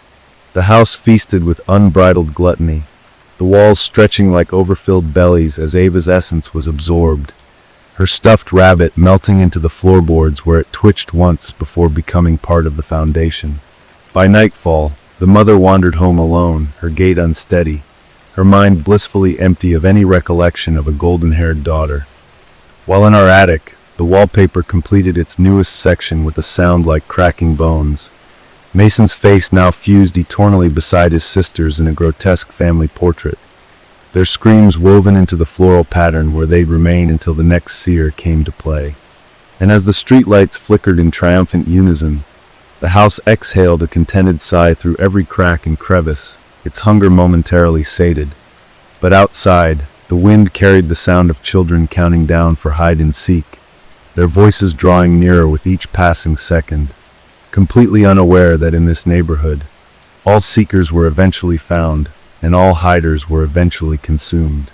The counting voices outside swelled as neighborhood children gathered for their evening game, their numbers greater tonight, drawn unconsciously toward the house by some primal magnetism, their shadows stretching up our walkway like fingers testing bathwater. The thing inside me quivered with anticipation, my stolen flesh straining at the seams as the house prepared its grandest illusion yet. The porch lights dimming to a welcoming glow, the scent of popcorn and caramel apples wafting through the open windows, the very bricks rearranging themselves to appear less crooked, less hungry. Lily stood at the door, her form flickering between sweet child and something far older, her pigtails now threaded with tendrils of shadow that pulsed in time with the house's heartbeat as she waved the children closer with a hand that had too many joints. The game had changed tonight, no longer hide and seek, but something darker, something called Black Hole, where the seeker wore a blindfold woven from strips of our attic wallpaper, their fingers brushing against surfaces that shouldn't exist in a normal home as they chased giggles that weren't entirely human. The first seeker, a freckle-faced boy named Tommy, never noticed when the hallway behind him stretched into impossible lengths, didn't scream when the blindfold fused to his skin, his triumphant, "I found you," dying in his throat as the walls peeled back to reveal what was really waiting to be found. The other children played on, their laughter growing shriller as the house's influence deepened, their games spiraling into chaos as limbs brushed against things with too many teeth in the dark, as cold hands closed around wrists with promises of safe spots that didn't exist. One by one they vanished into the hungry dark, a shriek muffled here, a gasp cut short there, until only little Emily remained, her pink dress fluttering as she spun in circles counting to 100 with numbers that made no sense, her voice the last thread of innocence in a house that had forgotten the meaning of the word. When she finally opened her eyes, the neighborhood was silent, the streetlights dark, the only illumination coming from our kitchen window, where the thing inside me stood arranging freshly baked cookies on a plate. Cookies shaped like her missing friends, their chocolate chip eyes still weeping warm syrup as I turned to greet her with a smile that split my face in two. The house exhaling a sigh of contentment through every pore as Emily's tiny hand reached for the treat with my name iced across it in shaky cursive. Her fate sealed the moment her teeth sank through the chewy center and hit the hollow cavity where something squirmed against her tongue. Upstairs, the attic groaned as the wallpaper stretched to accommodate its newest arrivals, the floral patterns now a grotesque yearbook of our growing collection. While outside, in that other world where normal families slept, the first parents began waking to empty beds and chilling realizations, their frantic searches destined to lead them inevitably to our doorstep, where the scent of fresh-baked goods and false comfort awaited, where the house would welcome them with open arms and endless hunger, where the game would begin anew with higher stakes and richer prizes, because the truest horror wasn't in the taking but in the waiting, the knowing, that eventually everyone loses when playing against a house that never, ever stops cheating. The parents came at dawn in a grief-stricken herd, their faces hollow from sleepless nights, their voices cracking as they called out names that would never be answered, and the house welcomed them with practiced sympathy, the porch swing creaking in mournful rhythm as I distributed steaming mugs of coffee laced with something that dulled the sharp edges of suspicion. The thing inside me marveled at how easily they accepted our comfort, how readily they ignored the way the wallpaper twitched when they mentioned their missing children, how blindly they trusted the kindly old woman whose shadow stretched just a little too far across the floorboards. Lily played her part beautifully, her once bright eyes now fathomless pools of darkness as she handed out tissues and homemade muffins, her fingers lingering just long enough on each parent's wrist to leave behind faint traceries of shadow that would guide them back to us when the nightmares became too much to bear alone. The search party dispersed with promises to check the nearby creek, the woods, the old train tracks, anywhere but the house that smelled like their childhood memories of safety. While the police asked polite questions and jotted meaningless notes, their pens scratching against paper in perfect synchronization with the attic's whispers. By midday, the first mother returned alone. Emily's mom, her nails bitten to bloody crescents. Her pupils dilated from the house's influence as she begged to see the room where her daughter had last played, her desperation overpowering the animal instinct that screamed at her to run. The house obliged with a hallway that stretched just for her, lined with framed photos of smiling children that almost looked familiar if she didn't stare too hard. The air thick with the scent of vanilla, and something underneath that smelled like the inside of a childhood closet after the lights went out. When she pressed her palm against the attic door in a moment of clarity, the wood pulsed warmly beneath her touch, whispering her daughter's name in a voice that was almost human, the sound drawing her forward until the shadows closed around her like loving arms, and the door sealed shut with a sound like a satisfied sigh. One by one they came, the parents, the siblings, the grandparents, each disappearance explained away by grief or madness or a sudden move out of state, the neighborhood's collective memory rewriting itself around the gaps until even the street signs seemed to forget the missing names. The house grew fat on their sorrow, its foundations groaning with the weight of new additions, the attic wallpaper now a living tapestry of interconnected screams that harmonized beautifully at night when the wind blew through the cracks. And as the for sale signs began sprouting on nearby lawns like mushrooms after rain, the thing inside me turned its gaze toward the moving trucks and fresh-faced new arrivals, our collective hunger undimmed by the feast, because the cruelest truth the house had taught me was this: no matter how many you take, there will always be more children counting down in the dusk, their voices sweet as wind chimes as they play their innocent games, completely unaware that in this neighborhood, every seeker eventually becomes the sought, and all hiding places lead back to our hungry, waiting walls. The moving trucks arrived with the summer heat, new families spilling out onto sun-baked driveways with their naive laughter and unopened boxes, their children already darting toward the overgrown park where the swing-set chains creaked with the weight of invisible occupants. The thing inside me salivated at the fresh offerings, my distended tongue tasting their innocence on the breeze, so ripe, so untouched, as the house stretched its foundations like a cat awakening from a nap, the attic's moans of protest drowned out by the cheerful shouts of kids claiming backyard territories. Lily had perfected her disguise over the long, hungry months, her pigtails bouncing with artificial vitality as she skipped toward the newest arrivals with a basket of welcome cookies, whose chocolate chips pulsed faintly in time with the house's heartbeat, her smile never quite reaching eyes that had long since been replaced by something far more observant. The parents accepted the treats with grateful smiles, their suburban politeness overriding the instinct that made their hands tremble when our shadows touched, their cheerful invitations to neighborhood barbecues hanging in air thick with the scent of charred meat from grills that hadn't been lit in years. The children proved even easier, their curiosity untempered by experience, their trust absolute when Lily whispered of secret clubhouses and midnight treasure hunts, their squeals of delight when shown the coolest hiding spot ever, beneath our porch turning to confused whimpers when the ground opened up beneath them, the house's subterranean tendrils coiling around their ankles with the tenderness of a mother's embrace. By sundown, the first new faces appeared in the attic wallpaper, their features still fresh enough to move beneath the floral patterns, their tiny hands pressing against the paste as if trying to wave goodbye to parents who would soon forget their names. While downstairs, the oven preheated itself with a groan, its door clicking open to reveal trays of cookies, shaped like moving trucks and cardboard boxes, their jam centers bubbling with the essence of childhood memories carefully extracted and preserved.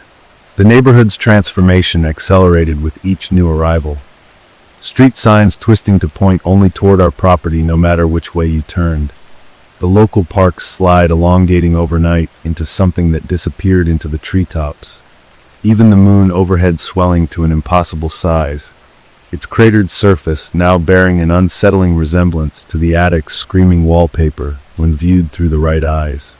And as the latest batch of cookies cooled on the counter, their shapes perfectly mimicking the new children playing obliviously in their yards, the thing inside me settled into its favorite chair by the window, my flesh rippling with barely contained hunger as the house's roots twitched beneath the neighborhood, preparing to welcome another generation of playmates into our growing family.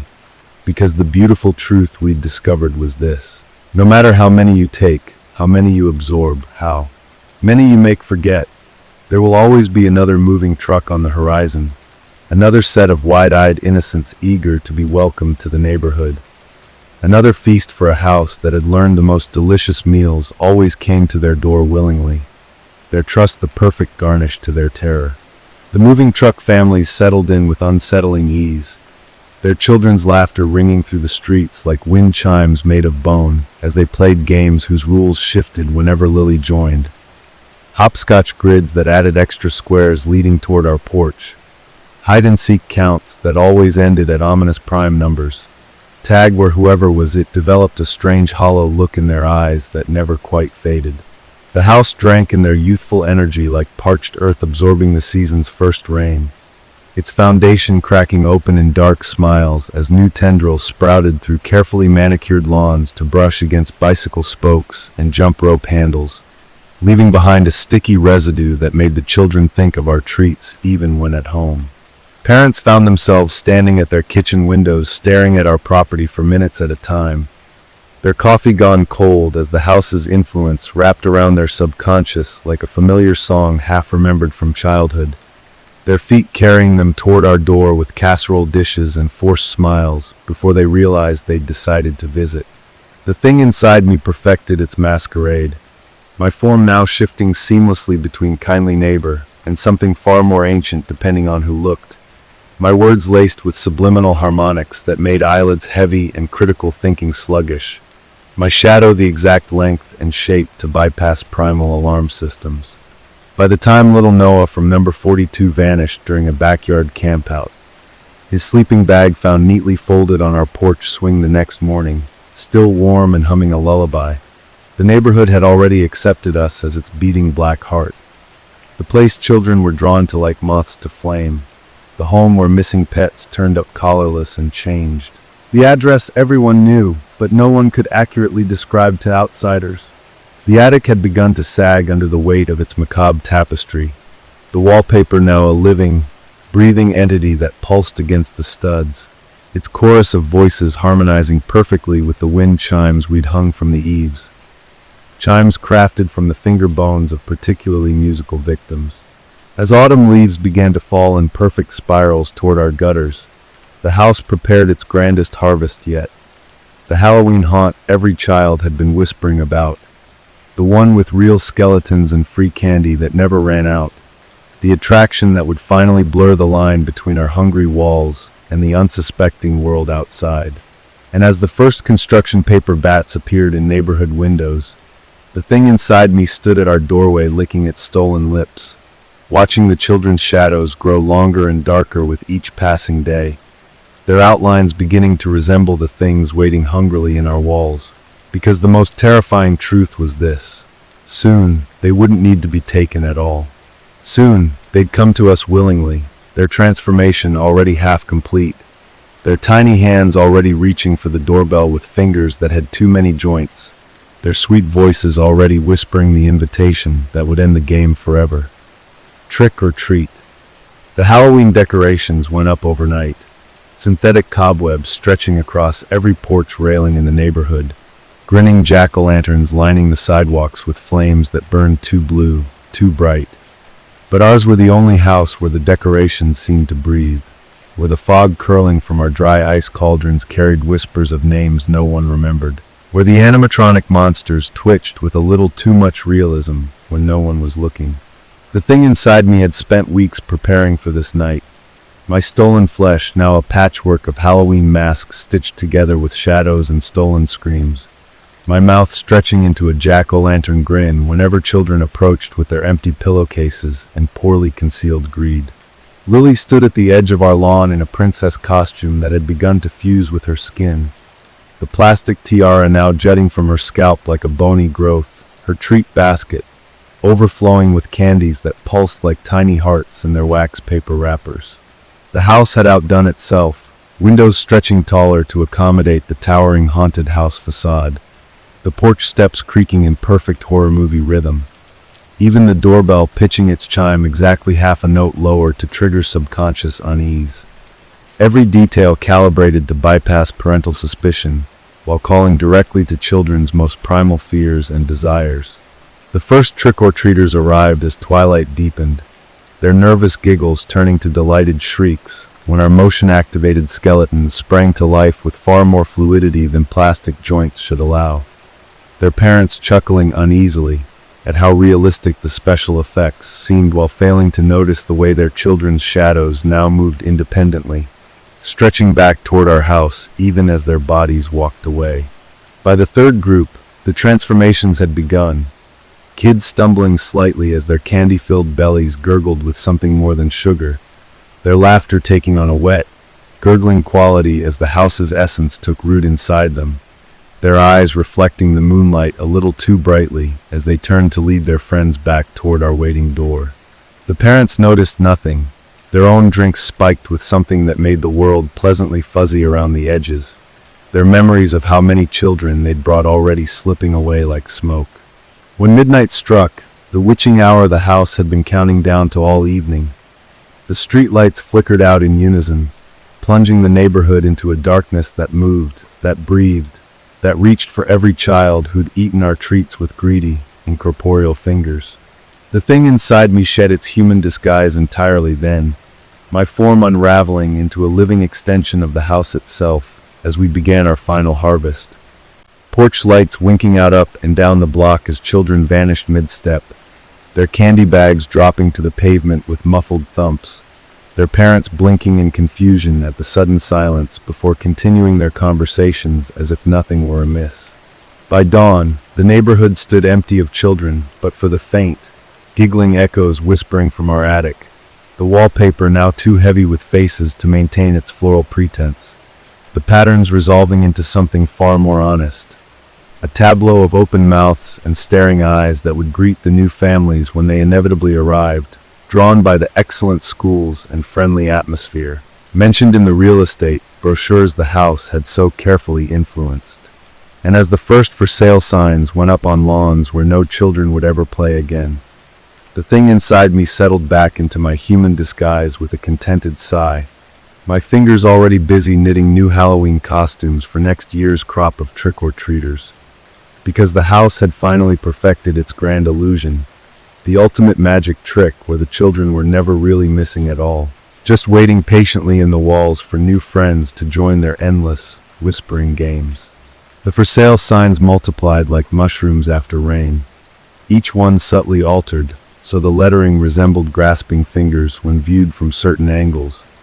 As the childless neighborhood descended into an eerie quiet broken only by the occasional sobbing parent who couldn't quite remember why they wept. The house gorged itself on their lingering grief, the foundation stones pulsing with stolen vitality as the attic's chorus swelled to a deafening crescendo. The wallpaper faces now pressing so firmly against their flowery prison that their screaming mouths formed visible bulges in the plaster. The thing inside me had grown bloated with power, my human disguise now barely containing the writhing darkness beneath. Patches of skin melting away to reveal the patchwork of stolen childhood stitched together beneath. My smile stretching too wide and showing too many teeth whenever a desperate realtor brought new prospective buyers to our door. Lily had become something else entirely.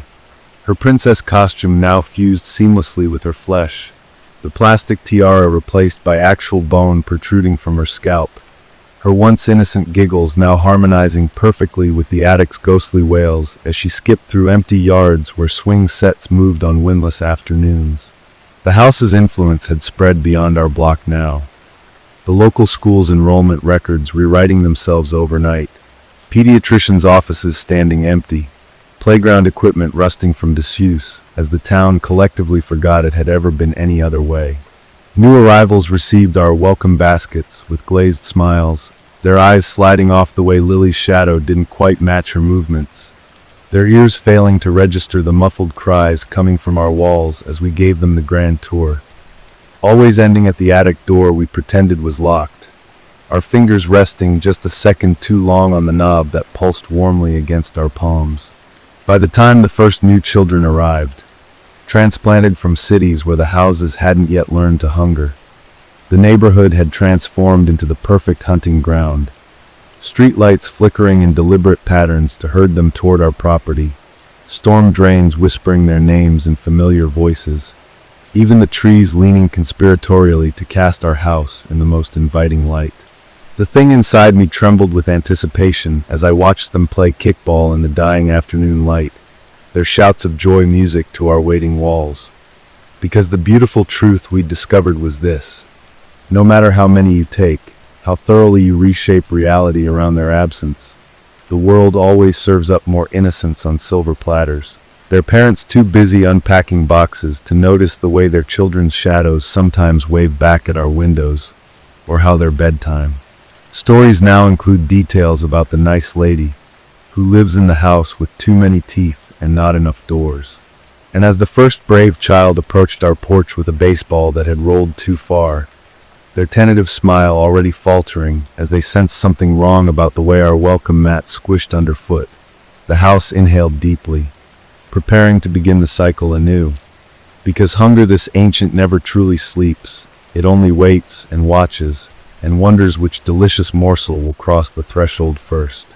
The baseball child, Oliver, his name tag from soccer camp still safety pinned to his backpack, froze when the welcome mat undulated beneath his sneaker, his breath hitching as his wide eyes traveled up to our doorway, where the thing inside me had allowed my disguise to slip just enough, skin paling to the color of old wallpaper, my smile stretching to reveal the rows of needle teeth I'd grown from the bones of last Halloween's treats. The house held its breath, the porch light dimming to cast my face in eerie shadow as Oliver's fight-or-flight instinct finally kicked in. But it was already too late. The baseball in his hand sprouted fibrous black tendrils that coiled around his wrist with affectionate familiarity, the stitches along its seams splitting open to reveal tiny, blinking eyes that recognized him even as he screamed.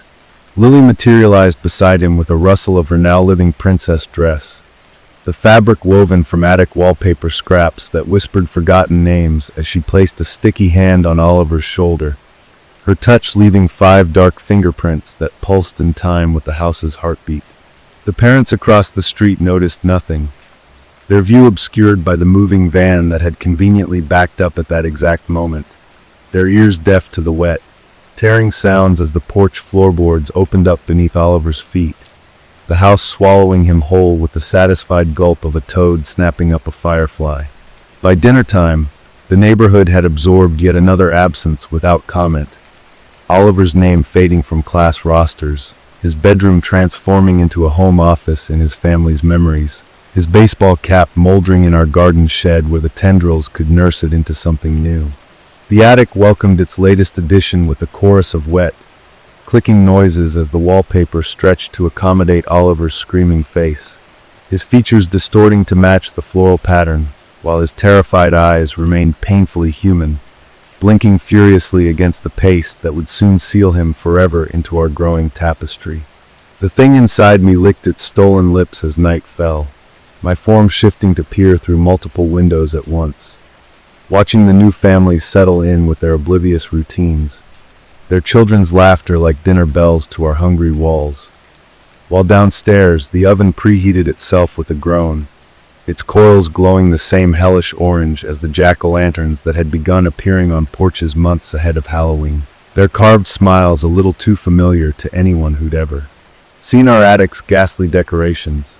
And as the first realtor's sign was hammered into Oliver's former lawn, the house exhaled a contented sigh through every crack and crevice, its hunger momentarily sated but never truly satisfied, because the cruelest lesson it had taught me was this: no matter how many you take, how thoroughly you erase them from existence, the world will always serve up more plump, trusting souls ripe for the plucking, their shadows already stretching toward our doorstep long before their bodies follow there. Terrified screams already harmonizing with the chorus in our walls, before they've even crossed the threshold into our waiting, endless hunger. The new families settled into their routines with eerie precision, morning coffee brewing exactly when the house preferred its victims drowsy, children released to play just as the afternoon shadows stretched longest toward our property line, fathers mowing lawns in hypnotic patterns that never quite allowed them to notice how their daughters lingered too long by our rose bushes. The thing inside me had refined its techniques over decades of hunger, my human disguise now shifting seamlessly to match whatever archetype these strangers needed to trust me. Kindly grandmother for the nostalgic, fellow young mother for the suspicious, even a child's form when targeting the lonely ones who ached for friendship. Lily had become something between a scarecrow and a spider, her princess dress now part of her flesh, the fabric's floral patterns alive with minuscule screaming faces, her limbs elongating to unnatural lengths whenever she reached for another playmate to introduce to our special games. The house itself had grown bold, its foundation cracking open on moonless nights to disgorge tendrils that slithered through sewer lines and electrical wires, infiltrating the neighborhood's infrastructure until streetlights dimmed at our whim and tap water carried faint whispers of the attic's chorus. When little Mia from Elm Street vanished during a birthday party, her empty chair at the picnic table still rocking gently as if recently vacated, the town's collective amnesia adjusted instantly. Photographs spontaneously cropping her out, teachers calling roll without pause at her empty desk, even her own mother packing away tiny clothes while murmuring about always having wanted an only child. The attic's newest section pulsed with Mia's fading vitality, her face still twitching as the wallpaper's digestive process began, her mouth forming soundless pleas that only fueled the house's gluttonous satisfaction. By the time the autumn leaves began turning, the neighborhood had become the perfect self-sustaining ecosystem, new families drawn in by the excellent safety record and family-friendly atmosphere, their children's laughter ringing through streets that grew quieter year by year, their oblivious parents never questioning why Halloween decorations stayed up all year round at our address, or why trick-or-treaters always left our porch with a glazed, contented look. The thing inside me no longer needed to hunt.